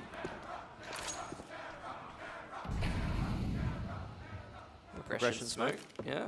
Over on this A side of the map, util pressure from safe. That smoke actually draws a bit of util back out from Rooster. Might be honestly interested in going up to A ramp. Actually going to reroute their way over toward B. Putting pressure on both sides of the map is actually depleting the Rooster util quite quickly. Yeah, Danger has another follow-up smoke to re-smoke over on the B stairs there. And Rooster leaning a little bit more heavily towards middle. They want to play the quick rotation. Over on this A side of the map, they're really more so looking to try to disrupt the plant once MIBR comes up into the site for this execute. See TJ ready there with the molly nade combo. 20 seconds here. Drop on the aggressive lurk. The rest of MIBR looking towards A. A couple of quick pop flashes up over the top. Not really causing too many problems for any of the Rooster players who are more out of the sight than anything else. Exit, it's ambitious. Netic and TJ have done a pretty good job, but even still the bomb plant has gone down and Brenzen fighting hard. Drops miles away. He's going to have to be quick. Defuse is on. It's a 10-second defuse, though. He's still got the angle. They've heard the footsteps and gotten off. ASAP will change up his position to be a little bit of a safer one. Actually, Drop going to find this one difficult. Has to move quickly now. The defuse. It's all good. The Rooster win the round. Stoic faces, though. They know that they've got a lot of work ahead.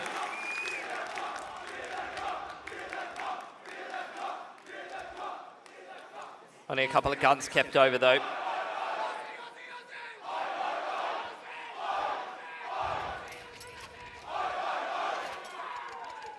Yeah, a bit of a strange round the way that one played out. Yeah, I mean, MIBR makes it strange when they go aggressive lurk into B, and very late round A exec, that's when things can get weird.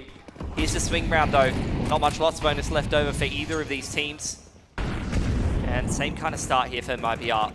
They're taking control of B stairs. They're clearing some of these closer positions. HE nade inside of the progression. Smoke from Rooster looking to try to catch one of these T's in transition. Taking some scaff control early. It's a big util dump. Chell's been refilled. Progression smoke top side of B to deny info. Danger once again left quite solo on an island towards this B side of the map. Rooster leaning heavily towards A.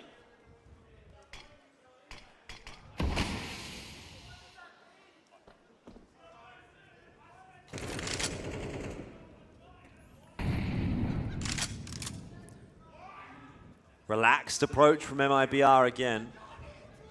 Let's just drop. Going to contest B a little bit. Insani to put some pressure on middle. The rest of MIBR waiting over towards bottom middle. Insani going to dump his util set here in combination with drop. Make it look like there's some pressure towards me and maybe try to pull some rotates. And indeed they are. Netic and Chelios in transition right now. It's just TJ left alone on this A site. Great pick from ASAP though. Yeah, but we'll see if TJP is going to be checked here. It would be surprising were it not the case. And he thought for a second he could be cheeky, but it was a bait after all. Plan's going to go down. Nade's trying to deny it, but there's not enough damage coming out. Still, numbers advantage for Rooster. No util to get back into this site. Still a flash and a smoke here. Drop.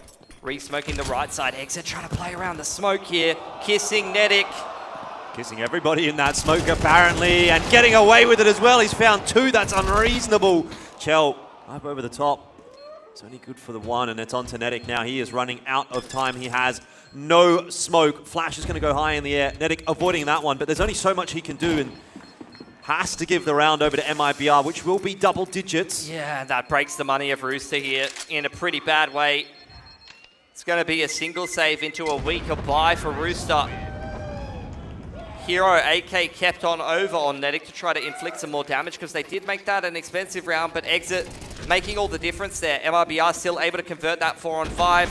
Brenzen clearing TJ. Another difference maker in that round, but this was the play. The fact that you get away with two here, disrupt the retake this much, is what wins the round for MIBR, especially when you're getting that low on the timer. Money's broken for Rooster as well. The only saving grace is going to be the saved AK for Netic.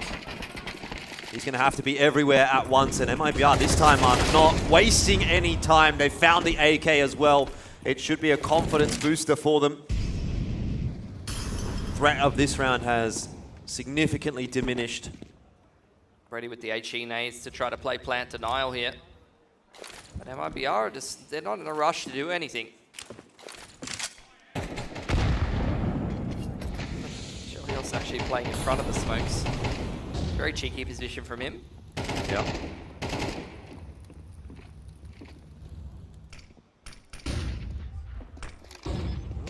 MIBR looking for that bomb plant, and the knife attempt. It was a good one. He got one slice in. Ooh. Well, bit of excitement, but really nothing in it there for Rooster. Couple of rounds away. MIBR are just kind of crossing the T's, dotting the I's, getting through it as you need to. Going to be a pretty standard day at the office for them. Almost.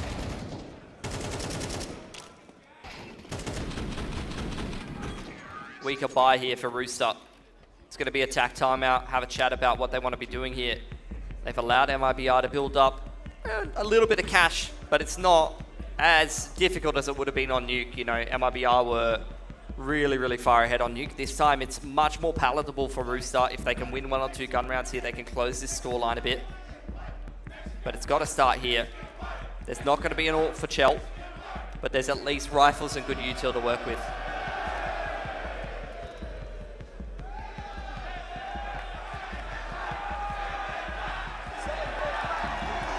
Oh no, not the row F jersey, it's all dirty now.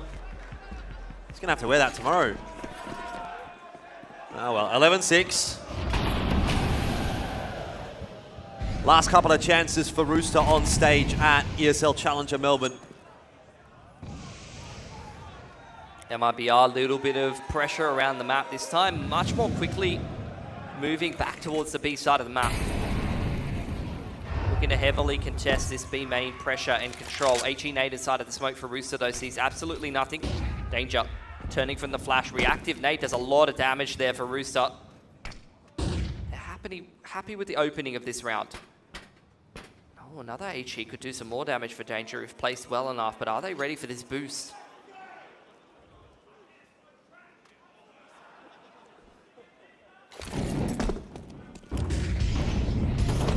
Drop up over the top, and Rooster just backing away, giving space. Danger doesn't get away with that kill. ASAP's now isolated, looking for some assistance, but he's being crept upon. Flashes over the top come through too late. MIBR well and truly in control of this round, this map, and the game as well. Rooster going to try to make an early attempt at the retake, but Brendan says absolutely not. 12-6, 1 round left.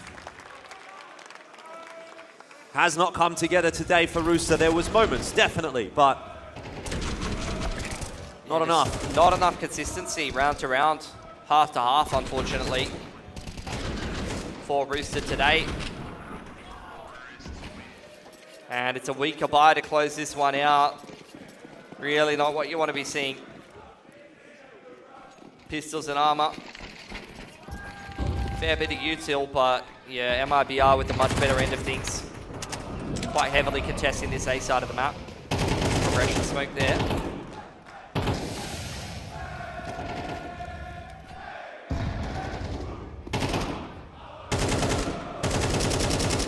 MIBR continuing to take a similar approach. Happy to set up at the bottom of the ramp and wait out a lot of the CT util. Yeah, they recognize they've broken the money here of the CT side. It's keeping them at arm's length at the start of the round. They're going to start to make some moves. Molly going to push netting out of position. Only goes 1 for 1. And with the M4, the most dangerous of all the weaponry that Rooster brings into this round, that might not be enough. Yeah, you would think so. Nades up over the top from MIBR. They do seem pretty committed to this A bomb site. TJ, he's close by. Flash won't assist him enough. So, numbers advantage is continuing to build for MIBR as they roll their way into the A bomb site. And quite frankly, they rolled their way over Rooster on Vertigo. It's 13-6 on the cards now as the bomb plant is going down. Insani wasn't quite able to transfer that spray, but Danger is alone. Only a 5-7. A smoke, not even any armor, no defuse kit, surely no chance in the round. And again, it's just another oppressive T side from MIBR here.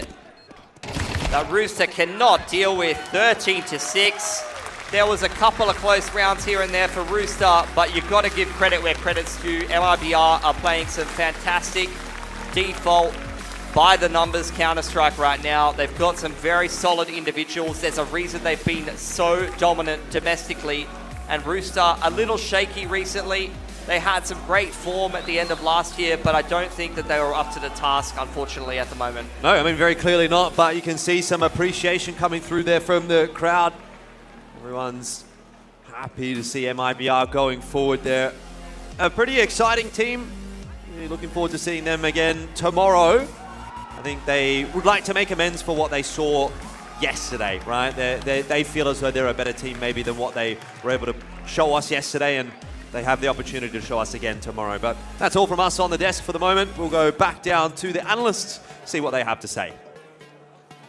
Unfortunately, the dream is over for Rooster here as their run will be cut short by MIBR, who are bouncing back from a best-of-1 upset yesterday against Rebels, and now they punch their ticket all the way towards the Sunday where they're hoping to get themselves into a grand final and trying to fly the flag high for Brazil. And unfortunately there for Rooster, 6 rounds was not enough on the T side, Bibian, because it was just all domination when it went to the T side for MIBR. Yeah, I mean, again, it's the same story. You know, Rooster aren't able right now to give themselves enough rounds on the first half to be able to make the necessary adjustments on the second half. You know, it just feels like every round has been quite dreadful to pull together. And you think that they might have just found enough rounds on that T side of theirs as well, right? When they get 5 in a row after the initial 2, the crowd's getting lit, we're getting lit in the green room too. We're thinking, all right, Rooster, they've got something in this map. But then it all starts to crumble. It's 5 rounds on the CT side for MIBR, and I mean, the half gets away from them. The pistol start on the second half for MIBR as well, and it essentially keeps on going. A belter of a series in its entirety for Insani. Renison as well, essentially the nail in the coffin with the 3K shutdown. Yeah, good highlights for MIBR in this, don't get me wrong, but for Rooster, unfortunately, just not enough. Yeah, I mean, commiserations to Rooster, right? Like, I feel like they came into this tournament with a pretty solid game plan, but, you know, at the end of the day, you just need to be able to shoot better than the other team, and, you know, MIBR did just that. Yeah, exactly. Sometimes it does just come down to shooting. All the execution, all the game plans, they go out the window sometimes when people are just running at you and just clicking better than you are, and that happened more than enough for MIBR to really be able to shut that down when it came to their CT side and even their T side when it did turn around there on Vertigo. But props to Rooster. You know, coming into today, they started out ESL Challenger a little bit flat. They really came into that series up against KZG, got their confidence back, really got the mojo and the experience on the stage as well. And now they've been able to really show us what these guys can do. And at the end of the day, they're an Australian team. There's not the same amount of practice that these Brazilians have had, like these North Americans, like these European teams, but they're still able to come in, do some damage, and do some good work for the guys in the crowd as well. And Komodo, MIBR getting back to their best here really puts them in a good stead going into Sunday. Absolutely. I mean, it kind of, we're seeing what tear they were going on locally in their own region, essentially on the stage here, right? They've figured out what they needed to do when they did lose that best of 1 yesterday to get back into the best of 3 realm, to get the qualification up, to get into Championship Sunday as well. Because remember, this was the team a lot of us did predict to actually best Rebels, and that didn't happen. So now we're looking towards what sort of antics are we getting? Are we going to get a rematch? Because that would be pretty fun, but we know that we've got a lot of other teams here that are also fighting for that grand final. It's going to be a sick Sunday indeed with MIBR and Rebels punching their ticket through Group B. And speaking of MIBR, they're on the stage now with Conky. Absolutely had to catch up with Exit, who, guys, you know, you had a little bit of an interesting one yesterday. It was a bit back and forth. I feel like you guys didn't get to show your true colors, but today you have, right? That was a really strong game, awesome performance. How are you guys feeling? We are feeling great. Today was a better day for us. The worst part, I think, was our CT side. We didn't play so good, but our T side was very good, and we are feeling great.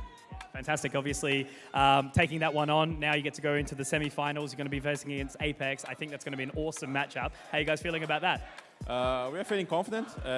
We knew that we were going to probably face Aurora or Apex in the semi-finals. So it's going to be a good match to play. But as I said, we're confident and we are ready to play against anyone. Fantastic. And now, again, I said it to the guys earlier, the legal obligation is that you beat an Australian team. They have to cheer for you now. So have you got anything to say to the fans? I want to say that the crowd is amazing. Like, you are guys always chanting and screaming. And I hope you guys cheer for us tomorrow. Thank you. Can you hear what they're saying? What? Can you hear what they're saying right now? Yeah. Am I allowed to? Yeah. Oh, absolutely beautiful. You guys are legends, and we'll see these guys tomorrow, all right? All the best. Love your work, man. Interesting tradition that we've got here in Australia. The head rubbing continues from Conky, and as you heard from Exit, he loves the crowd that's going to be going on here, and they're going to be here, they're going to be rowdy, and they're going to be even louder on that Sunday as well. But it is not all doom and gloom for Rooster, right, Vivian? The fact that these guys were able to come into this Vertigo, and they had some moments of brilliance as well, right? Yeah, I feel like where they really faltered, I feel like Rooster could have secured a lot more rounds on their T side, especially by cleaning up their post plans. Especially on B, they were just losing a lot of their numbers. But I want to look into this round here. Something they actually did good was the patience. MIBR here, like, they were doing a lot of re-smokes on yellow here. They were mulling ramp, doing some 3-man re-clears. And, you know, it's not easy to sit still sometimes, especially when the timer gets low. But as you could see, like, Rooster took the timing in this small gap to just stampede and catch MIBR off guard. And I think that was, like, one of the most cleanest rounds from them there. Yeah, I mean, these are the sort of rounds that you kind of want as your bread and butter when you're on the rifle rounds as well, right? You want to make sure that those are fundamentally strong. Yeah, exactly, and especially when we're looking across some of these big rounds for Rooster as well, and it was a big round Komodo as well, with that big 1v3 clutch from Danger, right? Yeah, absolutely. The round that I wanted to kind of just highlight a little bit for both of these teams, actually, when you're on a stage as well, big highlight moments can be an absolute godsend to propel you in towards succession, but it can also reset you mentally where you need to, you know, maybe take a timeout, take a rest, or it can spiral you down to maybe take a couple of rounds as a loss, and that's not really what we saw for MIBR. Yes, they kind of got, you know, moved around the map with these fakes that are getting sold, with these plays that they're having to try and recover in. And Danger, I mean, you know, he comes out with a phenomenal clutch at the end of this last bullet to get the last kill. I still don't know how he was managed to find the second kill in the mix when he just takes a pot shot at the corner of the smoke to find it. But you still see this layering come through from MLBR, right? They're still structured on this retake with getting drop into the site. These things happen in Counter-Strike. You can't account for every single situation. But most importantly, losing this round did not really phase MIBR. They still ended the half with the tail end of 5 CT-sided rounds. So, you know, these are the situations that if you're up on a stage in front of a massive crowd as well, that can accentuate that problem that you will be feeling inside when you lose a round like that. Didn't phase them. So props to them for that. Yeah, especially when it was such an insane clutch as well from Danger. We're in the green room, we're going ballistic. The crowd was going ballistic. They're the local heroes that are here in the arena. And the fact that MIBR only let them get one more round on that T side after a clutch like that, like that's got to be an insane mental, you know, fortitude for these MIBR guys. Yeah, we don't get those kind of rounds often from these Australian teams, you know. But yeah, no, it was crazy. Even the second shot, just puffing his head through the smoke with 2 bullets, that was crazy. Yeah, absolutely nuts. We were hoping to try and get Danger for the player of the match, but it is going to be one of the MIBR boys. It's going to be Insani. Absolute thorn in the side on that nuke map as well. And then coming in towards Vertigo as well, he just seemed to be able to get a lot of these swing rounds and a lot of these extra bits of momentum. You know, one that really gets into my mind is that round when he's sitting on mid and he gets that big 4K, right, Komodo? Yeah, absolutely. I mean, he's ending this whole series with plus 20 on the board, right? 41 to 21. He's just getting dirty in amongst every single duel, it feels like. And when he's not the center of attention, he's stabbing you in the back. He's making sure he's finding the right space around both of these maps to just stop any situation that Rooster might have an attempt to getting back into. Yeah, he's been solid, like, pretty much all tournament, right? Like, he's finding his impact. I feel like when you look at him play, he always takes his fights with, like, full confidence. Even on the player cams, this guy is always, like, he's never down. Like, he's always been a pretty solid player, a hot prospect in the Brazilian scene. And yeah, no, this is what he really needed going like this form. You know, he needs to keep it up for the next match. Yeah, exactly. And being able to keep that form rolling is going to be very, very important for MIBR if he continues to do what he's been doing on these lurks and just be an absolute nuisance to all these teams that are going forward, especially when we start getting those best of threes. If he's a nuisance on map number 1, he's probably going to be annoying for the remainder of the series as well. And with MIBR punching the ticket to Sunday, unfortunately, Rooster will have to bow out of ESL Challenger Melbourne, and they were able to catch up with Conky ASAP. And as always, you know, unfortunately, we have had to see the final Australian team of this competition go home. And now, ASAP, Rooster, you know, coming into this event as the homegrown hero, I suppose. There were some expectations, I think, that you guys have also placed on yourself, right? The crowd was happy to see you either way. But for you guys, I just want to get a little bit of a thought on how you guys are feeling coming away from that and ultimately what you guys will take as experience from this event. The Counter-Strike wise for us, we're probably not too impressed. I think we could have put up better results, at least round-wise, regardless of getting maps or wins and how we played. Obviously, we can assess that ourselves, but the crowd-wise and event was spectacular. I couldn't say enough good things, and I don't think any words could explain the feeling of playing in front of home fans, and they're shouting your name and whatnot and getting you hyped for rounds. It's incredible. Absolutely, man. Like these kind of weekends, especially for us Aussies, as we know, right? You guys have been lucky enough to play some events like EPL. You were over there for Cato, but it's not the same experience as it is up on the stage, right? And especially on Aussie soil, having the Aussies cheer for you. So I think, it is somber a little bit to deal with the loss. There's going to be things you can take away from it. There's good demos to review where you've obviously got some quality gameplay against some higher teams now, right? But from your weekend, like it's just such a good time. So I'm really glad you sort of enjoyed that. But for you guys, I suppose what's the next focus for Rooster as we move out of this event? Nothing specific we'll be focusing on, but it's just back to the daily grind. You got to work day by day and improve. We have ECL coming up, so there'll be a Pro League spot on the line. We couldn't pick it up here, but what can you do? Hard competition at this one, man, right? It's going to be a little bit different against the Aussies. But look, all I can say, man, is that I know that everyone's loved having you here. It's been fantastic to see the Rooster boys. You guys have come a long way as a team as well. So yeah, massive shout out to you and all the best, all right? Thank you. Cheers, man. All right. Hey.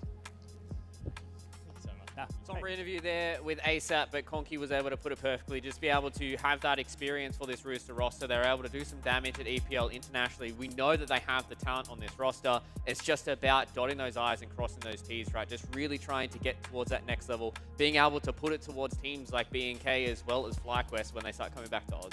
Yeah, I feel like you could hear the disappointment in his voice there. I feel like throughout the tournament, ASAP's kind of getting hard done by just having his teammates walk in front of his crosshair and executing them.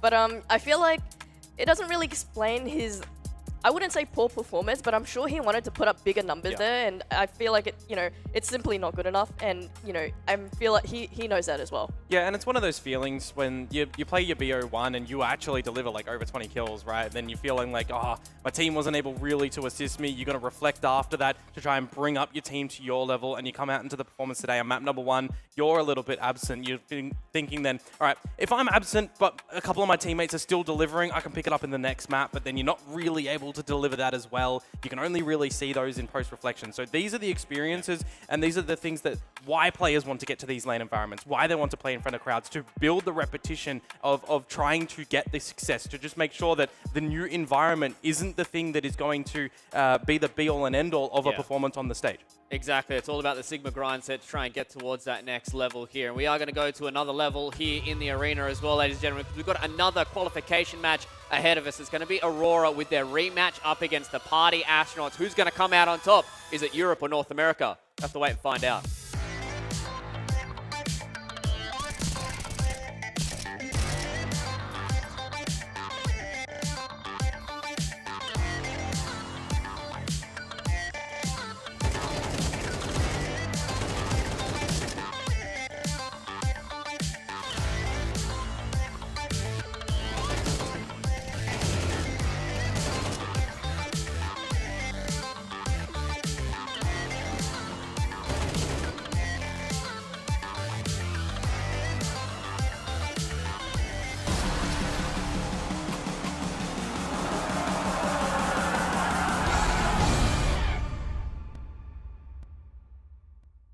Smokes.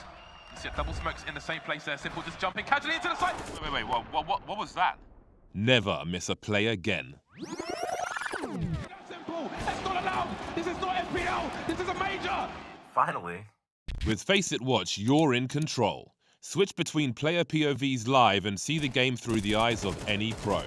Never miss a moment with replays. Relive each highlight on demand from all angles. Watch it, control it, face it.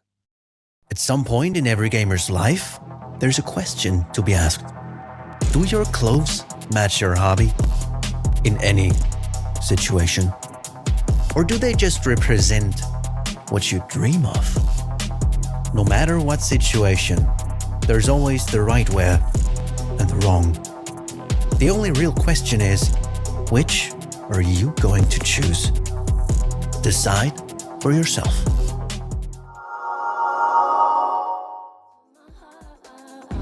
When you know that I liked you from the start, so don't be playing games with my heart. Baby, come meet me at the finish line. This one's for the girls, only kick it with the boy when it's on our times. Don't drop the ball ball if it's on our turf. Wanna run with walls, baby, now you're gonna learn. Cause it's a brand new day. Put some respect on the girls and gays and days. You know you only won cause we never got to play. What's up with your face? You good? Okay. This one's for the girls. Only kick it with a boy when it's on our turf. Don't drop the ball if it's on our turf. If you whistle like a wolf, better know you're gonna learn. Step up to the plate, your fair game. Speak up, babe, what did you say? Drop the front cause I what's your name? Said drop the front cause I what's your name? Don't be playing games with my heart when you know that I liked you from the start. So don't be playing games with my heart, baby. Come meet me at the finish line. Don't be playing games with my heart when you know that I liked you from the start. So don't be playing games with my heart, baby. Come meet me at the finish line.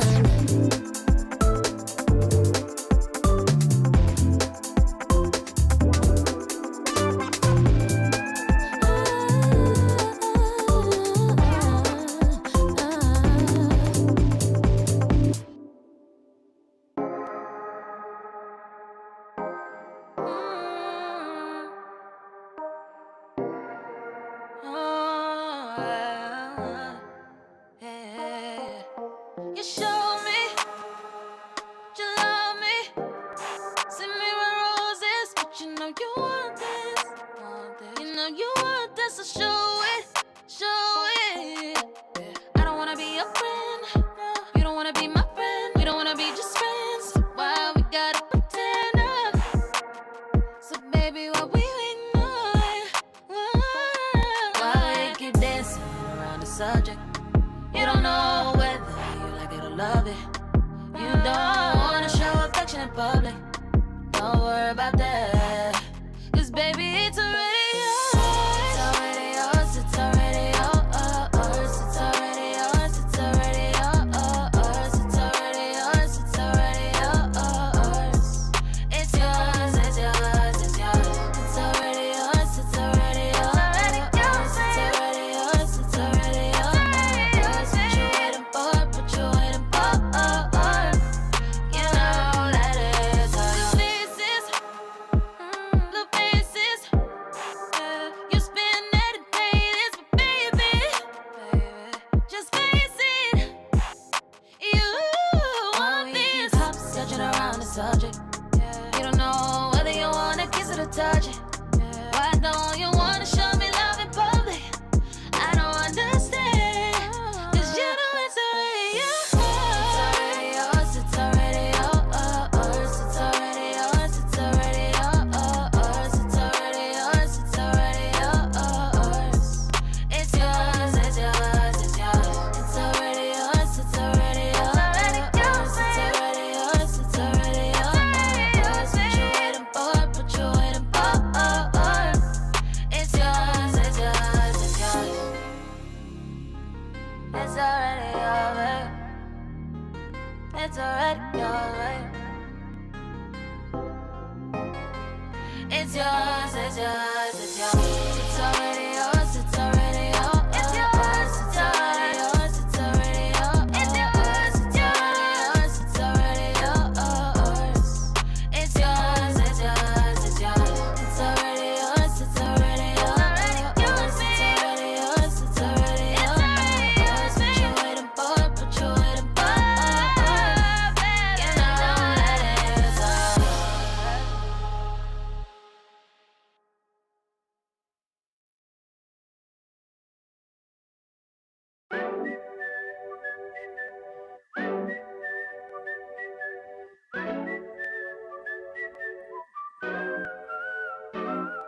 Stop, you're cute. You got charisma and a body to boot. I aim and I shoot. With just one hand I got it into the hoop. You know I can't lie. I want a woman like you by my side. With nothing to hide. You're my life and you're my joy and my pride. I take you out and bring you home. And show you things you never know. We can do a little dance with the alcohol. If you call me baby, I take you out and bring you home. And show you things you never know. And we can do a little dance with the alcohol. If you call me baby, I take you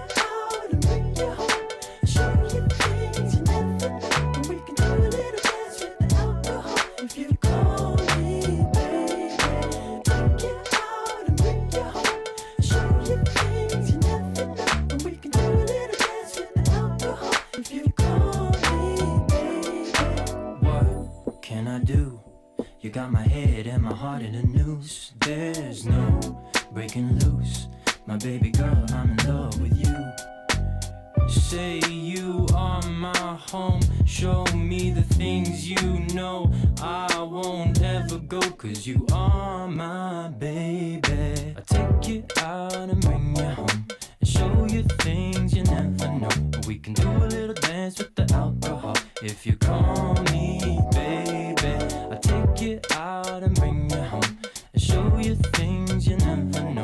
We can do a little dance with the alcohol if you call me baby. I take you out and bring you home and show you things you never know. We can do a little dance with the alcohol if you call me baby. Take you out and bring you home and show you things you never know. We can do a little dance with the alcohol if you call me baby. Take you out and bring you home, show you things you never know. We can do a little dance with the alcohol if you call me baby. Take you out and bring you home, show you things you never know. We can do a little dance with the alcohol if you call me baby.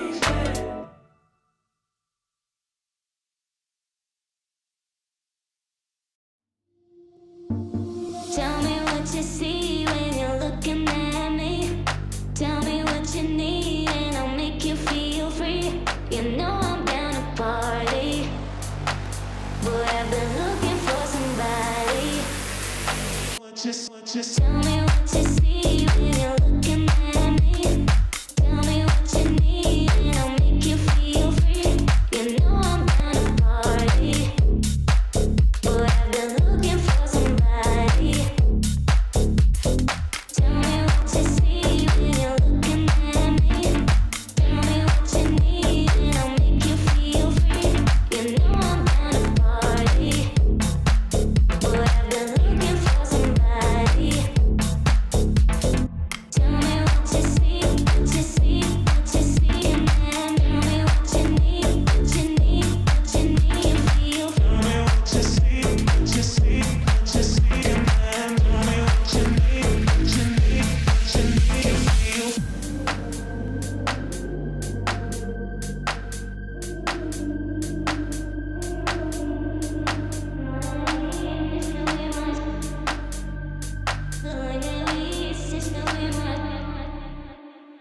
Tell me what you see when you're looking at me.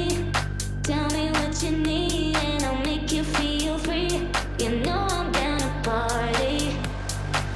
Boy, I've been looking for somebody. Tell me what you see when you're looking at me. Tell me what you need and I'll make you feel free. You know I'm down to party. Boy, I've been looking for somebody. Tell me what you see when you're looking at me. Tell me what you need and I'll make you feel free. You know I'm down to party. Boy, I've been looking for somebody. Tell me what you see, what you see, what you see, and then tell me what you need, what you need, what you need, and feel. Tell me what you see, what you see, what you see, and then tell me what you need, what you need, what you need, and feel.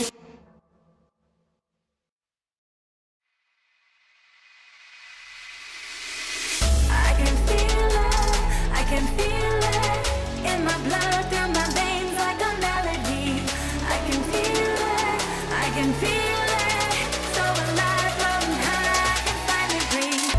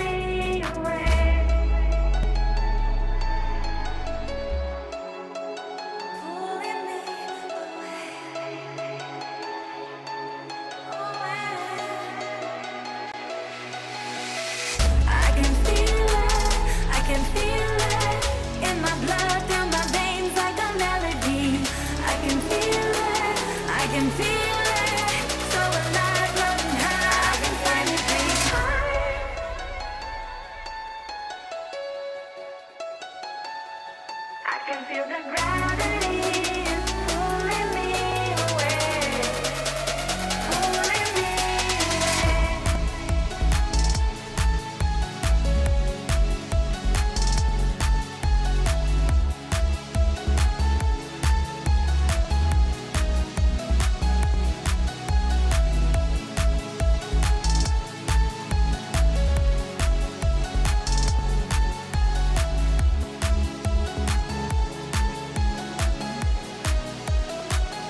I've been getting so high, I can feel it.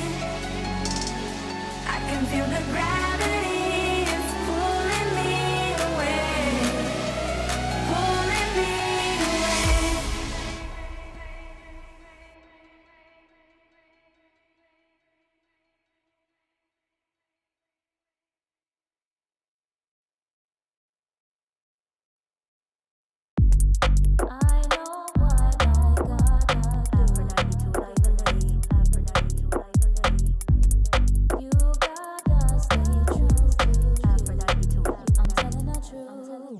Go, fresh from London, here we go. Right in the rhythm with a lively flow. If you don't know, then get to know. Jump on a mic and show down the show. Whoa, I stay with it. Skippy on the beat, on point with the lyrics. No gimmicks, got this thing wicked. Big tune, just watch how I spin it. Growing up in the UK, man, I had lessons, teachers, parents, alongside my brethren. Now I'm in studio sessions, trying to take my dream to a brand new direction.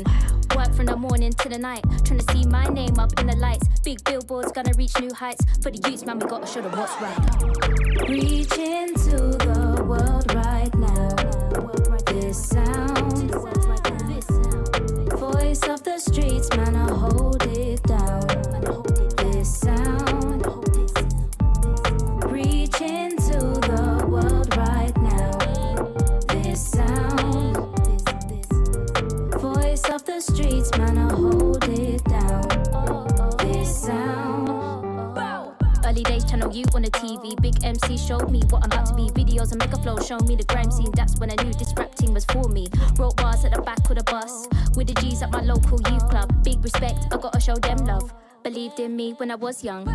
Now I know what I gotta do for the family. Now I gotta prove. After everything we've been through, you gotta stay true to you. As you only got one voice, it can't be heard above the noise. It's your time, gotta make your choice. It's your time. Reach into the world right now. This sound, voice of the streets, man, I hold it down. This sound, reach into the world right now. This sound, voice of the streets, man, I hold it down. This sound, this one for my people now. Listen up, better hear the sound. This one for my people now. Listen up, better hear the sound.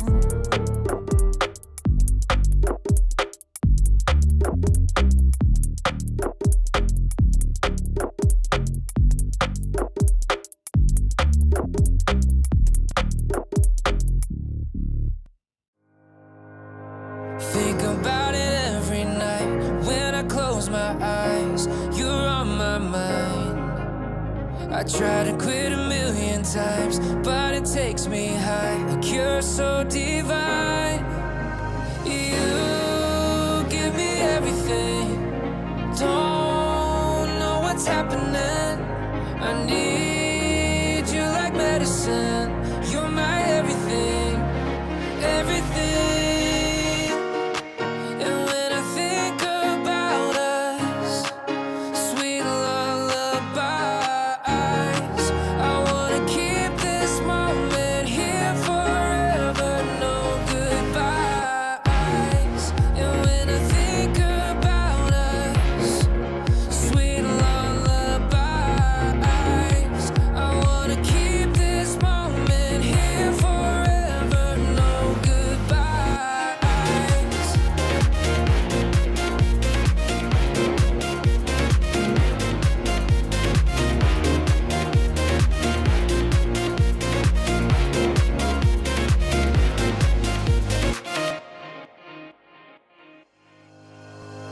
Think about it every night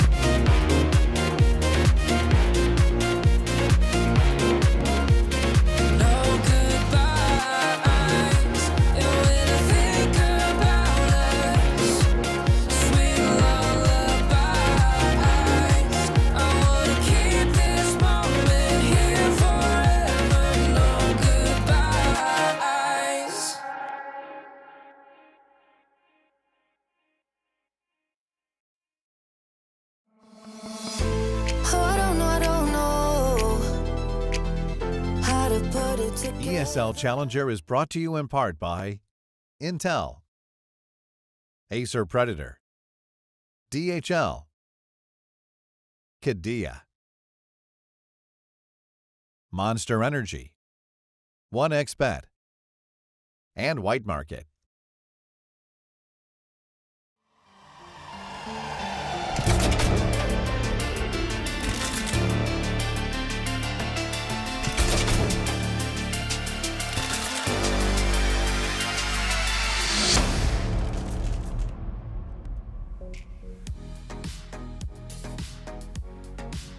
That's right, e-gamers, we're back for ESL Challenger Melbourne live at DreamHack Melbourne for our final series of the second day. That's right, we still got Championship Sunday to get through, and we still need a final team to join the likes of Apex, Rebels, and MIBR. Is it going to be Aurora, or is it going to be the Party Astronauts? That's the real question that everybody has on their lips so far. We made a change on the desks as well. We've got Bibian once again, and Lucy's back. Welcome back, Lucy. Good to be back. Good to be back. Yeah, it's going to be exciting for us to jump into this the final best three on the first one. I thought going all the way back to the start of the day, that would be a very long day for us. But Aurora with the rematch against Party Astronauts, Bibian, it is going to be an interesting test for Party Astronauts. Starting out the day, they got themselves the fresh kick, taking down Sunday School, and now it's a rematch. Yeah, so rematch. Party Astronauts got slapped on that BO1, and not a single player had like over a 1 rating. And they were being humbled by Lackey, like the previous IGL.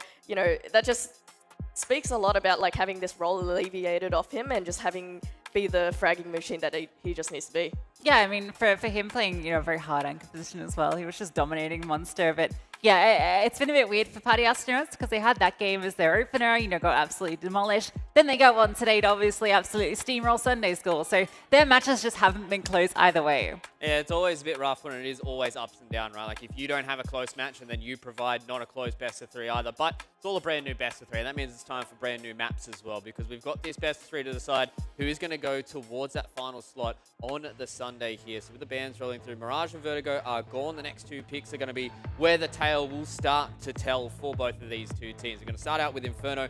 An interesting pick there coming in from the Party Astronauts. Yeah, I don't mind it. I mean, Overpass would be expected from Aurora. It's just been their first pick. They've been really strong on it. And they also dominated this team on it yesterday. So that makes a bit of sense. I think Inferno is interesting. I think the reason that they've gone for this is because it's not one of the strongest maps from Aurora's pool. It's when they don't play as much as a lot of the others. Yes, they got a high win rate on it, but you compare that to where else they could have gone. The only other real option I saw was Anubis, which would have been a very similar territory. And we're going to be finishing it out on Ancient as well here. So that's going to be the decider for this final best of 3. So Inferno, Overpass, and then Ancient. I'm super glad that we get to see Inferno. I know a lot of CS fans are very bored of Inferno, but me being, a person who hasn't played all too much Counter-Strike as of late, it is very exciting for me to see teams banging out on that map. Yeah, a good pick for Inferno, for Party Astronauts. We haven't seen them on this map yet. And Ancient, I feel like it's also a great map for Aurora. They've had reps on this map as well. And obviously Overpass is, Overpass is Overpass? Yeah, Overpass is Overpass. And we saw Aurora, they did drop the ball a little bit yesterday, but I don't think they won't make the same mistake. No one ever wants to lose in a fashion like that again, and so they're going to be extra careful about handing out these comeback opportunities. Yeah, I think Party Astronauts definitely would have been studying that, as well as their own performance against Aurora. So it feels like they've got a lot more to work from, to bounce back from. So I think this could go to a 3rd map. I think if it does, Ancient's a good map for both teams. So I think it'd be a really good decider. It's going to be very, very exciting for us to try and potentially get a full best of 3 out of this, right? We haven't had it just yet. It's all been 2s and 0s, and if this crowd need any more of this extra energy, I think that 3rd map definitely will give it to them. So it is time for us to get ready for this best of 3. But before we get in there, once again, Conky was able to catch up with Aurora. Okay, I've got the man Norway, obviously from Aurora. First of all, I just wanted to say, look at the jerseys, man. They're absolutely awesome. I think if you check their Twitter, they've been doing something with some of that, so get around that. But yeah, man, look, you guys have had a pretty good event so far. There was a little bit of a hiccup against Apex yesterday. Can you walk me through that? We had a pretty good city side, and we had some problems on T side. We had match against them maybe 2 weeks ago, and we had pretty same scenario. We played very bad on T side. We didn't play much on City, but still, I think we lost our game. Hope we meet them again in the final and get a rematch. I like that. I think that was one of the favorites going into this, so that'll be awesome to see. But now, you guys have had a little bit of a break since, so what have you guys been up to? We had practice, we had preparation for another game, so that's all what we did, I'd say. Fantastic, I like that. And of course, now you guys have got a rematch against Party Astronauts. You destroyed them last time. Is that going to happen again? Last match was a bit shaky. Maybe on score it was 13-3, but still we lost some rounds we should not won. On overpass, maybe it should have been more close game, so we don't think it's going to be that easy like it was last time. I like that. Very good. Awesome. And good luck in the server. Thank you. Can I please say one thing? I just wanted to say I lost a bet to my friend, and I want to thank my ex-coaches because they taught me very well, and thank you Huch Starix for being me here. Thank you guys. I love that. Beautiful, man. Good luck. Thank you. Norway just really giving a harken back to his ex-coaches to be able to get him to the position that he's in right now. And it seems like the Aurora guys are quite humble. You know, the 5 out of 10 yesterday from result, and now Norway saying it wasn't that close, it wasn't that much of a blowout, even though the scoreline did say so. Yeah, I think that's something we were kind of talking about in the post-match, that it didn't feel like it was a 3-13 game. And the way the Party Astronauts played, it actually looked quite good. They were getting a lot of control. It was just kind of the closing where they were struggling. And I think that's where the difference between these two teams is really on display. You just have so much skill, like the ceiling on Aurora. We saw so many moments where, you know, Deco would just get insane kills that he shouldn't have. You know, you'd see Lucky obviously with the spray down, just because a little bit of mistime utility, these little bits and pieces at Party Astronauts, that's the difference, right? These tiny little micro details which was costing them rounds. Yeah, I think Deco is that kind of player who's like able to bail himself out of like really bad situations just with pure aim and mechanics, right? And you know, sorry, if he's able to just throw himself in front of Party Astronauts here and just sit them down, Party Astronauts has a lot more to worry about than just Lackey.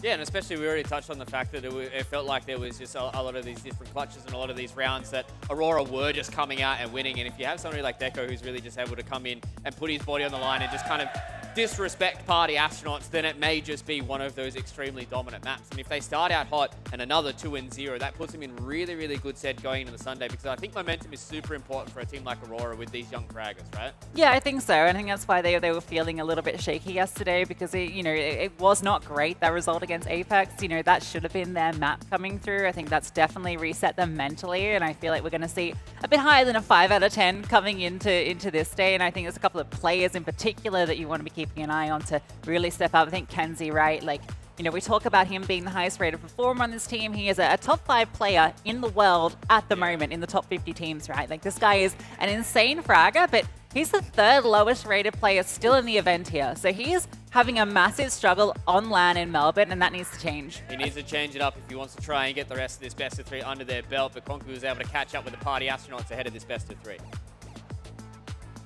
Got 60 with me this time. Now, this man has been fragging out. We're very keen to see some more of it, obviously, from Party Astronauts. Now, man, you know, you guys obviously had the win this morning. A bit of a confidence booster right up on the stage. You got the Aussie crowd behind you now. How are you feeling? I'm feeling pretty good. I think we all are. Like, I mean, first game of the day. We actually prefer like a little warm up, honestly, and we're ready for. We've been ready all day for this game.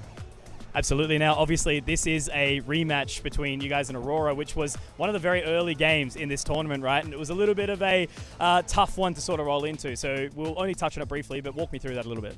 I mean, like, we got a good second round due to a PC crash, and we messed up the other one. We had some, I mean, we messed up some things, but also there's some a couple of tech issues that happened. I mean, the game was a lot closer than the scoreline showed. And I mean, we had a really good game plan going into it. And I think we still have a very good read on how they play overall. And all 3 maps today that we play, very good for us. So I'm very confident. I know we are too.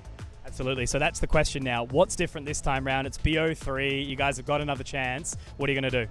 I mean, I could eco. That's the main thing, hopefully. That's literally, that game goes 8-4 half if we don't get eco twice. So, you know, that's the main thing, is clean up those rounds. Fantastic, man. Well, all the best in the server. We're keen for it. Huh? Wait, what? We're keen for the game. Oh, yeah. It's going to be a good one. It's going to be a good one. GG, man. Keen and ready to go. It seems like the Party Astronauts understand what went wrong for them in that best of 1, and sometimes MR12, that's just the way the cookie crumbles, right? Yeah, I think another player I want to keep an eye on is Wolfie. In the radio match, he ended that match with like 3 kills, and it doesn't feel good to be at the bottom, obviously, but I think he's going to be trying 2 times harder to be wanting to turn that around. And the match earlier against Sunday School, posting up a 1.82 rating is a great start. Yeah, I thought Wolfie was really good, especially because of that slow starty hag weapon. But also, I want to say he never really got his warp in the first match against against Aurora. So I feel like we might see a little bit more of that here. I was really impressed with why he played on Nuke in particular, with rotations, the amount of space he was getting. So we see a bit more of that Wolfie, particularly with 60 playing as well as he is. Like, he's absolutely fragging out. And obviously all the numbers are a little bit skewed from the Aussie competition, but he's still looking really good in the server. Yeah, and being Aurora, being the only team who hasn't played up against an Australian team as well, maybe their stats might be a little bit more to glean from. But a player that we've already touched on so far is our Kadir player to watch here. And Vivian, this is Deco that we're going to be looking towards here to really try and get this guy to, as you said, put his body in front of Party Astronauts and really start the frag out. Yeah, I mean, there's not much to say. I think he just needs to be able to take the whole map in control. Yeah, and he's a player that I think will, once he gets confident, once he gets that AWP in his hands, he'll start to really run around. I mean, Inferno, we'll see how much space he can get. I think on Overpass, we really saw his true strengths. But yeah, he's a player that when he gets into those stressful situations, he's still able to find those kills as you touched on, right? And that's something that I think, if you look at the AWP head-to-head between the two teams, Deco comes out on Wolfie 9 times out of 10. So yeah, Wolfie's going to have to put up something very special to be able to go neck and neck with this player. I mean, he's got a full best of 3 to try and get it done. And with the final best of 3 of the Saturday, these talent predictions are starting to get a little spicy here. So let's chuck them up on the screen and see where everybody has put their eggs for today. I'm going to go with this one. I like being a contrary. I mean, I'm already super far behind. So I'm going to go with Party Astronauts here. Maybe we get a little bit of an upset this time around. There are going to be some Aurora fans that are going to be sitting on this desk as well, with Vivian as well as Lucy going that. Obviously, I mean, the way that it's gone, they won that first map on Overpass. Going into this, we're expecting them to do well as well, right? Yeah, I mean, Aurora, as I said before, they're not going to make the same mistakes. They have to be closing these maps out. You're not giving Party Astronauts any chance to be like any sort of competitive against them. Yeah, I think it was a wake-up call, the loss to Apex. When Result's bringing out the Dak on like round 12 of the half, they lose the half and then they get absolutely ran over on the second half. That's like a real, especially for these young guys, that's a bit of a slap in the face, and I think they're going to be really keen to prove themselves in the server today. And we're going to see an on-fire Aurora. Oh, it seems like Aurora is on fire, and 2 boys that have been on fire throughout the entirety of this weekend have been Elfish Guy and Pilly. So lads, take it away. Thank you very much, Luke. Yeah, looking forward to it. It is Aurora, Party Astronauts. We know that down here in Melbourne that everyone here likes to party, so hopefully we can get the party going for this final best of 3 of the evening. But how much of a game is this really going to be, Pilski? That's the big question that I have for you, because when we saw them play up against each other yesterday, 13-3, Aurora kind of dominated Party Astronauts. Are we going to get a bit more of the same? We'll see. I think it's really up to Party Astronauts, isn't it? And I mean, they are starting out on their map pick here. Need to be self-starters on the T side of Inferno. Sometimes can be difficult to get into the game, but T-Pistol would be a great way to start. Seems like you're going to be playing things pretty standard. Wolfie sent up over towards that broom position. Yeah, Ben ready to counter flash over the top should the CTs create any banana pressure. You can see Party Astronauts, it's a bit of a catch-all approach to start this round off, but after nothing happens, I'm going to start making some moves towards the peak site, but that's where you see Lackey ready with this 2-man flash setup. And Norway playing anti-flash, and Deco does cop a bink, but counter flash a little bit too early. Still got one more. Norway's gone down. It's starting to get a little awkward for Aurora. Piss around, not going the way that they would have liked it to have, and you really need to hit 1 or 2 quick headshots right here, right now, otherwise it's going to be over. That Glock train is rolling nicely into the B bomb side, and there's nothing the B defenders seem to be able to do about it. It's a great start. 60 dealing with the flank perfectly. Result going down, and now the objective turns towards exits here for Aurora, but Party Astronauts already off to a hot start. And look, you heard it a little bit in the interview with them. They felt like that overpass game just got away from them. They did, of course, as they mentioned, get ecoed a couple of times, had an unfortunate round or two, and sometimes that's all that you need to happen in MR12 for the game to kind of fall out of control. This game, though, I mean, that reaction says it all. Ben taking the head easily off of Lucky there, I believe it was. And Party Astronauts are flawless T-side pistol to start this game off. That's something to get excited about. They're looking hot and in form. Yeah, you'll take it. You'll definitely take it. The USA chants are back out in force. We do get that a bit sometimes. After all, it is just a US. Honestly, changed around a bit. I rate it. At this point, you know, all the Aussie teams are out. That's just a reality that we have to live with. Unfortunately. So we have to decide who we're going to support. Okay. And if we like cool astronaut helmet logo, and that's the only reason, yeah, but then that's fine. When you look at Aurora, they're actually called Aurora, but they've added AU because they're in Australia. So it's kind of like they're almost an Australian team as well. That was cringe. Right. That was cringe. It seems like everyone's a Party Astronauts fan then. Fair enough. You do you. The new hometown heroes. USA is just a US, restructured, changed around. Do enough mental gymnastics and we'll find ourselves a new favorite. Just stir the alphabet spaghetti around a bit. Oh, bro, the alphabet spaghetti in a can goes hard, honestly. How about this Force Buy from Aurora? Does that go hard? Well, If they've they got 3 players on B. I mean, if they wrap jungle side, which is the high percentage strat in second round, and I think Aurora are playing around that quite heavily here with this 2-man setup. Yeah, Deco going to be looking for 1 or 2 with that 5-7.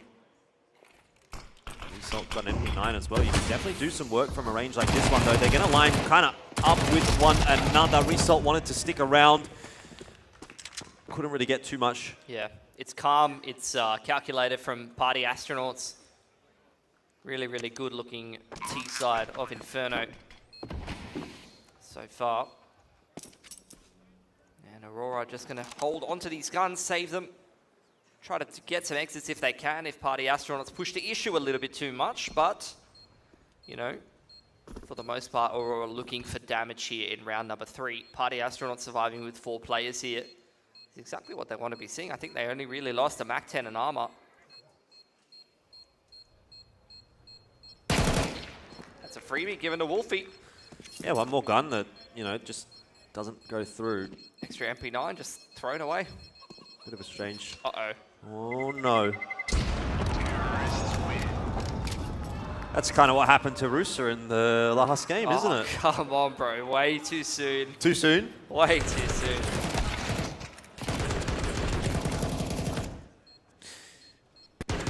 We'll see what Aurora's going to be able to do in this one, but Norway and Kenzie are going to have to be the 2 to lead the lion's share of the damage in this one. And, you know, a flashbang or 2 here or there to maybe set them up. You've got a nade, soften some targets. There's definitely still some options in this round for Aurora. Party Astronauts, you know, they kind of mentioned it a bit in the interview, but they really didn't show their best selves in that last best of 1 against Aurora. You know, clearly Sunday School is not going to be a team that's going to cause them too many issues, so they haven't really had to show too much at this tournament so far. But domestically, they've been able to win some qualifiers to qualify for the other Challenger event over in Sweden as well. You know, they're doing pretty decently for themselves, and it's not like these are names that we're unfamiliar with. You know, all of these guys have played on some pretty decent teams in America. They obviously have Rush, adding a lot of veterancy and leadership. Deco's going fishing. No one's biting so far. There's the swing from Norway. That's a fair bit of damage with the MP9. The trade finally comes out from 60. Kenzie's already had Ross. Doesn't have any supportive util to stop them from getting into the site, stop them scaling in. I mean, lucky with only a USP. And Kenzie's been mollied off. He got in front of the molly. They did not have any idea. And out of nowhere, Aurora just steal the round away. And what did they say in the interview, Jordan? We can win this game as long as we don't get ecoed 2 times. That's 1. How's that going so far? There's 1. That is rough. It's going to feel a bit like Groundhog Day, I think, here for Party Astronauts, unfortunately. I mean, it obviously was the saved Famis doing the lion's share of the work, but that is not ideal. And I mean, look, we're rolling into this round with the AWP out, bit of a mixed bag of guns. Pretty limited util on the T side, though, going to make it a little bit harder to run these Inferno T side protocols.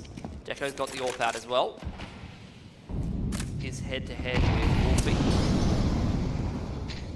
Oh, 60 going to eat that nade.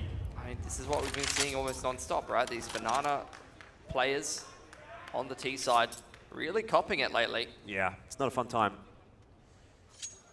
So, Aurora back into it a little bit earlier than anticipated, and Party Astronauts are teetering on the precipice of being reset. I mean, what can you really do in a round like this, though? Like, you've got 2 flashes, 2 smokes to get through the rest of the game. Great flash timing set up by Norway, and they just continue to swing. This has been the name of the game from Aurora. Aggression in this part of the map. Flash is able to get them out, and smoke dropped on the choke point will maintain their man advantage. This is where Chop and Rush probably have to activate over towards bracket side, but that's into the waiting arms of Deco, and he is not a player you want to be peeking without too much util. These flashes are very few, but they need to be placed well.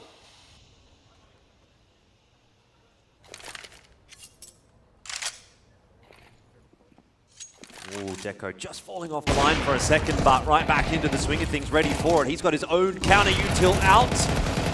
Quicker peak, though, coming through from the Party Astronauts lads, and they've actually scaled quite nicely into the site there. Yep, Ben's got the AWP in hand now. That's going to make the retake a bit of a nightmare here. No kit here for Aurora. So more than likely, going to be saving these guns, trying to take an extra gun or 2 away from Party Astronauts if they can, Aurora.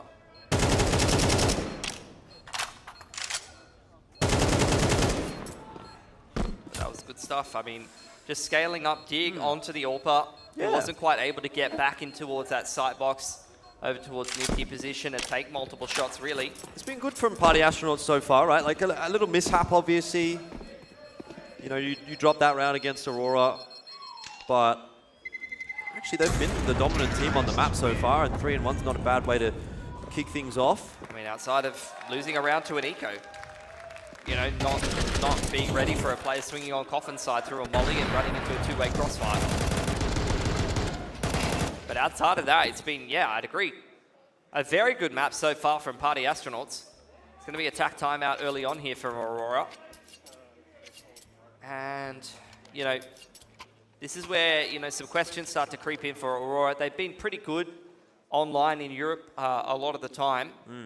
Now they're playing in this kind of land stage environment, which is, you know, the natural next step for a team of their talent level. They're clearly showing that they can even win events, you know, of decent standing against some pretty decent opposition.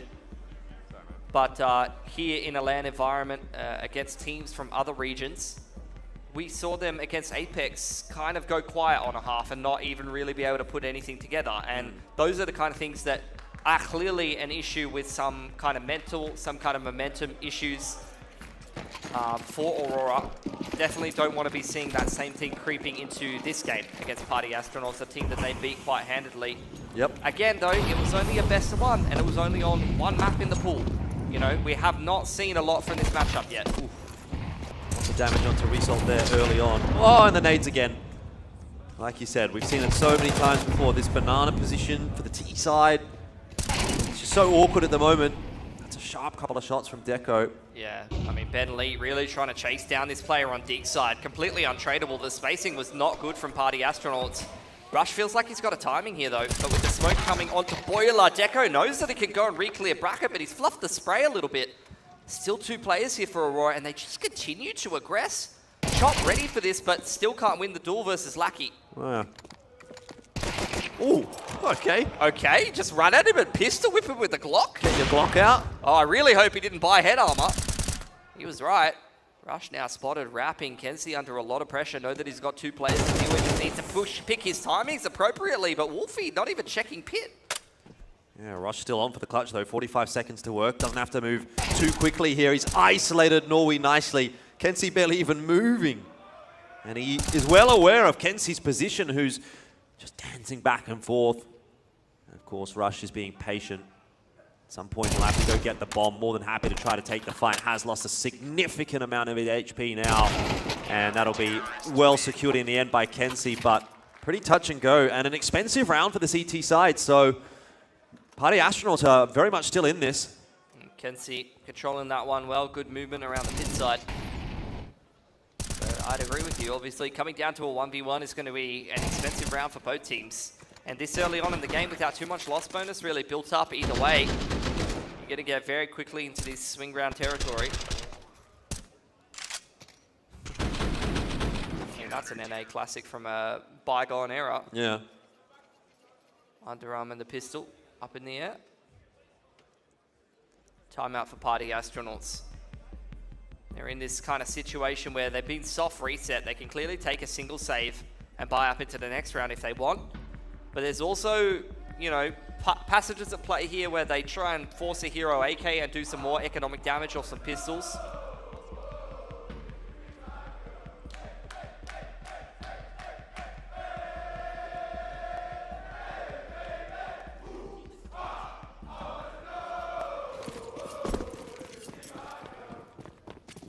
No hero AK this time around for Party Astronauts. Nah, they're just full saving. Take as much money into the next round as they can. They might want to get this round over and done with. By the looks of things, it's going to be fast into Banana. This should never be working out, and those MP9s are hungry, and they are feasting indeed. Wolfie cop a huge couple of nades, and 5 kills go the way of the SMGs of Aurora. If that last round was a problem, having only 1 gun coming through, then the best response to that is 5 kills on the SMGs. Yeah, 100%. Pretty nice stabilizing round there for Aurora. They've got a good kind of base to work with now. So this is where we need to see what Party Astronauts have organized in that pause, because it wasn't I can tell you for free, it wasn't a 45-second tack pause or whatever it is into, you know, Glock Rush B. No. So let's see what they think. Whoa! Whoa, what is that for a Wolfie? That's disgusting. Down goes Deco. Orb now finding its way into the hands of Result instead. Yeah. I don't imagine that was part of the discussion in the tack timeout there, but you'll take it.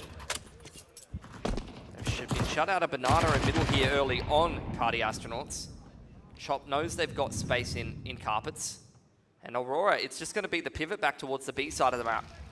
They have a feeling that Party Astronauts want to go and take some space over here, and they'd be correct about that. Chop applying neutral pressure to dig. Wolfie a second through the smoke. Well, at least there's some redemption for Aurora getting one themselves. They can continue to try to hold on to Sandbags. No, he got a 3K with the MP9. That's just illegal. He could ace here.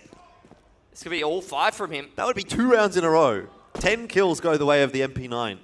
Yeah, is Chop going to be ready for this top Orange's position? He's made a bit of noise. Norway knows he's coming. He's trying to just shoulder around that corner to see if he can catch him on a timing. Chop's looking for it, but he won't get it. He aces with the MP9. That is incredible. Massive amount of cash injection once again. How many MP9 kills in the last couple of rounds? And Party Astronauts, if you can't win a round where you get 2 picks through the smoke like that, then I don't know when you're going to be able to do it. Excellent spray control from Norway on the MP9, preempting the peaks from the T side. Perfect positioning. And that breaks the money of Party Astronauts. Look at how much money he's got. He's got 8K. He is the bank of Aurora right now. Yeah. Well, deep nade's going to go through. They need to be a little careful, actually. That pop flash is going to be a good one into brackets. Oh, it's getting a bit messy, but the kills are still coming on in for Aurora. And well, Result actually wasn't able to stop Wolfie from crossing, but Deco's there waiting with the orb in hand. And it's mostly been well handled, though. Result would like to just get out of here as much as he can. Deco's getting a few opportunities with the orb there. 4 guns through from that one. Aurora are stabilizing on the CT side. Yeah, great reaction from Deco. Very quick in the decision-making, just dropping the molly and actually scaling away back into apps. A lot of AWPers would panic, backpedal towards the site, lose the AWP, and things could get difficult from there. But just choosing to play in that safe position with his carpets.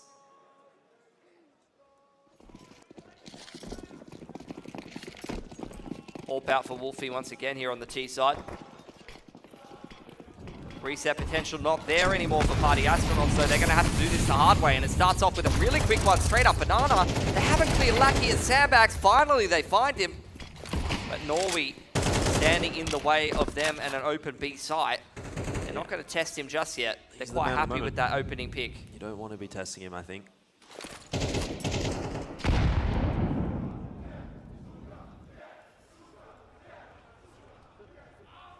So full Sandbags control for Party Astronauts, but a minute 16 left on the clock. They'll want to explore toward A. Result. Ooh, it's a bit risky to go back for it, but he'll get away with it. So will Chop. And they're starting to clear out brackets. Just this duo setup of Party Astronauts. It's classic Inferno play, isn't it? Nana control plus a pick. you tickle brackets a little bit, deny the info to the CT side and keep the rotations honest, and then it's just going to be a late round exec into B. Well, Norway not going to get cleared out by that molly. He's going to be just sitting at the back of the site, hoping that... No flash on Kenzie. Maybe he gets unchecked. Or that if he does, he can double down. Spam from Kenzie.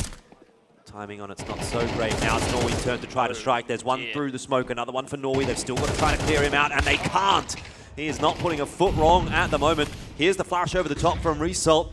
And he's actually got a kill with the molly as well. It's gone from bad to worse for Party Astronauts. They don't know where Wolfie is, but now that information is there, but it might not matter. This is the position for the orb. That doesn't quite come through.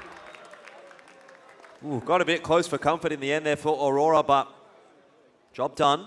And it really wasn't anything special from Aurora here. Like, this was a favorable round for Party Astronauts. They did everything right until they headed towards the site here.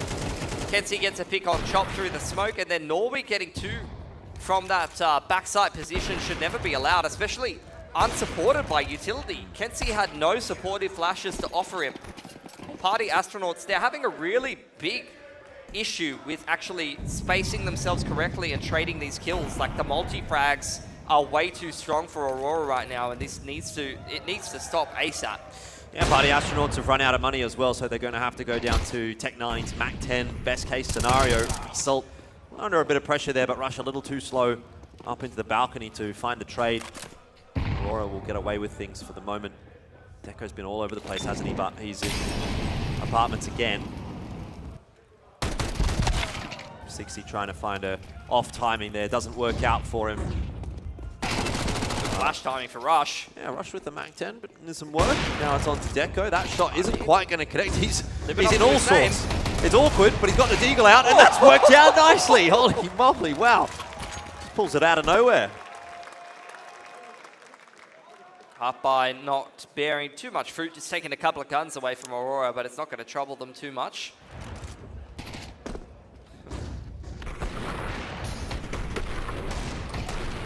Beautiful control on the deagle there from Deco. Aurora really getting rolling now. Party Astronauts taking a timeout. And this is where, macro-wise, I don't really think they're doing anything that's too bad. They put themselves in some pretty favorable positions.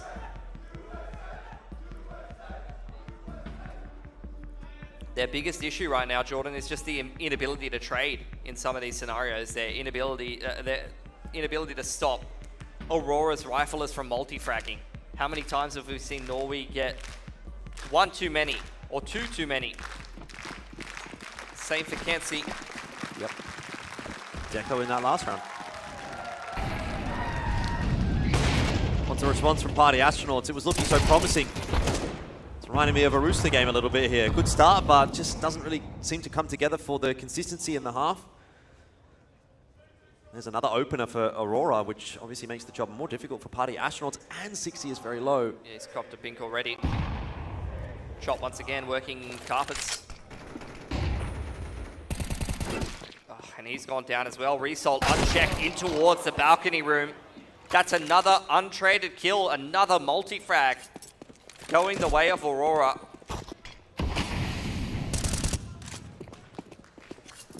Yeah. It's not coming together. It's just way too disjointed for Party Astronauts right now. That's just the reality of it. I mean, the thing is as well, you're starting to run out of time now in this half. Like, this is the second to last round, and actually Aurora's kind of on track to put on a 9-3, and then we're kind of heading in the same direction as the overpass that we saw them play yesterday. And I have the unfortunate news for Party Astronauts that overpass is map 2 in this series as well, so. Yeah, I mean, it was a map they were undefeated on up until that point. Domestic success versus international is a bit of a different ball game.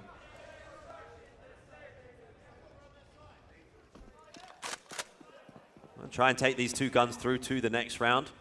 Not going to afford an AWP. Aurora going to have a bit of a look. They've got plenty of cash to be playing with here. They could throw away every single gun. Still buy next round. May as well go for the hunt, and that's what they're doing. Deco's found Wolfie. 60 with the AK in hand is trying to pretend that he's a bush. Oh, he gets away with it. Barely. Last round of the half here, last chance for Party Astronauts to make this even close to a respectable half.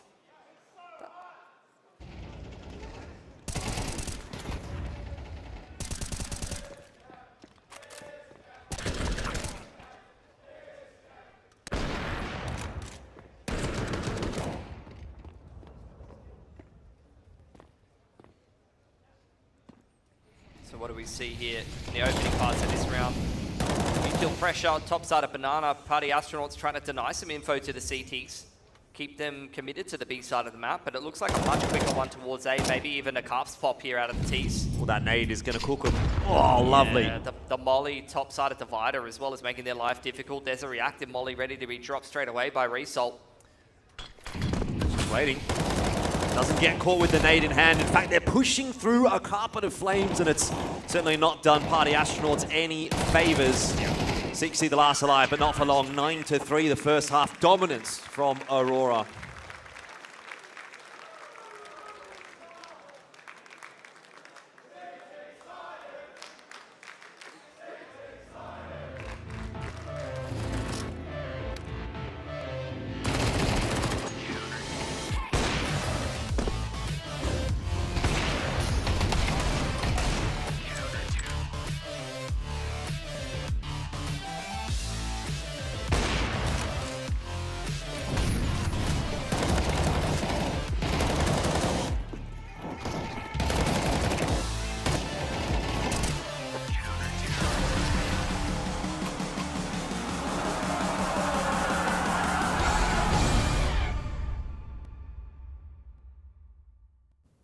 I mean, what sets us apart? I mean, we're from North America. We're from like a dying region, kind of like Australia. Australia, I mean, unfortunately, the scene's dying, but in NA, we're in like a rebuilding type of phase where I feel like not a lot of teams will have respect for us, and we're just gonna like punch them in the mouth for it. You have to, like I said, you have to respect everybody, or you might just get rolled over this event. But we have a tough group, and we know going into that we're playing against good opponents. So we're just gonna try to play our game and play with confidence, and whatever happens, happens.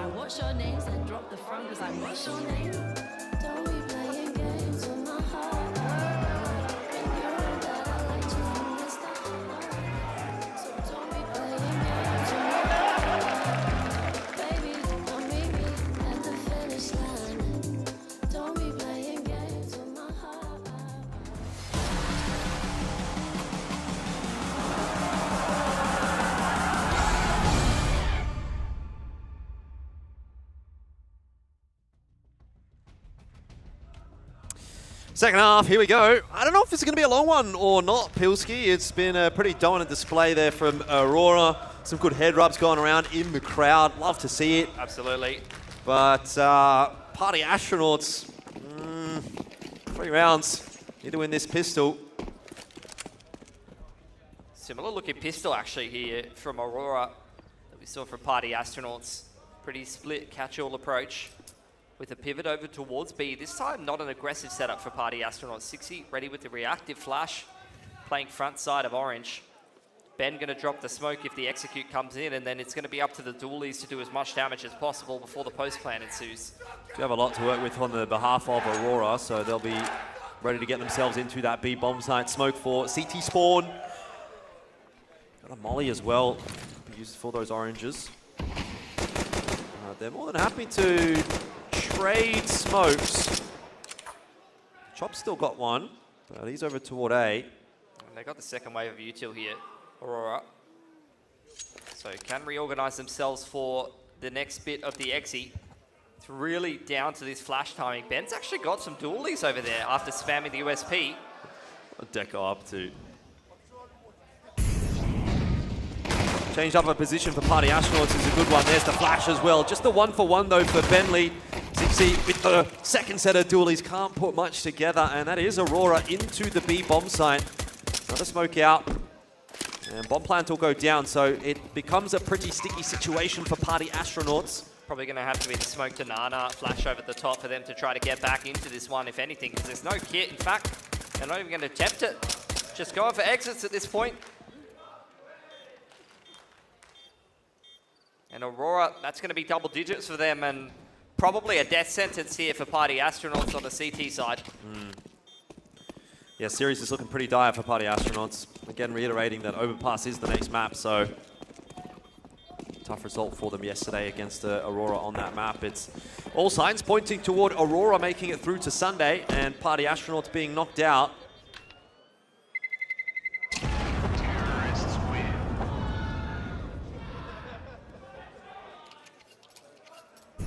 Chaikin, Rip Chaikin. It's another multi-frag from Result. Cleaning out all of that B-side defense, and look, I don't blame Party Astronauts, especially given that it's Inferno, but they're so far behind. This round 2 play is a must.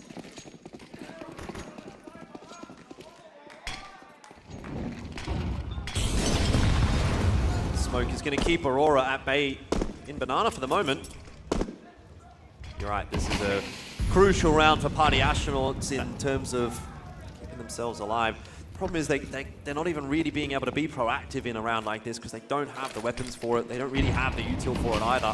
And so they have to give so much of the map to Aurora, who already are happily set up outside of sandbags. Yeah, I mean, Aurora was great, kind of preemptive utility. Molly and nade stacked on towards Car. Denies any aggression attempts from the CTs, and then they scale another Molly up over into main and start dropping the smokes on B just to trade down util with the CTs ASAP. They take control of that B site. Here's that second wave of smokes traded out with the CTs. They're just trying to bleed Party Astronauts dry. But this might give actually a rotation timing for Wolfie to come and join these other 2 B defenders. He's got a molly. There's double mollies here on B. It's a good workout. One of them's already been tossed though. And Aurora have plenty of time to wait that one out. If you see a molly CT though, second round force, I don't think you're expecting the second. You've also got the boost up. This could work out for Party Astronauts, I'm not going to lie. It's a bit early though. Yeah, Aurora happy to sit behind the Molotov for now. As it fades, they're going to start to make their way in, and Party Astronauts need to start bringing those A players across, though. 60 will be able to strike. Bentley unable. And that was the difference maker that is going to allow Aurora to have a player advantage in the post plant. Although, Deco very low. No shots connected. Lackey happy to pick up rush. Leaves Chop. And there's not much for him to do apart from save the Famis through to the next round. So going gets tougher for Party Astronauts as an 11th will be brought up for Aurora.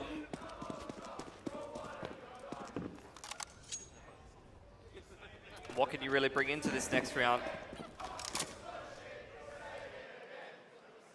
As Party Astronauts Deco's going searching. Good position to maybe take the Famous out of the round if Chop is unaware. But it doesn't seem like either of them wants to push it any further. So that's 11 up for Aurora. Money once again broken for the CT side here.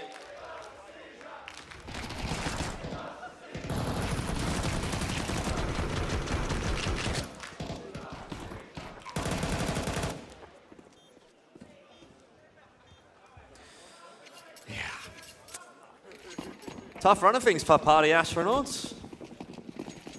Bit of a warm-up game earlier today. They looked very happy in that one, but they're kind of on the receiving end of what they did earlier. Yeah. That's just the quality that Aurora is bringing to this event right now. Great form. They've won a couple of tournaments. 3 Zeus's. Could be fun round actually here for Party Astronauts if that can get going. Not for Wolfie though. Chop with the Famous has given away his position with a couple of shots now as well. And it doesn't seem the Party Astronauts are having too much difficulty though. Bentley will get at least 1 kill with the Zeus. Famous going down. Deco even going to be able to upgrade that UMP most likely if he wants to. But choosing to hold on to it. 4 alive for Aurora. Up 12-3. This game is nigh unlosable. Seems that way. Last time out here for Party Astronauts. Try to turn this one around. They're looking pretty dejected at this point. Haven't really got anything rolling in this game. And I think they won the opening pistol on the P side as well. They did. They were up. Was it 3-0? I think it was. If I'm remembering right. Oh, it was 3-1. Remember they lost the... Oh, no, sorry, they were down 3-1. Aurora, but... No, they were up 3-1. Party Astronauts was up 3-1. Yes. And then 11 in a row for Aurora. Warps out for Wolfie.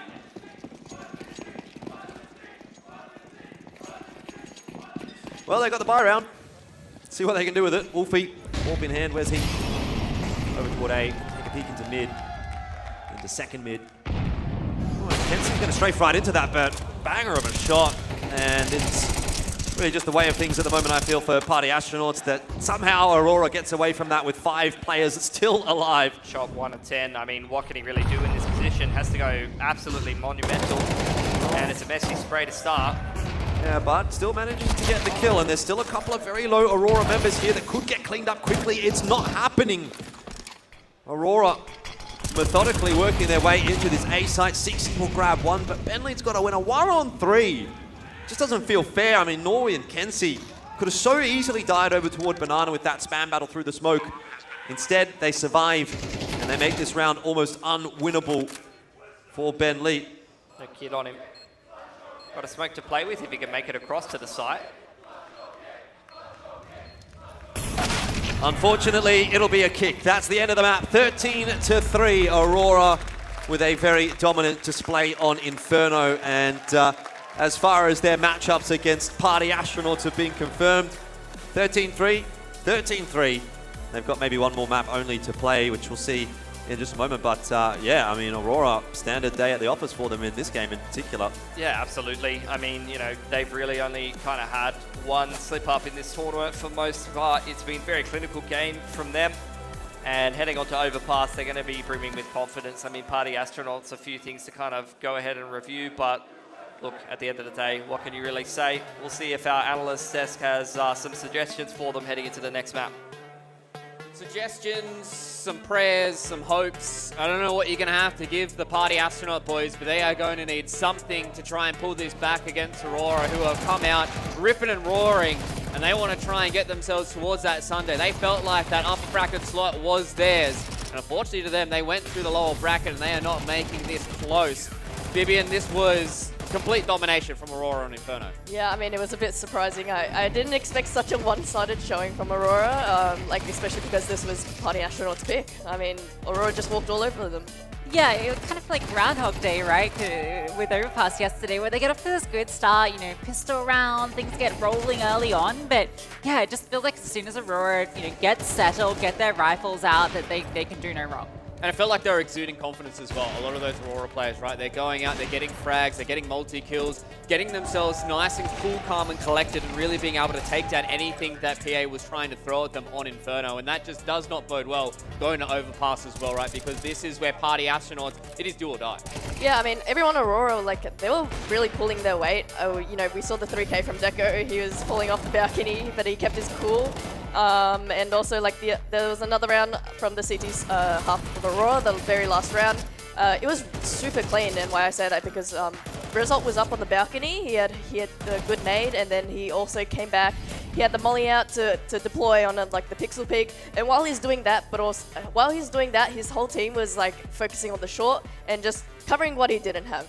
Yeah, exactly, and it really did feel like they were doing everything for each other on this map to make it look very, very clean for Aurora. They've got one more map to punch their ticket to the Sunday. Not much for us to talk about on that map, so I think this is a good time for us to start to throw it back to everybody here in the arena and show what you guys at home unfortunately missed out on not being a part of ESL Challenger Melbourne. Our wonderful Row F fans that are sitting in the stage right now, our Row F ticket holders, not only are they the life of the party, they also got themselves some very extra special stuff when it came to Row F goodie bags. So we got two of them that are sitting here on the desk, so the ladies are going to start to pull them out. Not only did the Row F guys, they got themselves their own commemorative bag. There's some goodies. It's a commemorative t-shirt as well. This is like an Australian-inspired design as well. Row F. Row F. CS, Counter-Strike. It looks so good. They're rocking the shirts up in the crowd as well. We've got a lot of cool stuff. There's a Row F pin.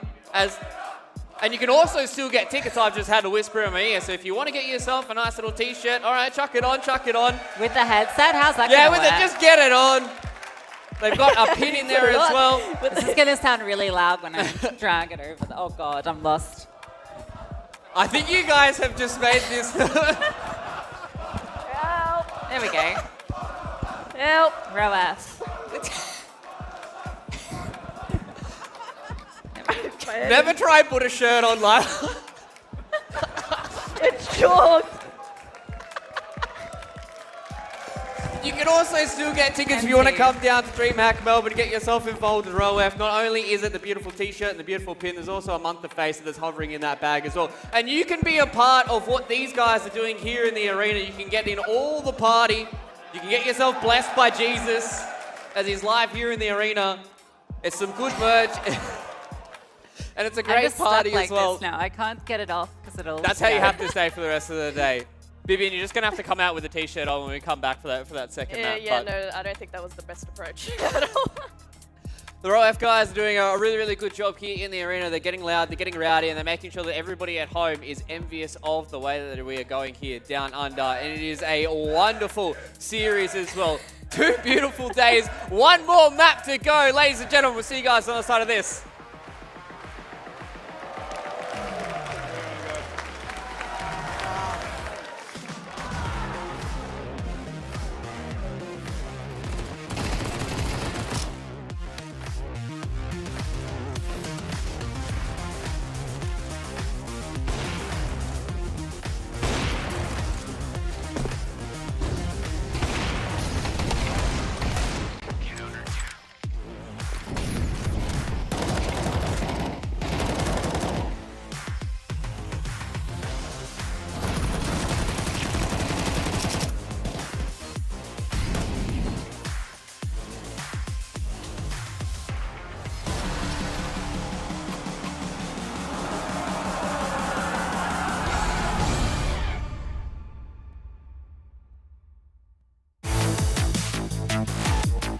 I feel like we just have like a good outline on how we want to play and what we need to add and like improve to be better as a team. I feel like it's just like a mindset thing of just like either always trying to be better or I can't tell you. It's hard. It's just hard to put into words. It's just like everybody on this team, they're with me on this journey. I try to be like vocal about it, and they understand like what we need to do and the work we need to put in and how important it is to me, not even me, but for everybody, and the impact that it'll have like on our team, you know? it's really fun when you when you clutch and the crowd goes nuts. Like, that's the best feeling in the world. So I'm hoping they get to do that, and hopefully they can shine too. Like I said, it was just like all the preparation we've done before this event will show in our results. So, and I'm hoping it'll be good. At some point in every gamer's life, there's a question to be asked.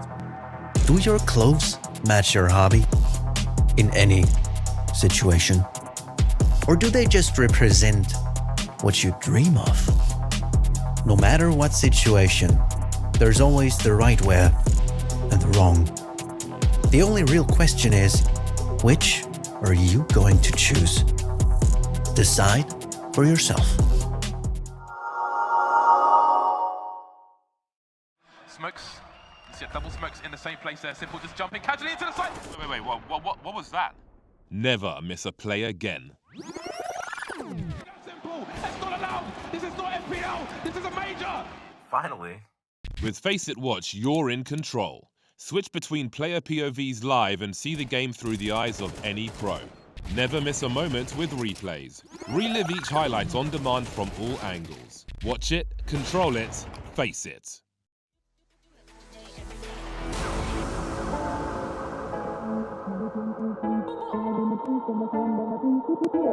Every day of the week, I think I'm out, we feeling lively. On the dance floor, where you gonna find me? Here comes the drop, it's time to party. Here comes the drop, it's time to party.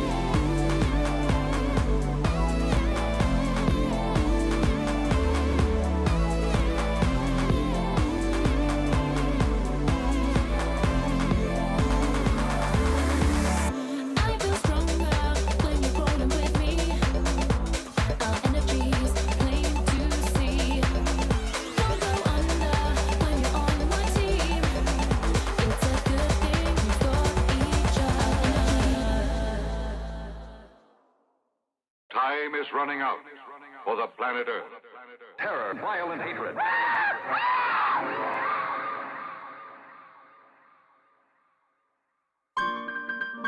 hungrier than a fat burger, feeding off them tracks that I have to murder. Show no courtesy, verbally I look at the mic as a burner. When I murk MCs, industry figures have to merge. What's a bum bum? Understand it, dudes panic where the bullet hit. The whack lyrics was targeted, beats produced by Ski Whip. Standard procedure is poison these fetuses, make it hot and feverish. Who started this ish? Y'all feelings asleep and narcoleptic marketing that garbage mixed with sodium bicarbonates. I'm the pharmacist with the recipe, dumping chunks of funkadelic on the parliament. Paper chasing me, now that's a funky following. Spitting iron bars you keep swallowing. No tolerance for the bullish, man, I'm what the problem is. Victims be tripping like acid when I'm blotting them, swatting them like flies and put shots in them, stick a needle in their arm just to prove a point. I'm the apocalypse.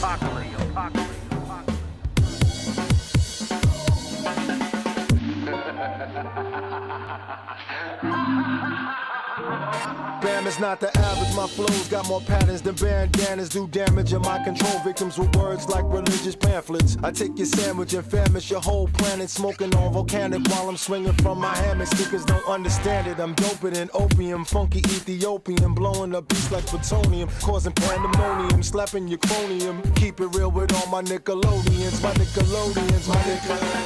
Poison in my penmanship, don't lose my temper with, just spit them off slow with that over-counter medicine, pumping degenerates. I'm on the premises, I'm placing emphasis, I do it effortless. She moaning like a feminist, no secret messages, just keep spitting that venomous. I'm putting weight on it like a fat elephant, coming through with the elements. What's the use of an exodus if your efforts are directionless? Look what my weapon is, you never this. I'm the apocalypse.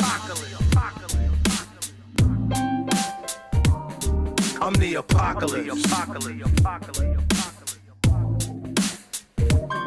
I'm the apocalypse. I'm the apocalypse. I'm the apocalypse.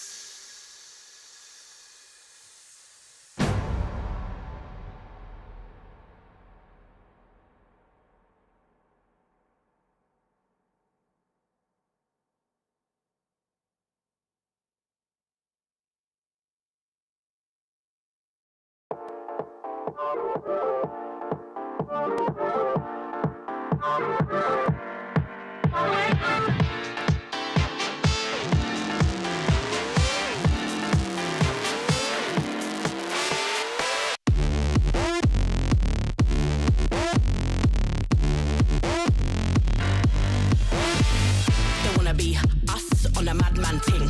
Don't care whatever Batman bring, mega boss. When I push that swing, top the level, just call me a king, mega hustler. When I move sideways, these streets are big enough these days, like Frankie. Yeah, I did it my way. Yeah, I did it my way. Shake it up, that's right. Shake it up, shake it up, shake it up, that's right. I'm trying to catch the vibe, catch the vibe, catch the vibe. I'm trying to catch the vibe, catch the vibe, catch the vibe. ESL Challenger is brought to you in part by Intel, Acer Predator, DHL, Qiddiya,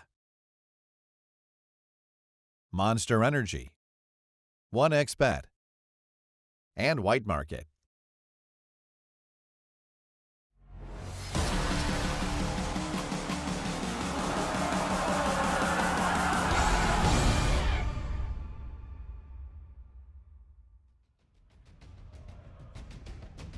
Welcome back to ESL Challenger at DreamHack Melbourne. It's a beautiful Saturday evening for some Counter-Strike. We've got lots of friends as well. Welcome back, everybody. It's nice to see you're still sticking around. Love the Tyloo jersey, big fan. Shout outs to my bro. We've got a Mouse fan in here as well. A couple of Greyhounds. What else have we got? Row F, Hasbullah. Fnatic. Everyone's here. You know, it's great. It's great. We're having a good night. Though, the only thing is, I don't know if it's going to be lasting much longer. I mean, Party Astronauts, they're just not up to scratch against Aurora at the moment, are they, Pilski? So we need to see them do a little bit more work, and hopefully they can get us to a map 3. Yeah, I'm hoping so, but look, looking at the last result on Overpass doesn't fill you with a whole lot of confidence. No, sir. So, look, despite the fact that they've been dominant domestically on this map, that this is a comfort map for them, it just really doesn't seem like they're matching up well versus Aurora at all. Yeah, Aurora look comfortable as well, right? We walked past them in the tunnel. They are pretty chip up, pretty happy, having a good time. So they'll be rolling pretty hot into overpass, I dare say.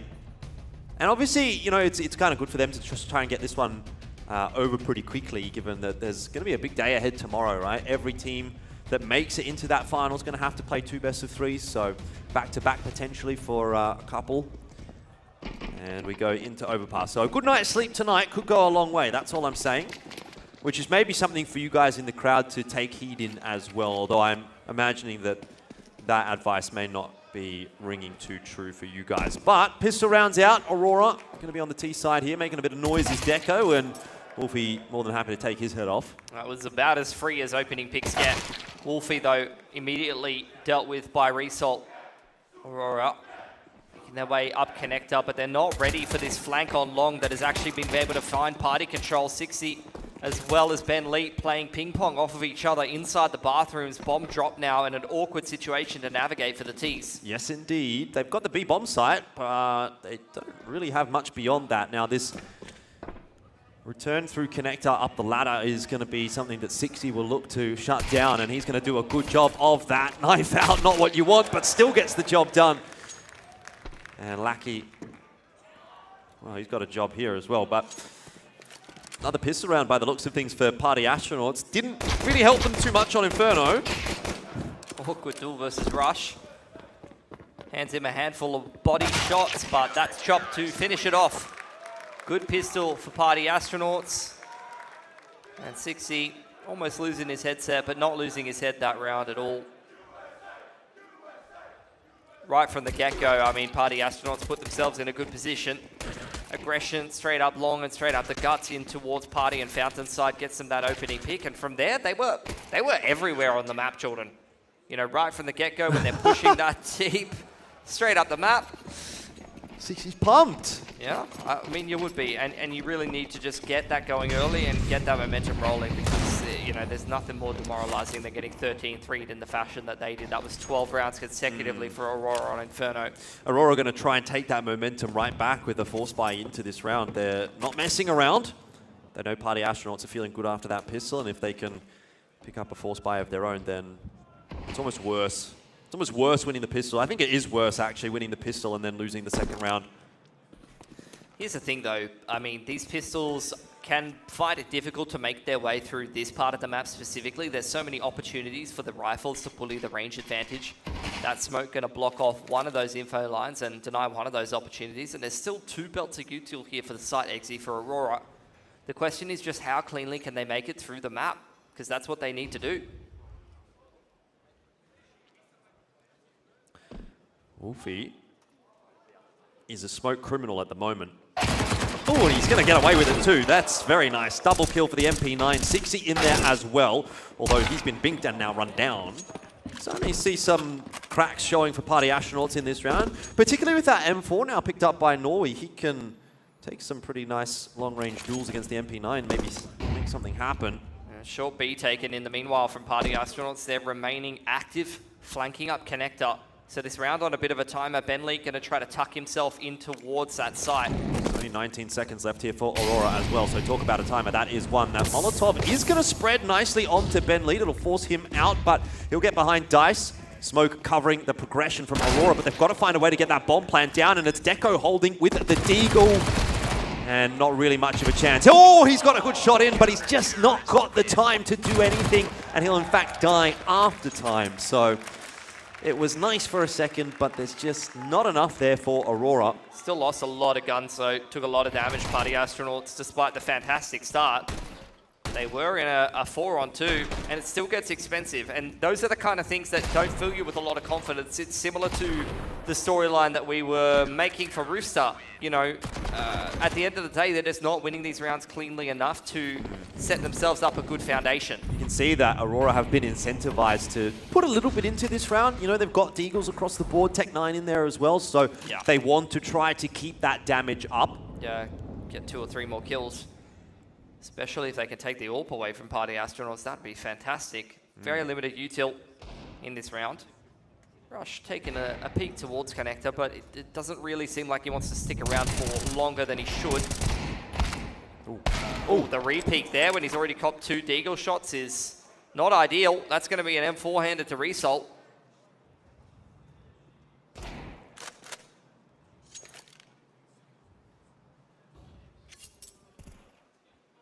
He's got himself another one. He's putting together a pretty good start to Overpass. Lucky is deep up short B. Good shot from 60. Taking more Deagles out of the equation. On to Kenzie and Lucky to see if they can hand out any haircuts and take a gun or 2 more away from Party Astronauts.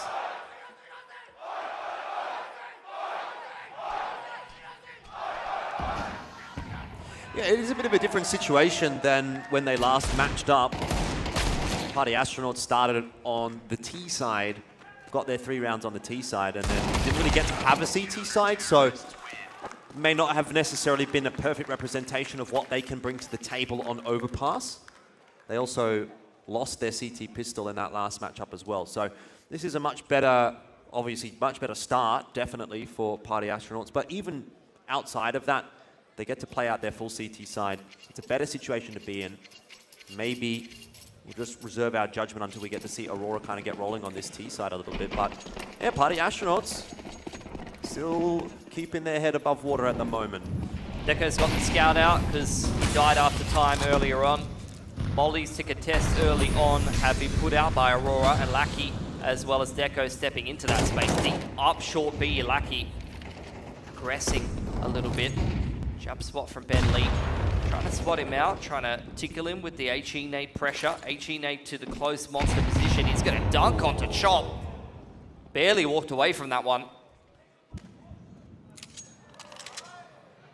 Yeah, we're going to ferry that M4 back across to the healthier player. Yeah, and they've given Chop the full utility so that he can play that rotator role and be able to, you know, offer util to whichever side needs it now.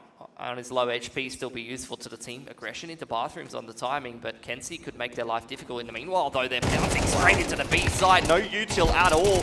Just a wide swing from Lackey, traded barely by Rush. Does a lot of damage to Result, but this is problems for Party Astronauts.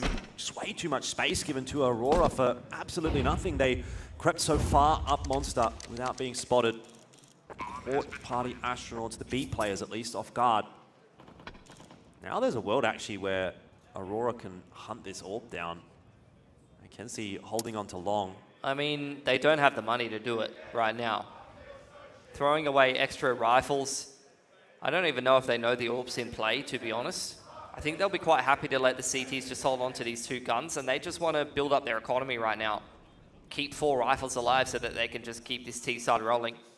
No incentive to hunt, really, I think, for Aurora, and sensibly they're just going to fall back across the map, and nice little first round for them.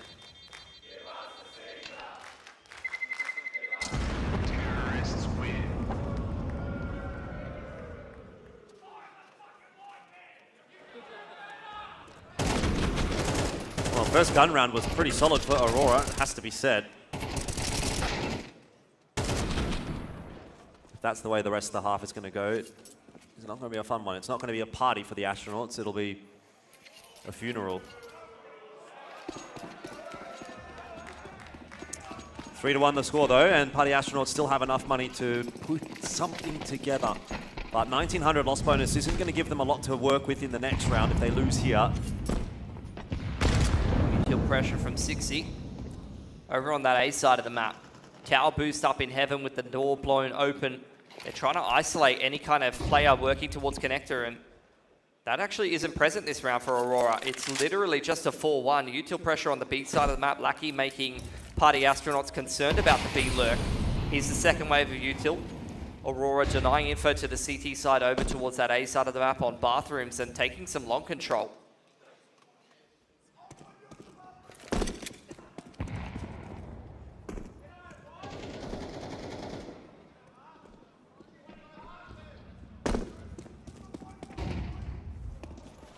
Aurora not really throwing anything too crazy in the mix just yet. That nade is a pretty nice one. 60 playing close with the MP9. You got Rush there as well, doubled up. really a position you'd always expect two players with an MP9, so this could work out for Party Astronauts, but util coverage is good from Aurora. That said, the MP9s putting in some work. Rush again, close ankle, almost gets Deco as well. Wolfie here, waiting patiently, gives away his position, and Lackey for an easy kill eventually. Will put it into the 2-on-1. Chop has to try to rotate back up. He's been heard, surely. Smoke will fade. Crowd thinks it's winnable, but does Chop? Where's he going to go? I mean, he has to hard check this corner. Deco's low, avoids the spam through the wall, but not the headshot. Issue is he still has to find Lackey, and he's got absolutely no idea where he could be.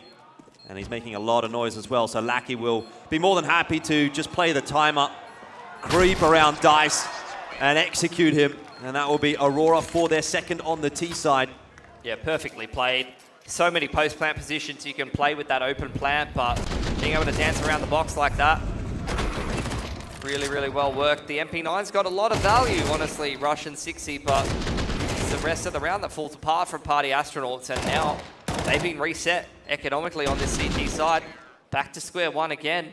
And it's a similar story, Jordan. We've started 3-1. Money's been broken. Now Aurora will build up their T-side economy, and this might just be the start of another huge streak of rounds from the Russian side. Yeah, you'd have to say so. P250, 5-7, all that Party Astronauts have come into this round with in terms of an upgrade, and Lackey might have a little bit of a farm ahead of him here. They will line up nicely. Shot from Ben Lee gets the headshot, but again with the USP it's just not going to be enough. There's no stopping power for Party Astronauts. That is an easy third on the behalf of Aurora as they ease their way into the map and slowly start to get going.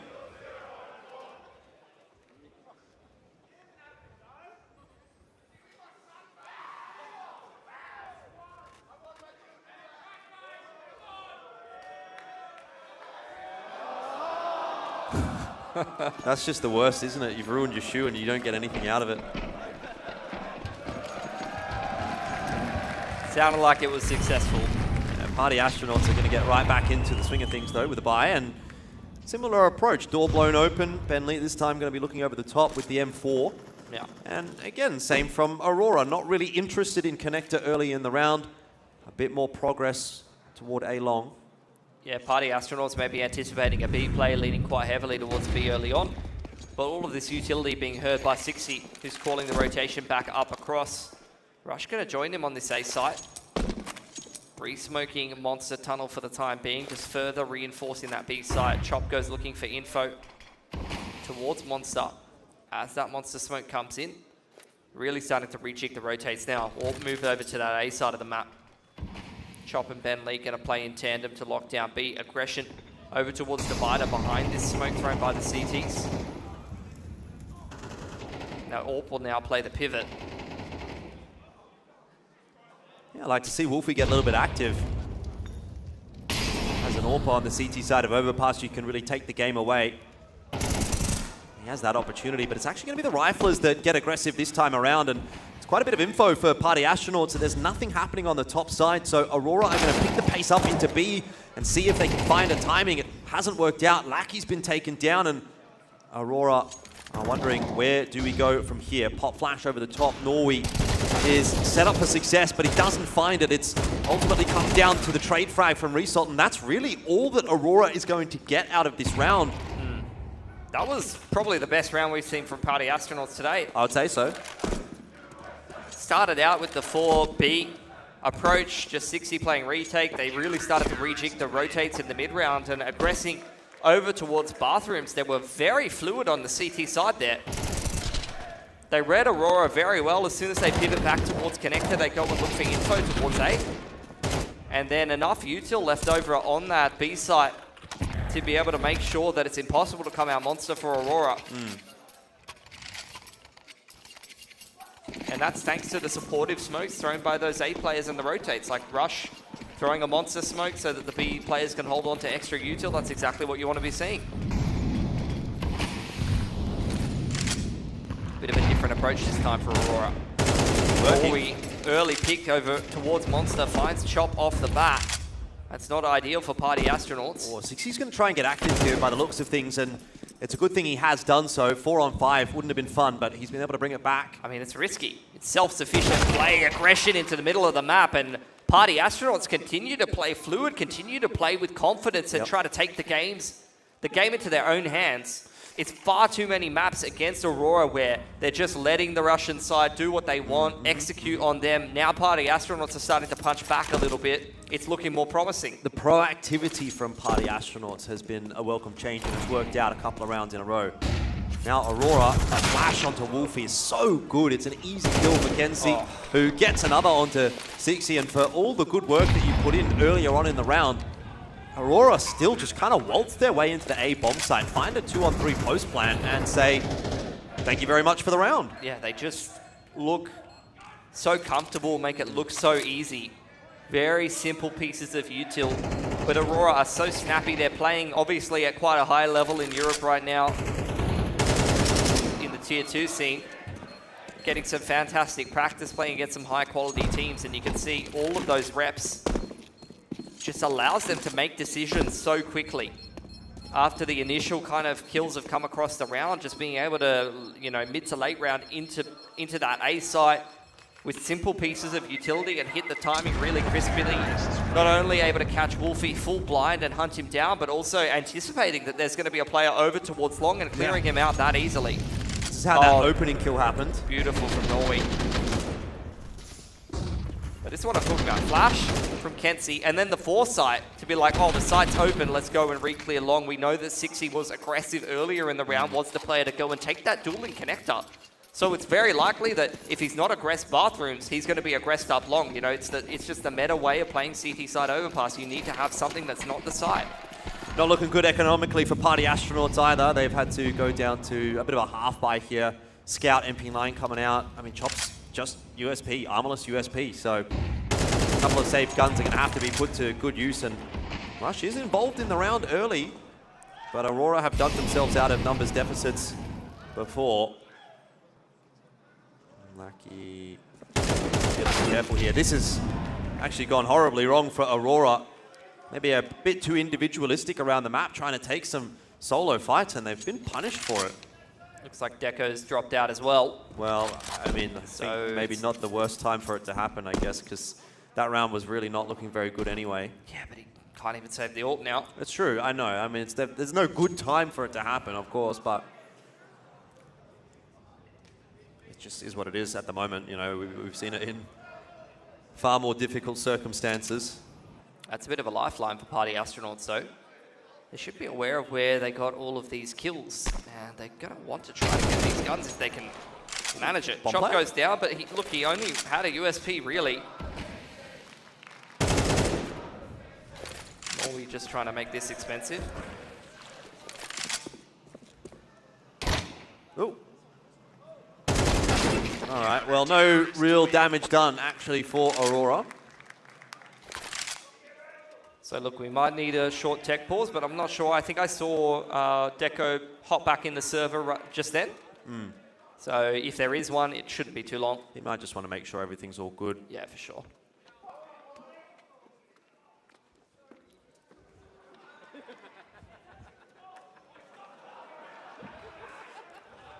Can anyone explain to me what that gesture is meant to be? I don't... It's cracking pepper, Jordan. You never gone to like an Italian restaurant and, you know, you get a nice pasta dish and the waiter comes over and goes, would you like cracked pepper? Oh! That's what that is. Obviously, everyone knows that. I did not know that.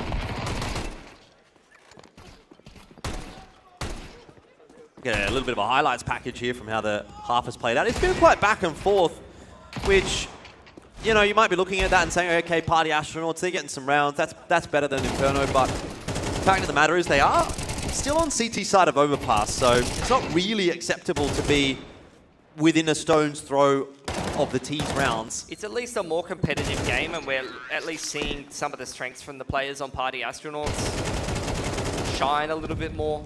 You know, we see these guys playing the NA scene, you know, domestically they're able to take down some promising teams, you know, like they're taking down the Nouns fellas. There's obviously M80 who have been kicking around there, who I'm sure they played against a fair bit as well. and they've been doing well recently. So, you know, Ben Leet was kind of talking about it a little bit in the short little interviews that we've got with them, that, you know, NA has been a dying region, but might be in a bit of recovery. And we're seeing some success from some North American teams lately. And I'm hoping that that's going to really give a bit of a boost to some of the teams that sit in the subtop of North America.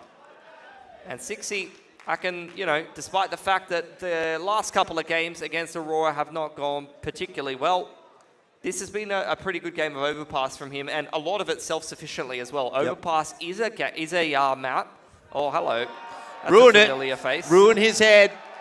Yeah. Yes, absolutely dominate it. Get him. You have my permission. You don't need his permission. All You right. have my permission. Yes. Yeah. Beautiful. That's about the best his haircut's ever looked, actually. Yeah, 100%. Oh, baited. Come on. You got it wrong. Oh! Well done. What else have we got up our sleeves, guys? What's it going to be? Oh. Who wants to do it? Oh, beautiful. Well done.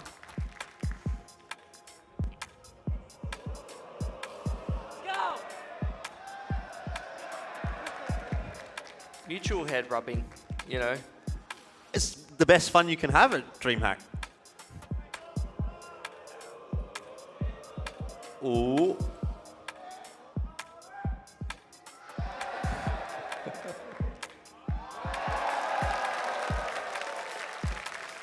And he gets a head rub on the way out.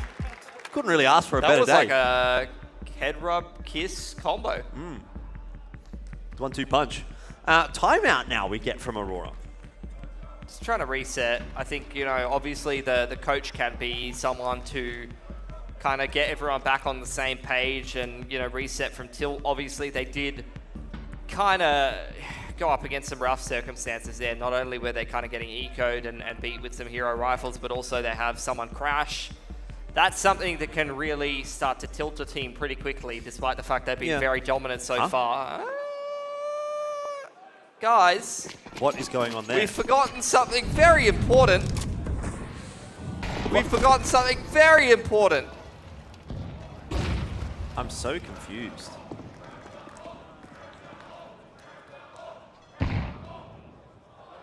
What? How is it even there? Just reach out and get it, guys. It's not that far away. Did someone buy it? Someone had to have bought it. Who's got long arms? You got long arms, Jordan. I do. Just get it. How have they not noticed? I don't really know, but we're going to have to forget about that. 1 for 1. Start things off. Over on connector side. Aurora still pretty split approach from all of the boys here. Kenzie waiting for some long A aggression. Aurora working in the middle of the map in tandem. Flash over the top offered by Lackey and received to get that short B control. Flash in response though is better from Ben Lee to set up Rush for success. Now, you know what might have made a difference in this round? An AWP. An AWP. They couldn't possibly afford one of those. Great work from the observing team as well, by the way. J-Raz and Viridian, give a shout out. Love that from you boys. Viridian's a big fan of an AWP. I've seen that a couple times.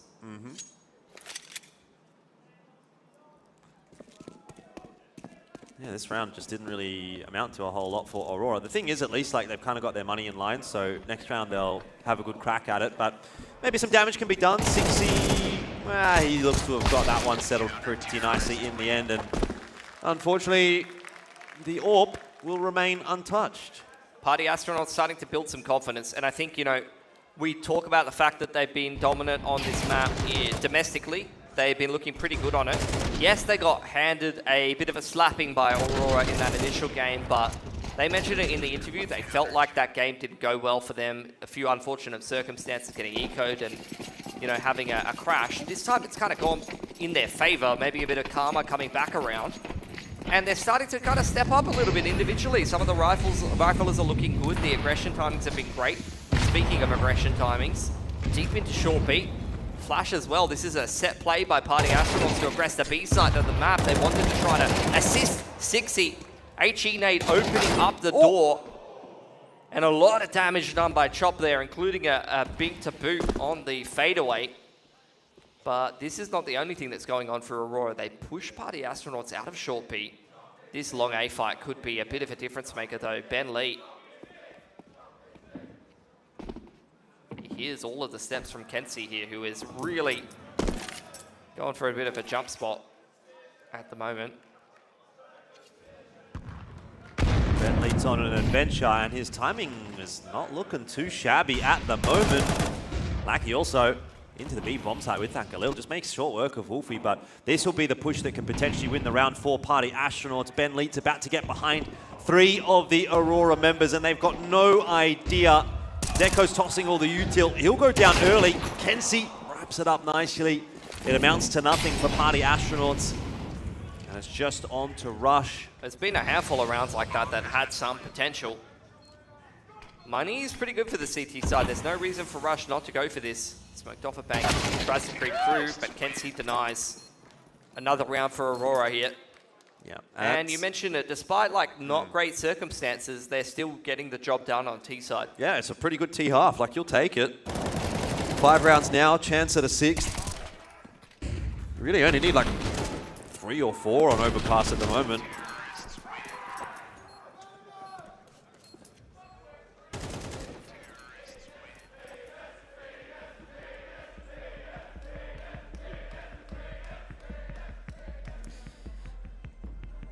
At least the money's there for Party Astronauts to have a solid crack in this last round, and you desperately want the 7th. Definitely they're teetering on the precipice of a 0-2 loss here if they end up at a 6-6 half. Let's see if they can get it. Last round of the half here. MP9 out for Ben Leet, but Bai, outside of that, looking pretty good for Party Astronauts. They've got an AWP. Aurora couldn't afford one.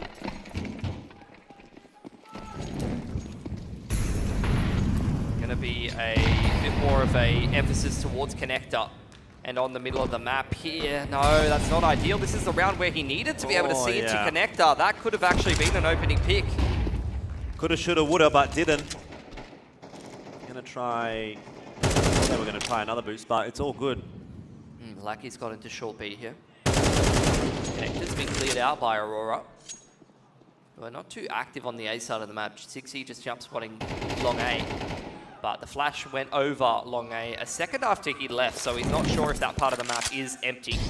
Here's the util set thrown by Kenzie. Smoke onto bathrooms, Molly onto divider. So Aurora have done a really good job clearing map control and denying the CT's information. Let's see how Party Astronauts respond. Once again, in the mid to late round, they tend to really want to aggress short A and pivot a bit more towards the A side of the map, just leaving that monster setup to try to defend B. Choppers once again got some pretty good util. Smokes into front A, but 60 is well past it, so it's not really going to amount to too much for Aurora. Lackey out through the monster tunnel is unable to really manage a whole lot either, so this round is just starting to fall apart for Aurora. But how many times have we seen them just, you know, 3-on-5 come into this A site, hit a couple of crisp entries and get the round done regardless? It's true, the 3 Musketeers, they're going to give it a crack, and that one connects nicely from Deco. Kenzie as well, it's exactly as you said, Pilski. Wolfie unable to land the shot as well, keeps things a bit awkward for Party Astronauts at a player deficit now for Aurora, but for how long as Norway, he picks the pace up. It's Deco into bank.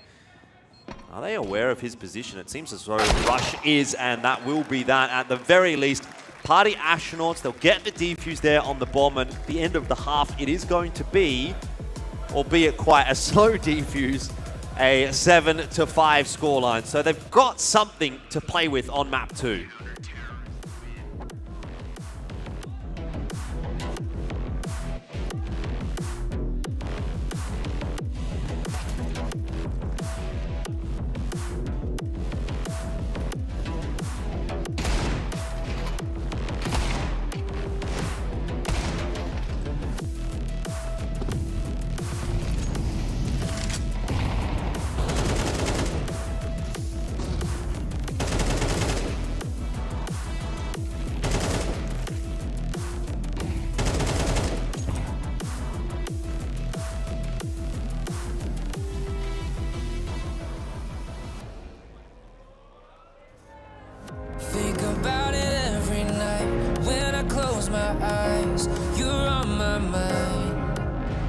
try to quit a million times, but it takes me high, like you're so divine. You give me everything, don't know what's happening. I need you like medicine, you're my everything, everything.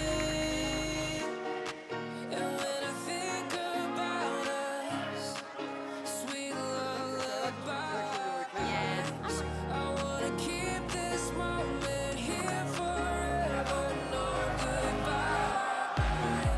And when I think about us, sweet lullabies, I wanna keep this moment here forever, no goodbyes.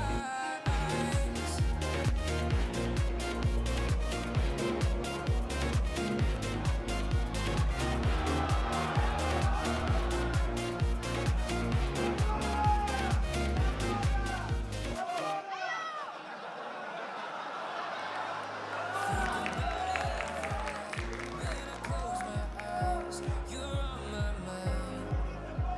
I try to quit a million times, but it takes me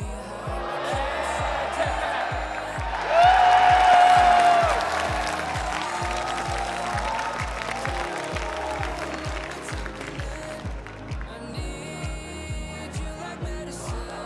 You're my everything, everything.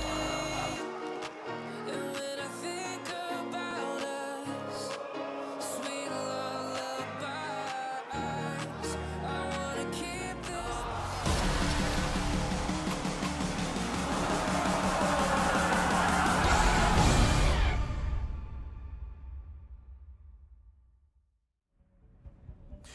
Bit of work being done in that first half from both teams. It's not too bad from Party Astronauts. A little bit closer this time around, but has to be said, I think in the grand scheme of things, Aurora will still be pretty happy to have had 5 rounds on the T side of Overpass in a good position to try to lock this one down 2-0. Yeah, I think, you know, Party Astronauts was kind of talking about it in their own interview that they faced issues with getting ecoed, issues with a game crash. I think, you know, Karma kind of came back around and really helped them. It wasn't only that, though. They obviously did a lot to be quite assertive for a lot of that game. They were going out there, they were taking risks, they were taking opportunities. 60 in particular, running around that A site quite self-sufficiently, even peeking out Divider on his lonesome in front of progression smokes and things like that, reading the game quite well and aggressing and finding good duels.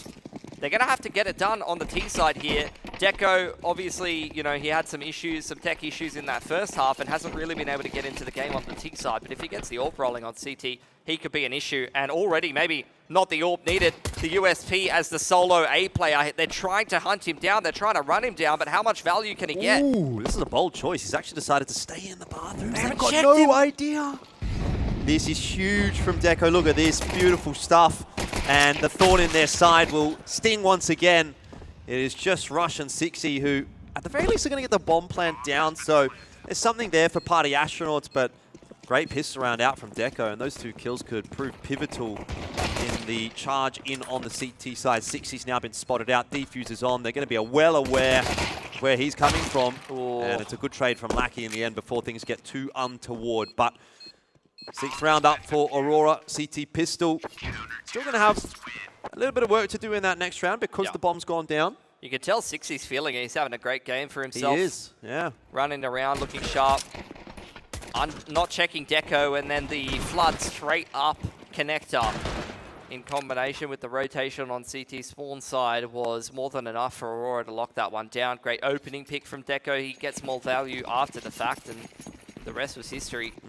Easy 4-on-3 put together by Aurora. But like you said, bomb plant going to help Party Astronauts put a pretty nice looking buy together here. 4 Galils letting open the smoke. Go and clear out the side and make sure that no CTs are aggressing. Fair bit of util to work with, but the majority of that is on Ben Lee. Progression smoke out connector thrown by Rush. Denying info towards that short B position and any potential boosts. Bathroom setup here for Aurora.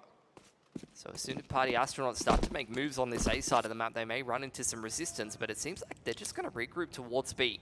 This is where we're looking at Aurora and when do they actually aggress for info on this A side of the map. As Party Astronauts starting to move into a 1-4. Reactive util ready there on Result. Lackey to take first contact. It's good damage done.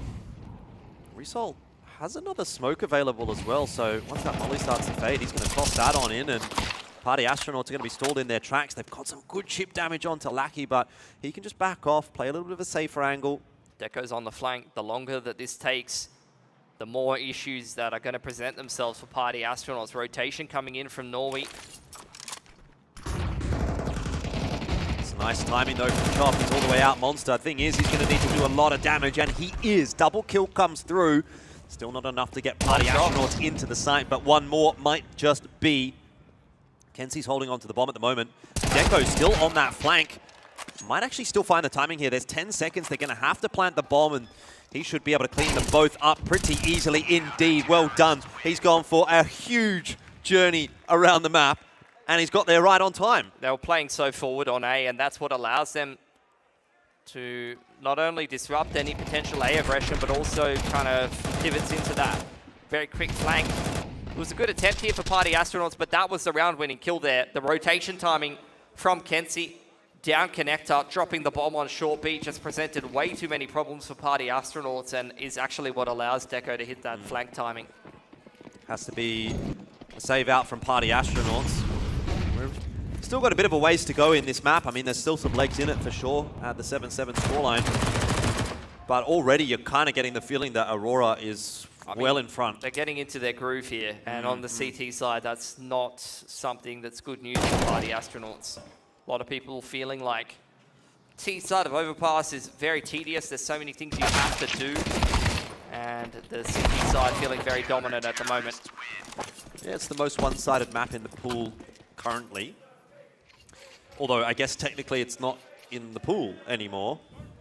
Just for this event it is.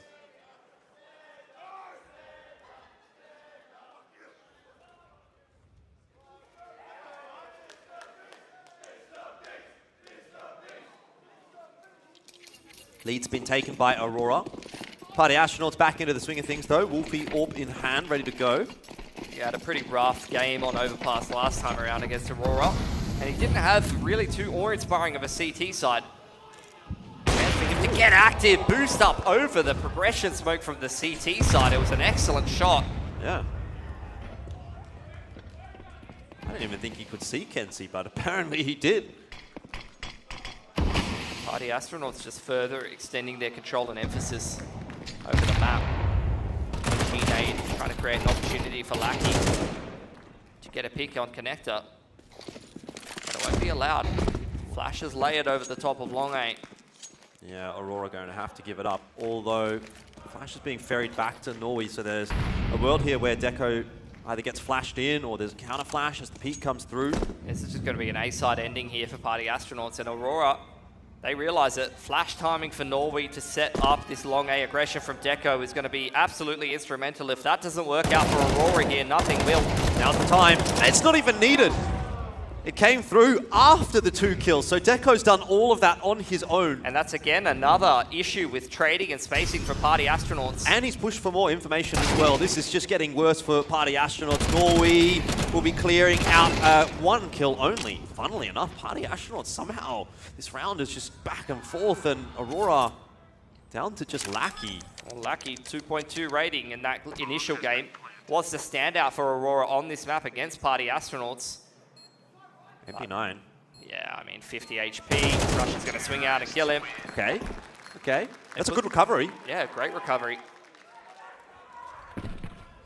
Good opening pick. Very fast shot here from Wolfie. Saw a pixel of him and just a predictive shot through the smoke. But again, these are exactly the kind of kills that were losing Party Astronauts the game on Inferno. They did, as you mentioned, recover from that, and Wolfie was able to wrap back around and kill Deco there on Long A, but you really have got to stop Aurora multi-fragging in those positions. That can't be allowed if Party Astronauts is going to push this to 3. Aurora scraping the bottom of the barrel. It's a big opportunity for Party Astronauts to flex their muscles a little bit. MP9's out in force, and 60 barely survives. He's got to get out of there. Going to pivot back towards that B side of the map. Short B taken by Party Astronauts as well as Connector. They've tucked themselves comfortably into the middle of the map, and there's really not a whole lot left over here for Aurora. 4 grenades across the whole team. We've seen what they could do with a little bit of util used well on the right timings though, Aurora. It's going to be the boost from Bentley. Result was waiting for that. Hit the headshot, not the follow-up. They're taking so much damage moving through the map here. It's getting a little worrisome for Party Astronauts. Bomb is still trending towards that A side of the map as well. It kind of looks like they want to at least pressure it. Norway in the position to make a difference. Close bathrooms, MP9. Smoke's going to go past him and Deco. They're playing in front of it. Party Astronauts are going to have to fight their way into A, and that will provide time for a rotation up. Kenzie's already on his way as well. Always been spotted out, but Deco's been good. Another multi-frag on offer here. Low HP players everywhere. He'll get 3, and that's just about 1 too many for Party Astronauts. Kenzie as well. Cheeky as the smoke fades for 1 more, and it's down to Rush. It's a clutch. 1 on 3. Double rotation, up Connector, turns his back and goes down to 1 HP. That's probably just a round done and dusted there. Molly in here for Result, doesn't need it. Oh, he decides to throw it anyway. He got the kill with the Molly! He's absolutely bottled it.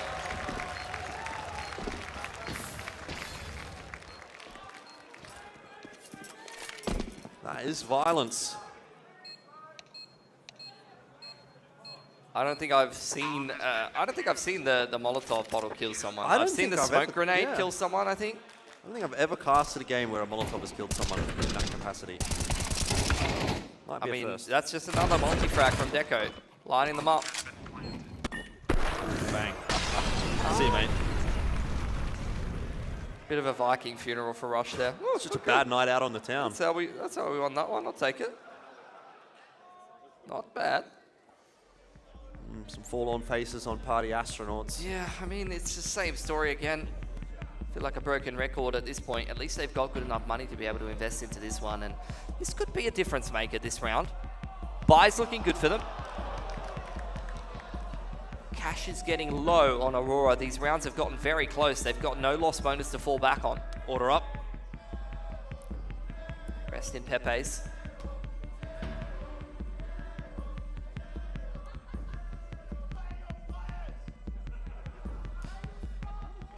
Remember Orgs? Remember Orgs? I do. Yeah. I remember.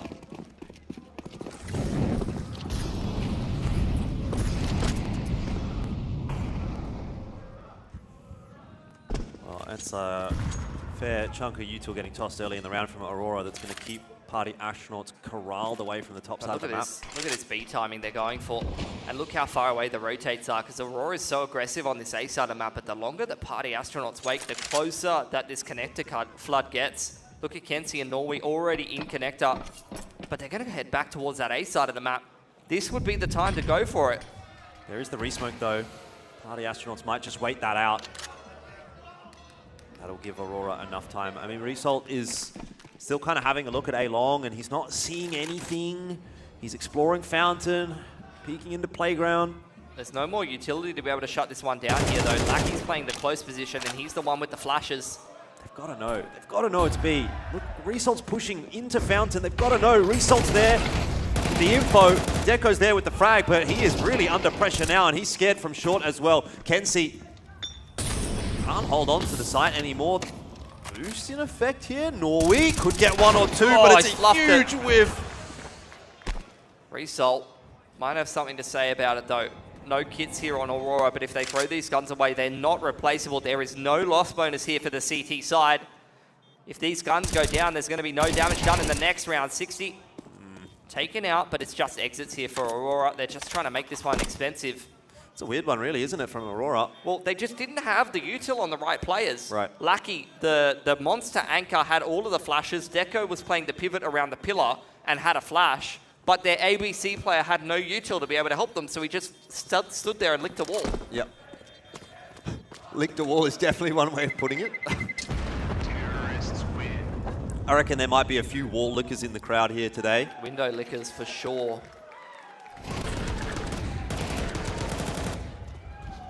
I mean, just look at it. Like, both of these players go down pillar, and there's no supportive util from them, and you just see the ABC player just standing there. waiting for someone to go across short, but it was a monster play for Party Astronauts. Ooh, they're forcing around the M4s. Okay.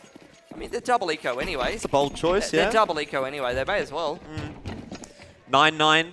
It's quite tight. Party Astronauts are doing a pretty good job. It's so winnable. If they win this round, especially a couple guns alive, this game is so winnable. I mean, it is only 7:30, you know. We probably deserve another map, I reckon, but we'll see what we get. Result. Maybe not. Might not be too interested in that. It's got this nade as well, which will just bang in there. It's fairly ineffective. The guy's already damn dead. Blacky's got one more. Rounds just disappeared for Party Astronauts. They were doing so well, and then what? And then they're going to get soft reset, and then you're going to get a big economy swing because Aurora's going to pick up an extra couple of guns, upgrade the pistols, the MP9s that they brought into this round into rifles. Then they're going to have a rock-solid CT side economy, unless 60 and Ben Lee can do something in this 2-1-5, but they're stuck in the middle of the map. Like, what is there to do, really? Frag out.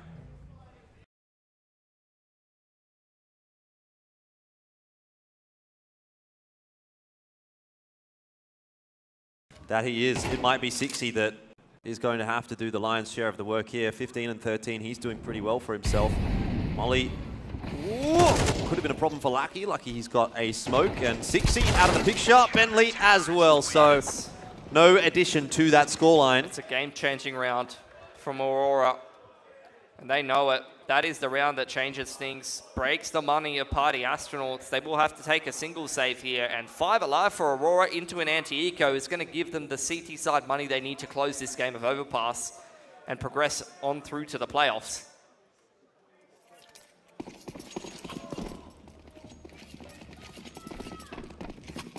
Chances slipping away from Party Astronauts.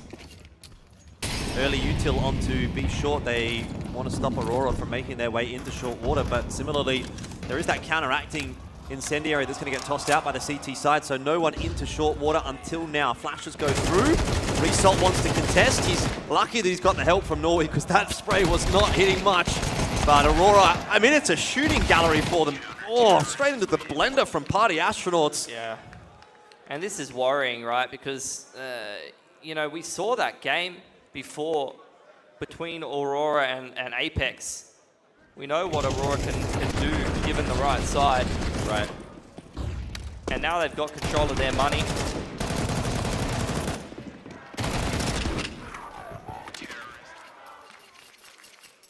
We saw it. What was that? That was a 9-3 half CT side for Aurora against Apex. And that might be, you know what, that is one of the better teams in this tournament. Now they've got money control on the CT side. They only have to get 2 rounds from the next couple. It's probably curtains for Party Astronauts unless they can come up with something special. Also, 2.9k loss bonus for Party Astronauts here. They're down to basically 0. If they lose the round, they pretty much lose the map. They've got to get a bomb plant at a minimum in this round to be guaranteed contesting something.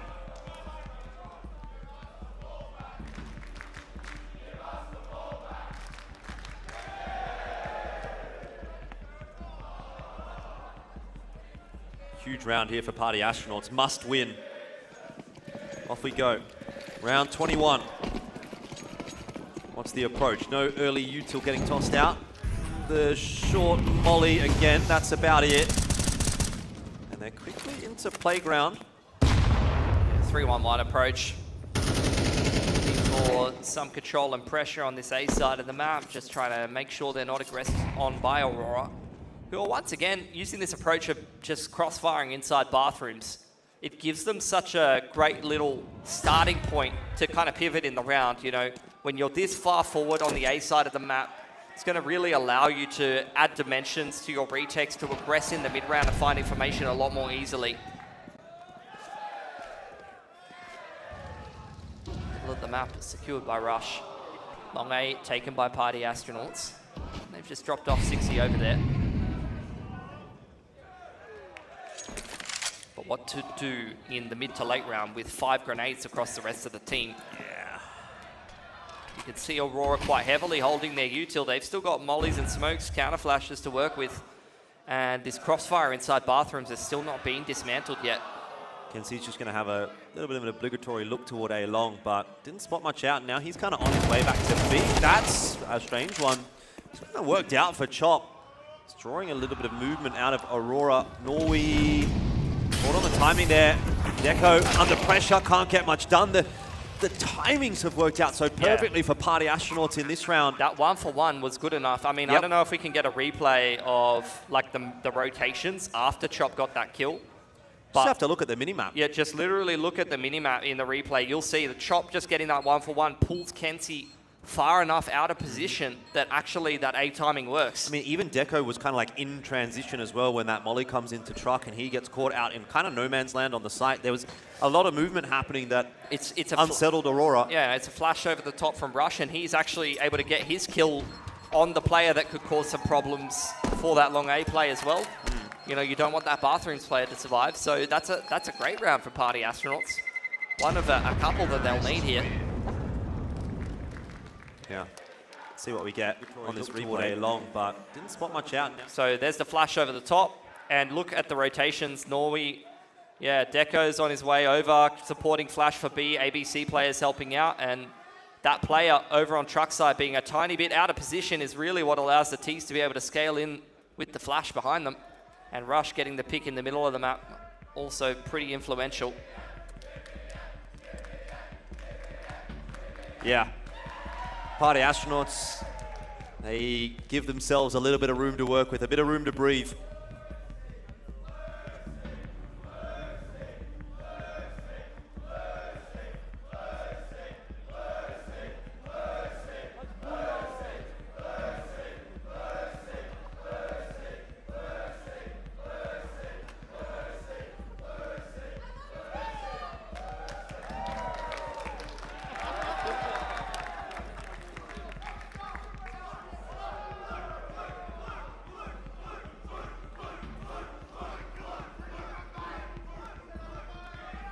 Thank God he changed his name, because that last alias would be impossible to chant. Oh, that's true.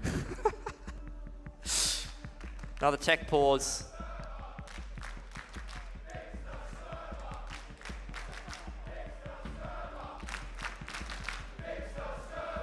Never has a server admin been under this much pressure. Ask and ye shall receive. 11 to 10, we're back into it. Aurora, they still got so much cash. I mean, 5.5 on Result, 5.2 on Kenzie. Still be able to put buys together. And this is something a little different. Deco's going to get aggressive into short water. The short molly was actually smoked off by Aurora to enable that. And you can see they're trying to hold on to it, but it's actually kind of bit them in the backside a little bit there. Rush is getting away with a lot this map so far from that connector position. It was a beautiful timing on the HE nade there from Aurora, and a little bit of a different look, different setup designed around the AWP, but still falls apart a little bit.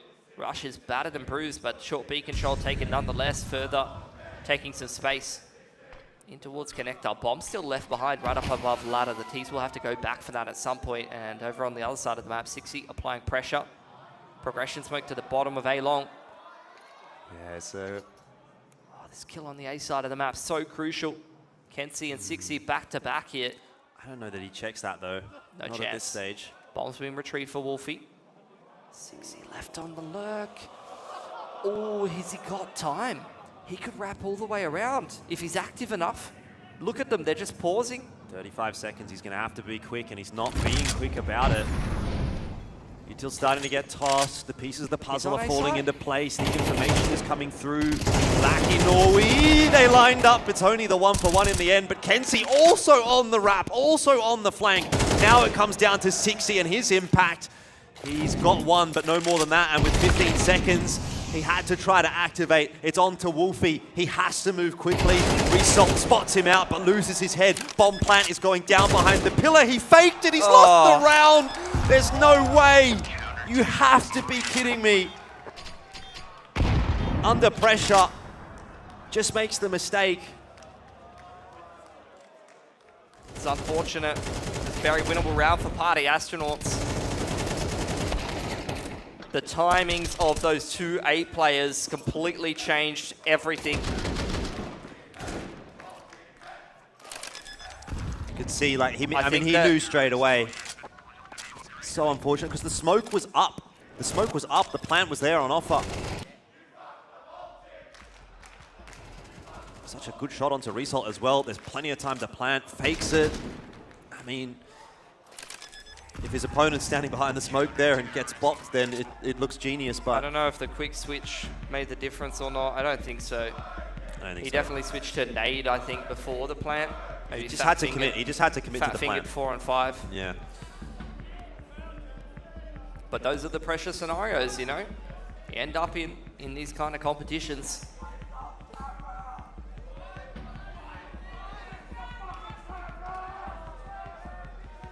Well, Aurora just given a little bit more space.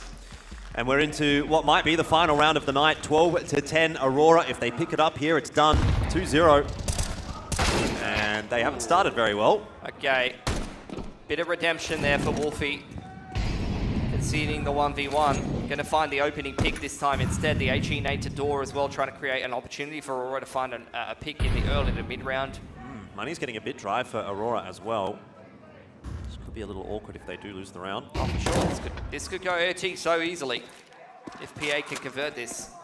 And after finding a pick towards that B side of the map, they're starting to make presence towards A. Util to try to keep the CTs back, but there's a lot of players over on this A side of the map for Aurora right now. Well, Deco already given away his position, taking a fight. Kenzie up close behind the smoke. It's working out poorly for Aurora. This is basically worst case scenario. Only saving one gun through. What's their loss bonus? It would be not a lot. 1.9. It's kind of middling, I believe. Let's have a look. Yeah, kind of middling at the moment. They're gonna have a tough time putting a buy together. They've at least got a little bit of cash floating around there for Result and Lackey. But this could very much be PI pushing us through to overtime, giving us a much better game. You know, we knew the potential was there. I think they're playing pretty solid across the board. Seeing multiple players have some important rounds. Make Aurora work for this one. It's an interesting setup behind that smoke. Yeah, 60 getting that kill on Deco on long as well. That has been a bit of a liability where the aggression from the CT side over towards Garden side has caught them off guard a few times. Not this time. 60 punishes. Well, this is for all the marbles now for Party Astronauts. They can make it into OT, maybe into map 3 as well. Yeah, there's really not much util here for the CT side. This fight in the middle of the map going to be absolutely critical. You can already see both Kenzie and Norway with rifles trying to fight inside of Connector, trying to make the difference here for Aurora. They will get their opportunity. It's going to be a case of timing. Rush keeps the gun out in hand. Here we go. Oh, checks the wrong angle. That's the first player down. Nade through as well. You'd think it's going to do a bit of damage to Wolfie. Another one for Norway, and it's despair really for Party Astronauts as they go through the smoke and try and make something happen in the connector, and it's just not come together. 13-11, and out of nowhere, Aurora just pulled around, and Party Astronauts, they'll be so disappointed because they did all the hard work and they were not rewarded for it. But you know what, Pilski? Sometimes that's just life. Yeah, look, at least they showed us a much better game. They showed us that they could be competitive with Aurora. I think that was Aurora's map pick as well after kind of slapping them in the initial best of one. That's a great recovery and a much better game on Overpass. And look, at least that's something for Party Astronauts to see. Got Ben Leet there. Good little map from the Party Astronauts boys. It looked like in general they had a lot of decent ideas. They had some decent calling behind them, and there is a reason why they have been qualifying to these Challenger events. Hopefully the next one that they can show up for can learn some hard lessons here and get more used to this kind of environment and maybe make a deeper run into the playoffs next time around. Yeah, Aurora, they'll be through to tomorrow, and they were one of the big favorites for this event, so see what they can do when we get there. But for now, it's time to go back down to the analyst desk for the final time this evening. Thanks, Jordan and Pilly, for another beautiful cast. And Aurora get it done in 2. It was close on that second map there of Overpass, and Party Astronauts, they were looking like OT was on the cards. That final round was not theirs. And it is going to be Aurora, the final team to go in onto the Sunday. And they did it in dominant fashion in map number 1, but they had to work for that map number 2. Yeah, I mean, a lot closer of a match this time around. You know, Party Astronauts did really well to show us a better look on Overpass.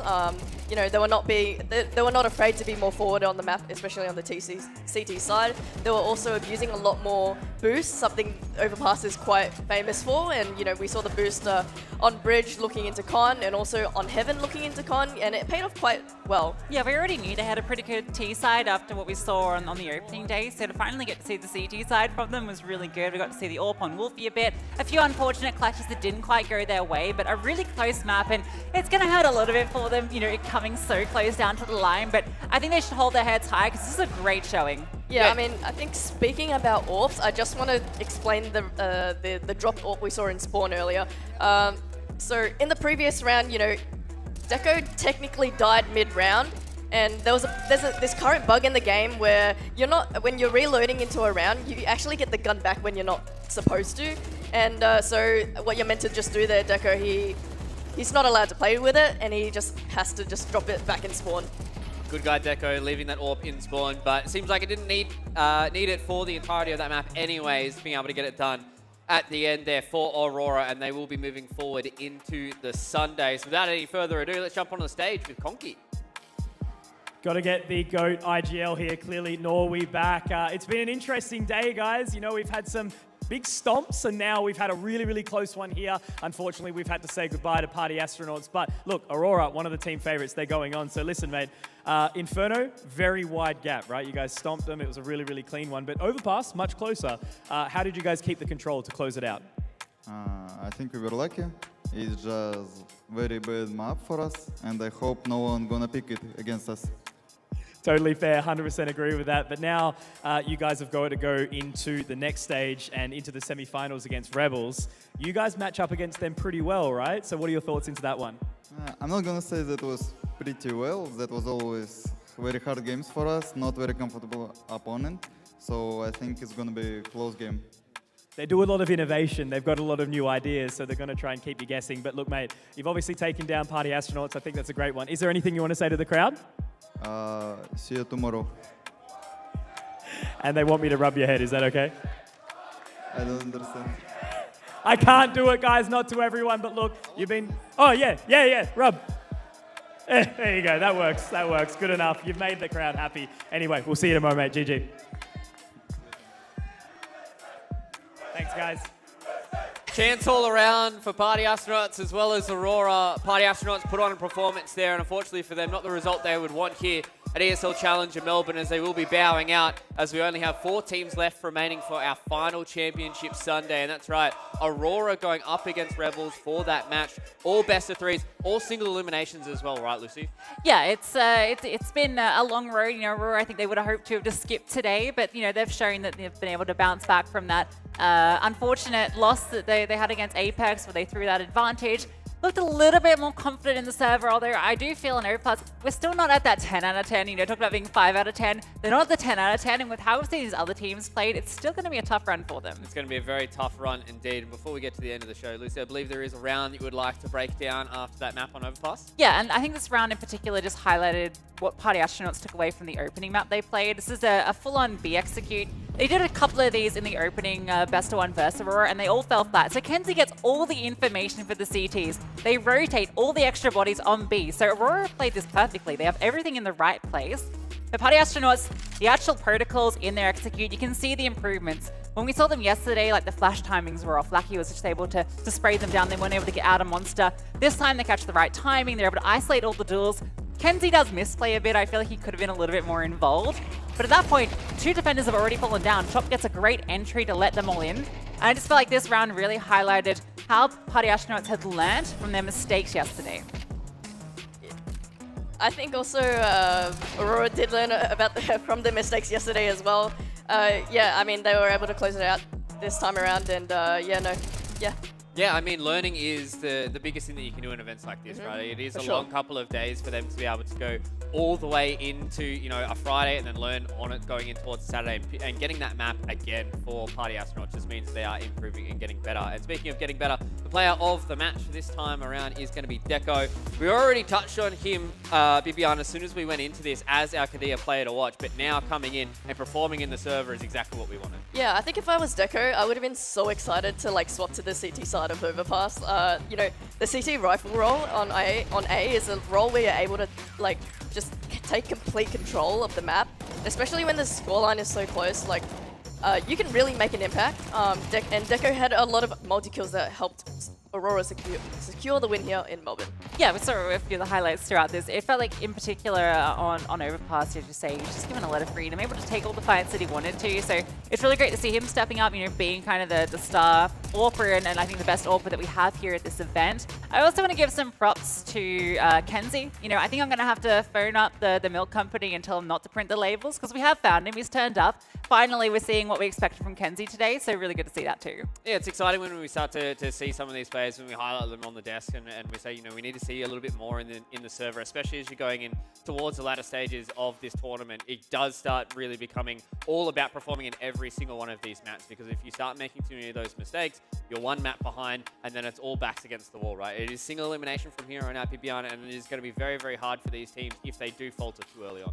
Yeah, this is the part where you're you're wanting to be solid in every aspect of like your day, not even in the game. You know, you need to be coming into these next games like really solid. You need to do the routine that you've already established, you know, at home, and honestly, like just come in here like just full confidence.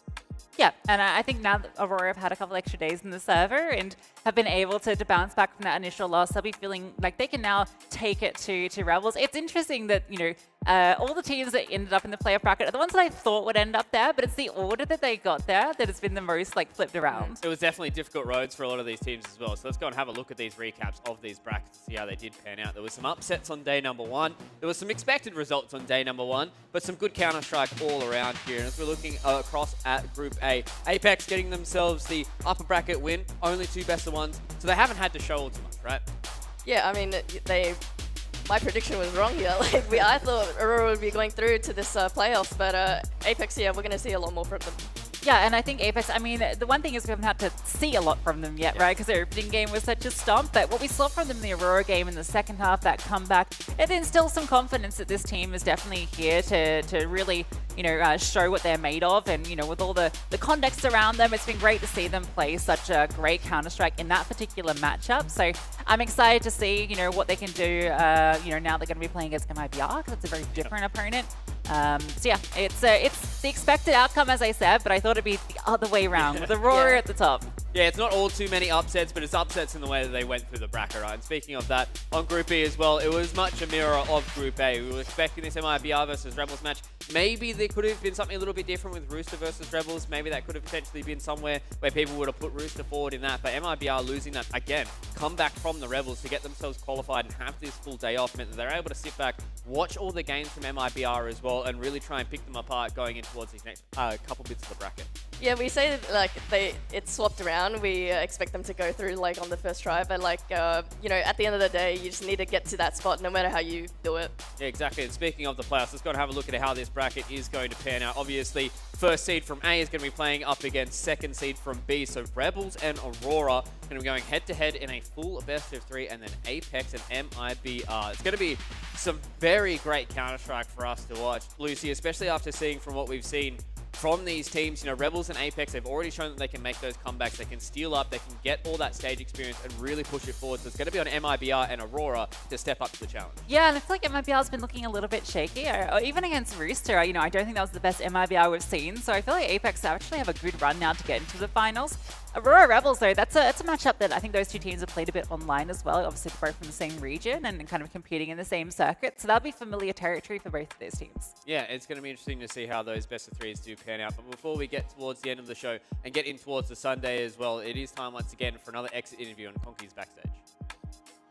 I've got Rush here now. Again, it's always a somber sort of thing to say goodbye to someone, but I've got to admit, mate, you guys have been some of the most fun team to watch and chat with. You guys are a really humble bunch. You've got a lot of energy. So I will ask the crap question. How are you feeling after that one? Yeah, it sucks, but it's bittersweet to lose, but on the other end of the stick, like, we played a good game, and like they 16 or 13-3'd us the first time we played them, and then 13-3'd again in the first map on our pick. So I was like, we need to really have a good showing here, and we showed it in the second map, but it sucks we couldn't have gone to the third and see if we can actually beat them, because I think they're the favorites to win the event. Even though they lost to Apex, I think they are the clear favorite. They're just so individually skilled and a great team overall, honestly. Absolutely, and I'll talk a bit about yourself. Obviously, you had a break, you know, the MR15 brain's still there, I know that one. But how are you feeling coming back now, right? Obviously, it's a massive thing for you to step back into the server. You've had about a month of the team. Is it good to be back? Yeah, I mean, that's the only reason I am back, because I'm motivated to play the game again, because in my break, I just didn't feel like the itch anymore, and I didn't want to be a dead horse and just play for a salary just because I can make that money. I just didn't have it in me, and I think a lot of players play longer than they should. But I really got the CS bug again, and I'm playing more than I have in years and years, like 5-6 years. So I'm really enjoying playing with these guys, and it's kind of similar to EG Black when I was on them. It's kind of a bunch of younger guys who, you know, I'm not actually mentoring, but I'm helping a lot, you know, with the out-of-game stuff, in-game stuff, and I'm enjoying it so far. It's only been a month and a half, but I think we've made vast improvements in that time.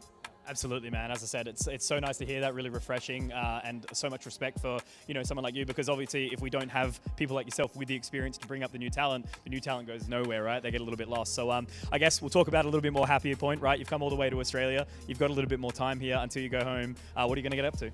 I'm not sure. We haven't made plans because, you know, as a competitor, you always plan to make as far as you can, the finals, winning whatever. So we haven't decided just yet, but we already went to the zoo on one of our off days before we got here, or like the first couple days we got here. So maybe just more exploring, just decompression, and honestly, we're probably gonna do a lot of CS too, CS work as well. Like, I don't know if we're gonna keep the practice room or not, but if we can, we'll probably review the game and see what went wrong and improve on it, because that's all you can do at this point. You can't like hold on to it and be sad about it. You just gotta work from that point on. Absolutely love that, man. Well, it's been a pleasure to have you here. All the best in the future, and yeah, good luck. Thank you. Cheers. Take care, man. Don't want to leave you hanging. Yeah, just like.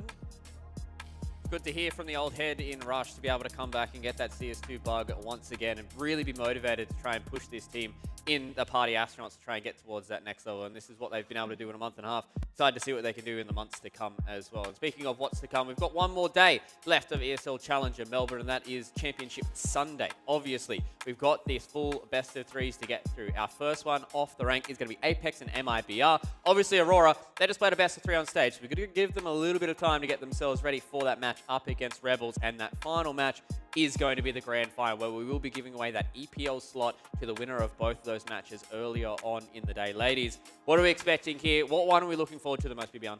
I think I'm looking forward most to the Rebels versus Aurora match. Like, this is a classic just EU clash, and I'm wanting to see like what Rebels can really cook up for this next match. You know, we've seen a lot of like good ideas from them, and so I really want to see like what they come into this next match against Aurora. Yeah, I feel like that one's going to be the kind of closer, more standard, classic CS kind of match. Whereas Apex MIBR, I think that's just going to be absolute brawl. So that one I'm kind of excited for, just for the potential chaos of it. Yeah, I'm very excited to see what we get here on our final day of ESL Challenger Melbourne. We've had 2 fantastic days already, and the third one will not disappoint either. Championship Sunday is going to be starting roughly about the same time that we had here today, 1 p.m. Australian Eastern Standard Time. So ladies and gentlemen, thank you once again for joining us for another wonderful jam-packed day of Counter-Strike. We're going to be here back once again to try and crown our champions in Melbourne. So make sure you guys stay safe. We'll see you guys for the next one.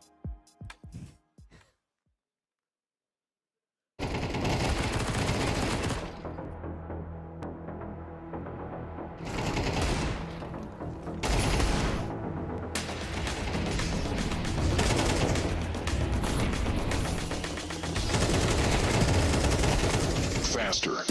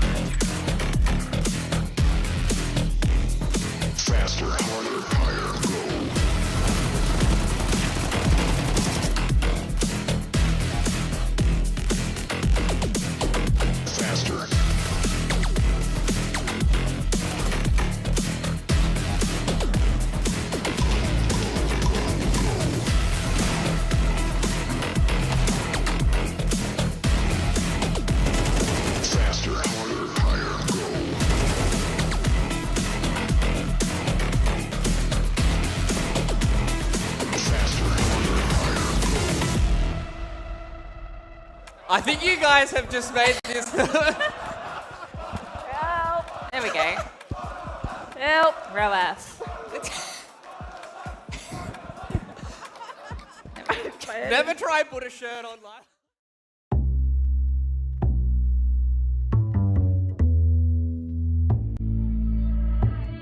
You appeared out of thin air. Took my hand and told me not to care, but your stare never had a hold on me the way you thought it did. You thought that your life was like the movies. Acted like your presence was a gift, but truth is nobody plays your games.